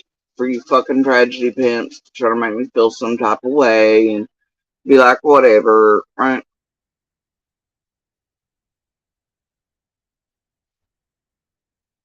And I know it's backwards. You'll get over it. Screenshot and carry on, expand, click, whatever. Alright.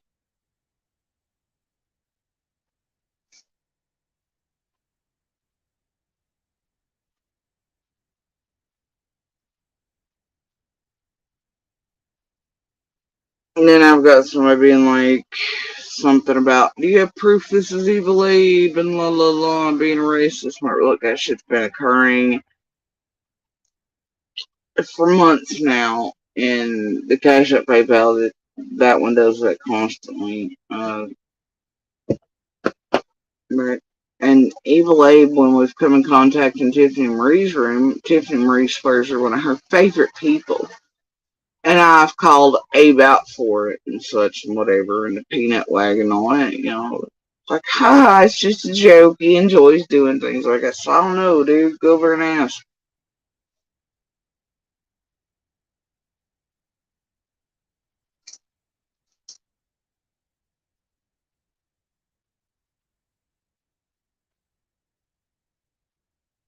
Ain't my fucking problem.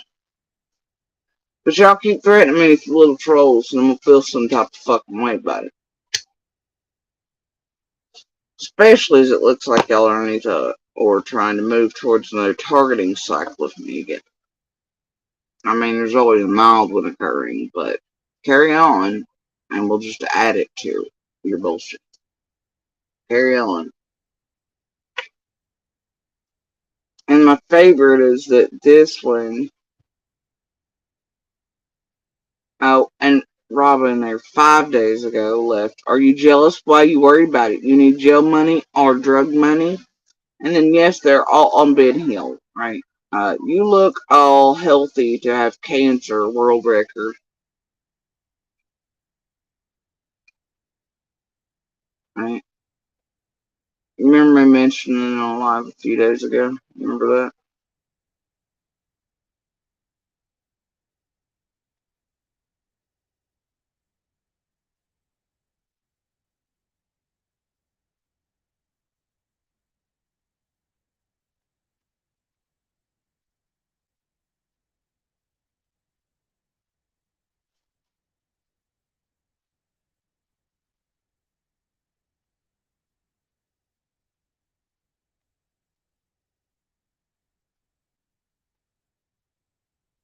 Oh, today they're commenting on Sunshine.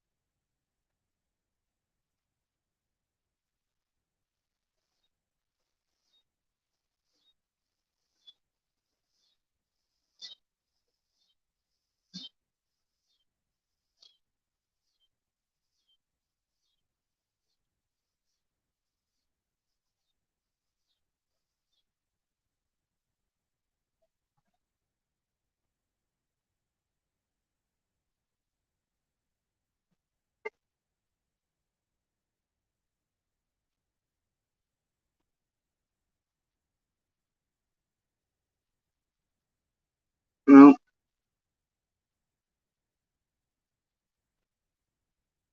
No.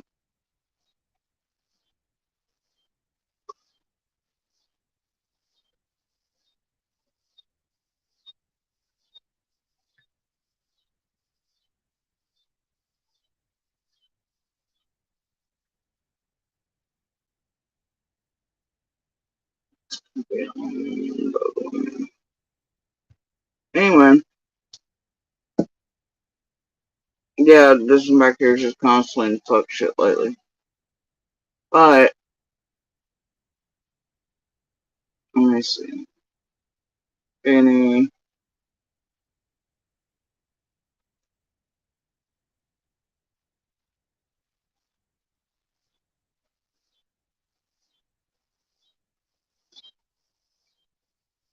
Damn, why crime didn't come back here and erase some of theirs.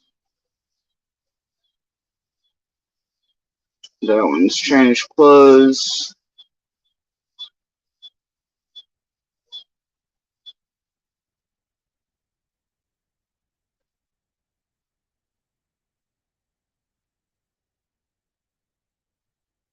The book writers went from about 4 different people to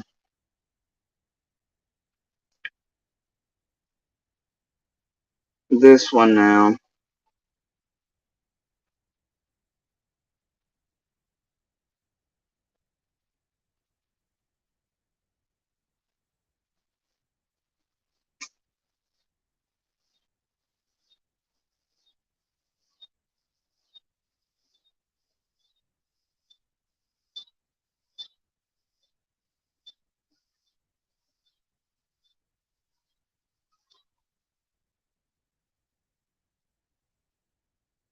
That one's changed clothes. That one's changed clothes.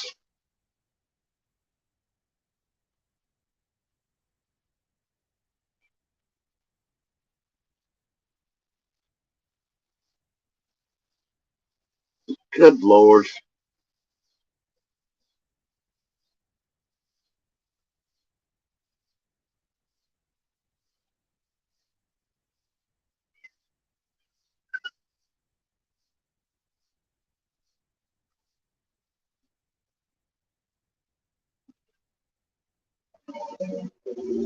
That one's changed clothes. They're full of squirrels. Lord bless them all.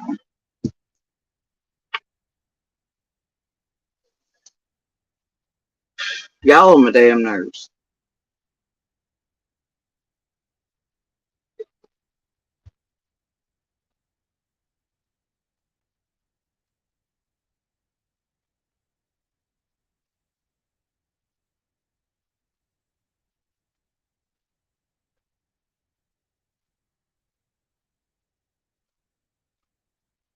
Damn, Special K. Tiffany's live just ended 6 minutes ago. You alright, bro? Anyway. I'm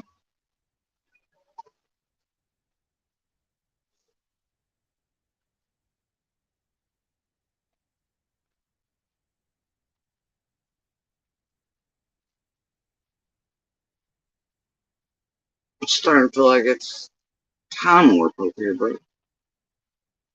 Enhanced, absolute. Just is stunning. That was great. That was great, enhanced. Yeah, the evil Lincoln Penny, dude. I don't know. Are you sure Evil Abe is for the most part? I don't know, right? It's hard to tell from one to the next day.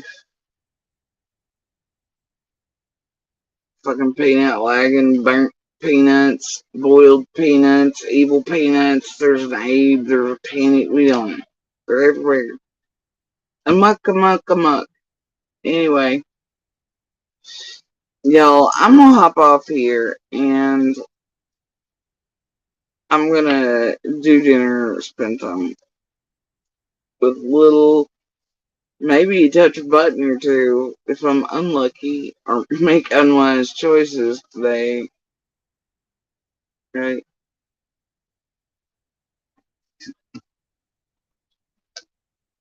Right? Yeah, yeah. Really? Are you kidding me? What a bunch of bullshit. Lil and I are gonna have a talk.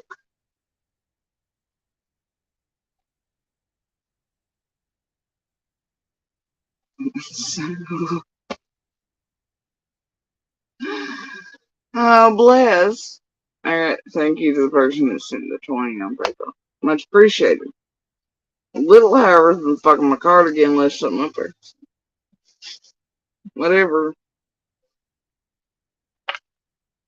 I'm gonna have to have him talk a little. Whatever. I guess whatever it was, the shit on there was her thing. It's fine. She'll be happy. And whoever sent her that African mission, whoever sent her the whatever fucking piece it was to help her with her PC build for her own whatever. It's much appreciated. Little's got it put away until she gets all of her other little parts on her little list or whatever. I don't know what the hell she's doing with that. I just know she's building a PC that's special. I don't know, something to do with her art or otherwise. That's her thing, not mine. I'm glad that she's all capable like that, but she ain't getting me to build no shit. Alright, I know enough. I could probably do. I don't know. It's the only bit I guess she got from Monster. She's very capable in the way of putting electronic things together.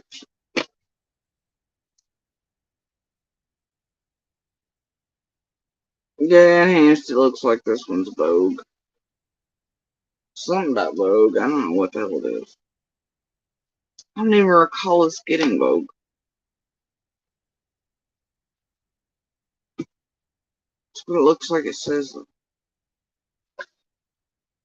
But anyway, yeah, that's what Little's trying to do is build her PC. I don't know, and yeah, no Monster can't do that type of shit. He can do other shit, but probably one of the only traits, maybe, where they're more inclined to be able to, you know.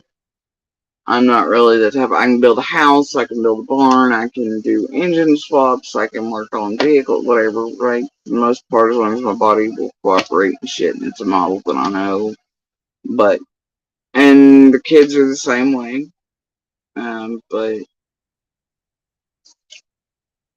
I don't know, she knows all the little things, so that's what she's doing. And somebody the other day was nice enough to send her one of the, whatever the hell parts off of whichever list that is of hers. So thank you to that person. I maybe forgot to mention.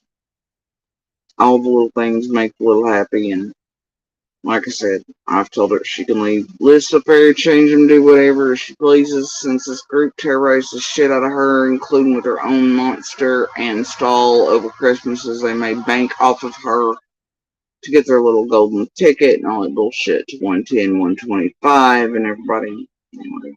And then Benny and all them kept fucking with her list. I told her she could just do whatever the hell she wanted to with those lists and leave them up as long as she liked. And that's just the way it's gonna fucking be. So I know she changed them recently. I've not looked at the hell she got on them. I don't care. She's pretty adulty. I know she ain't gonna put nothing too far crazy out there. And it's all her, man. So it's just like her artwork on. I think she did link that at some point in the merch or whatever the fuck it was. I'm not sure. If it is, it's around here somewhere. I couldn't even tell you how to get to the shit. And I don't even know if she has a thing linked to it for payments or whatnot, but I know that some of her hand-drawn artwork's on some merch. I think she told me she did a hoodie, a hat, something. I don't know. But it's around there too, so. Whatever that is, just know that whatever point she's got it at, all that's hers. That's her thing. That's her whole thing. And it got shit to do with me. So whatever comes of it, it goes to her. So, not I, homie.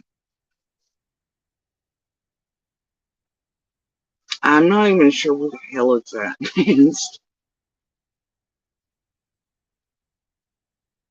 I should probably ask Little. I don't know.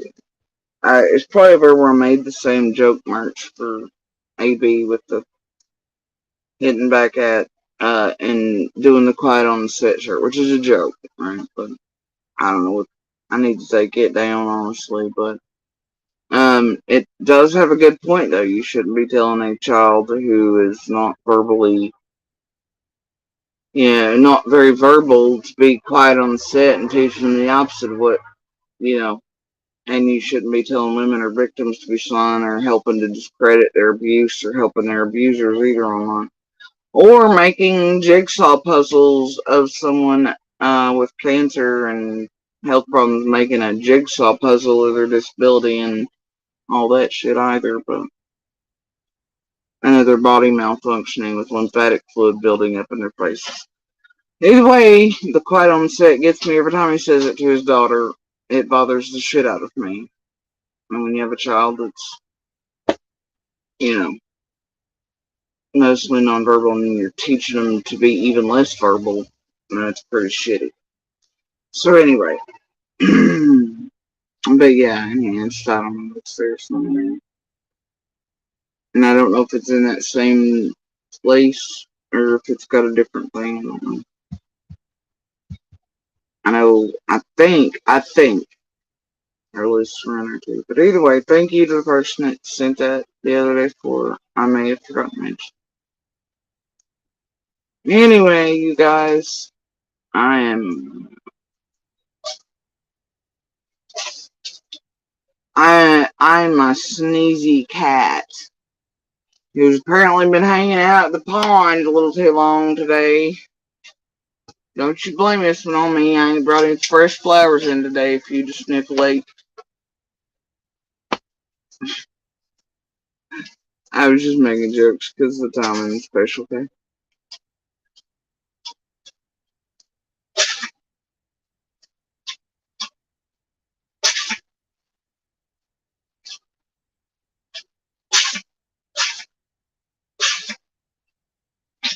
What in the hell, bro?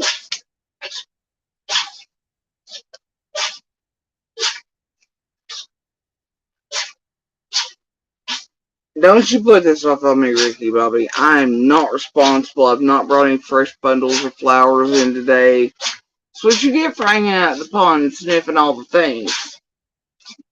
See, now it's going to be all insurance. You okay? You are clearly not. Nope. Hey! Just breathe. Breathe! You okay? No! Maybe. Whoa! Hey!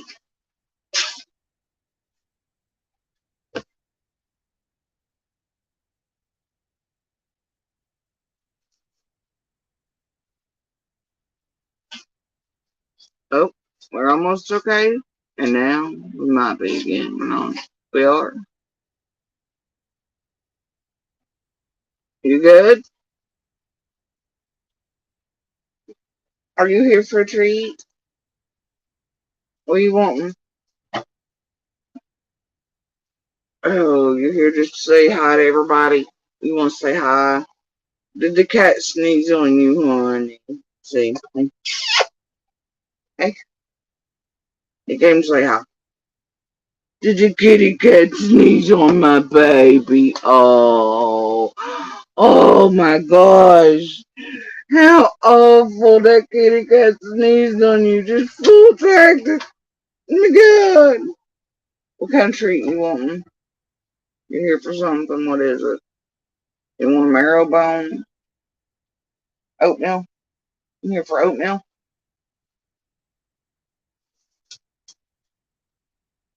Oh, goodness. That's what I thought. You fucking hell. These are his favorites. Well, he likes them. And he's not supposed to have these, so doesn't get wrong. Last night he had a bite. Oh my goodness. Oh my goodness. Oh my goodness.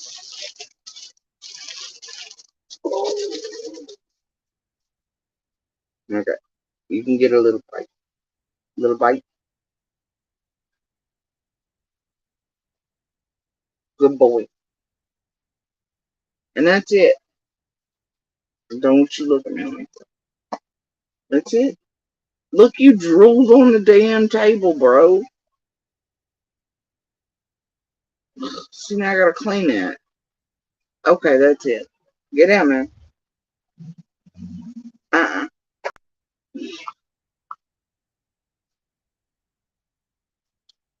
Why don't you look at me with my eyeballs? Thank you. I feel you moist breathing on my outer thigh. You're a different dog if you're under the table. Here, asshole. Y'all didn't see that. All gone. All gone, see? Empty. No more. No more.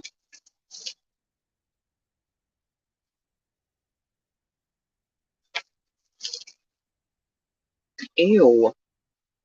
I just got my arm in your drool. It's disgusting. Ew. Are you better now? You forgot all about the kitty cat sneezing on you? That is not sanitary. Ew. Your breath. Yeah. Alright, guys. I'm out of here.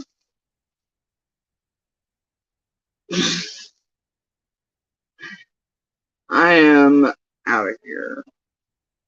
As always, though, y'all please do continue to be the good pebbles and sparks. You never know how far they can travel and how many lives they can affect and save, and not just near you, but all the way across the world.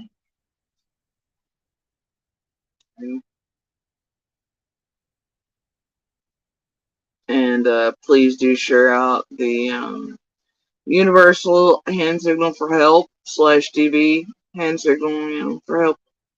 It can and does save lives, provenly so.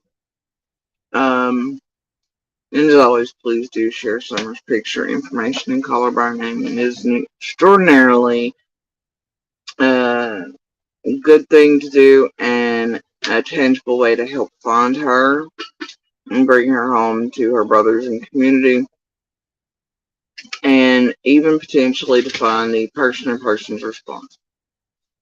Or get a key dropped, or somebody to notice something, or someone acting funky or weird after them having to stare at her face day after day, hopefully, for over 2 years now. There's a key somewhere. Someone somewhere is still out here and responsible. And Summer is somewhere still out here. Share a picture, share information, say her name. Anyway, y'all.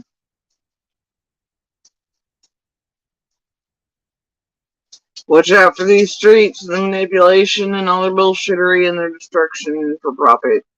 Alright.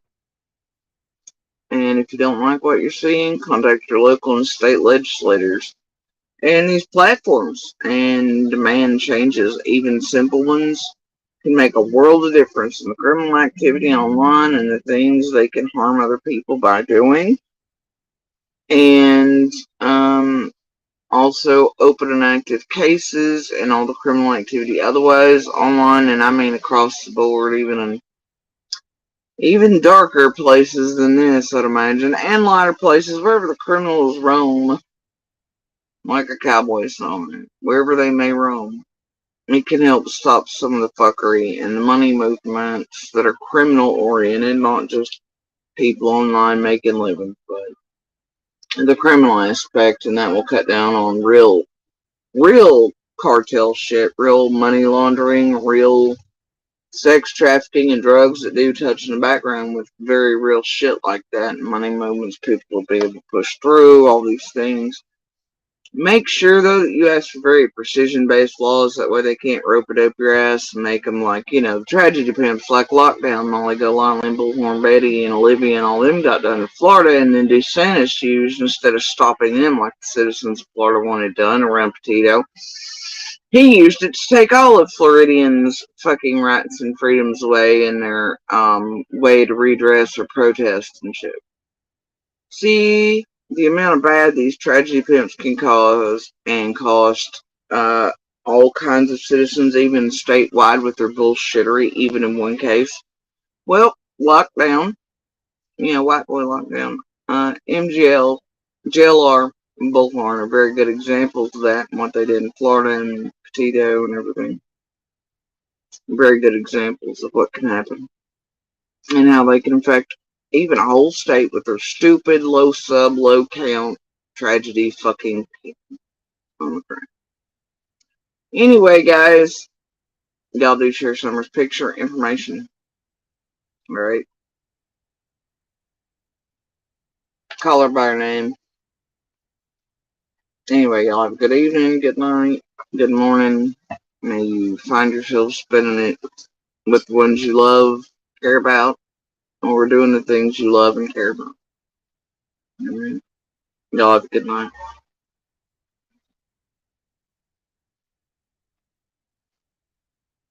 Peak freshness, peak flavor. The strawberry poppy seed salad.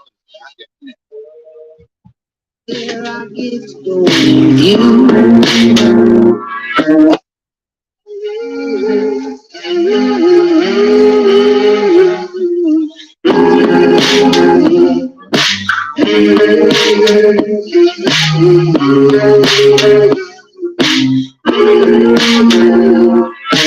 Paradise ain't streets of gold, it's piney hills and winding roads. Anywhere I get to go with you. On southern summer Sunday nights, stars so dancing in your eyes, it's tempting, tired and tantalizing. Ooh, if this ain't heaven on earth, not sure what heaven is worth. I've been sure ain't in to get there. If there ain't moments like this, lost in the rush of your kiss, found in the touch of your skin, now somewhere down that same wild creek road, where sins get set aglow, watched by the water in your eyes, bedtime.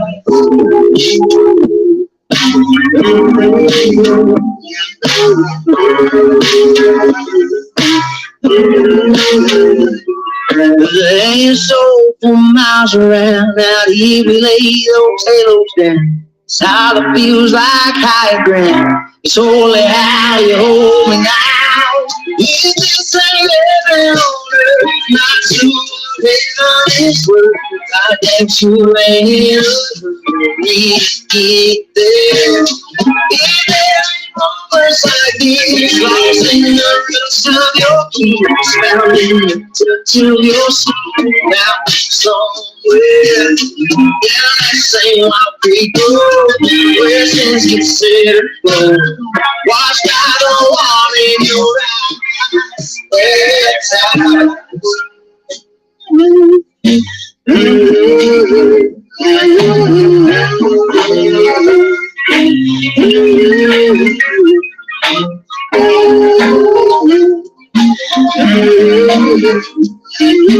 Oh, yeah.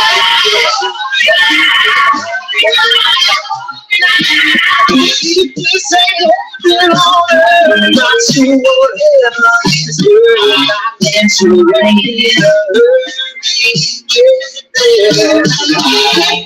moments like this, lost in the rush of your feet, found it, touch of your skin, so clear. Yeah, I say why people sense it's but I don't want to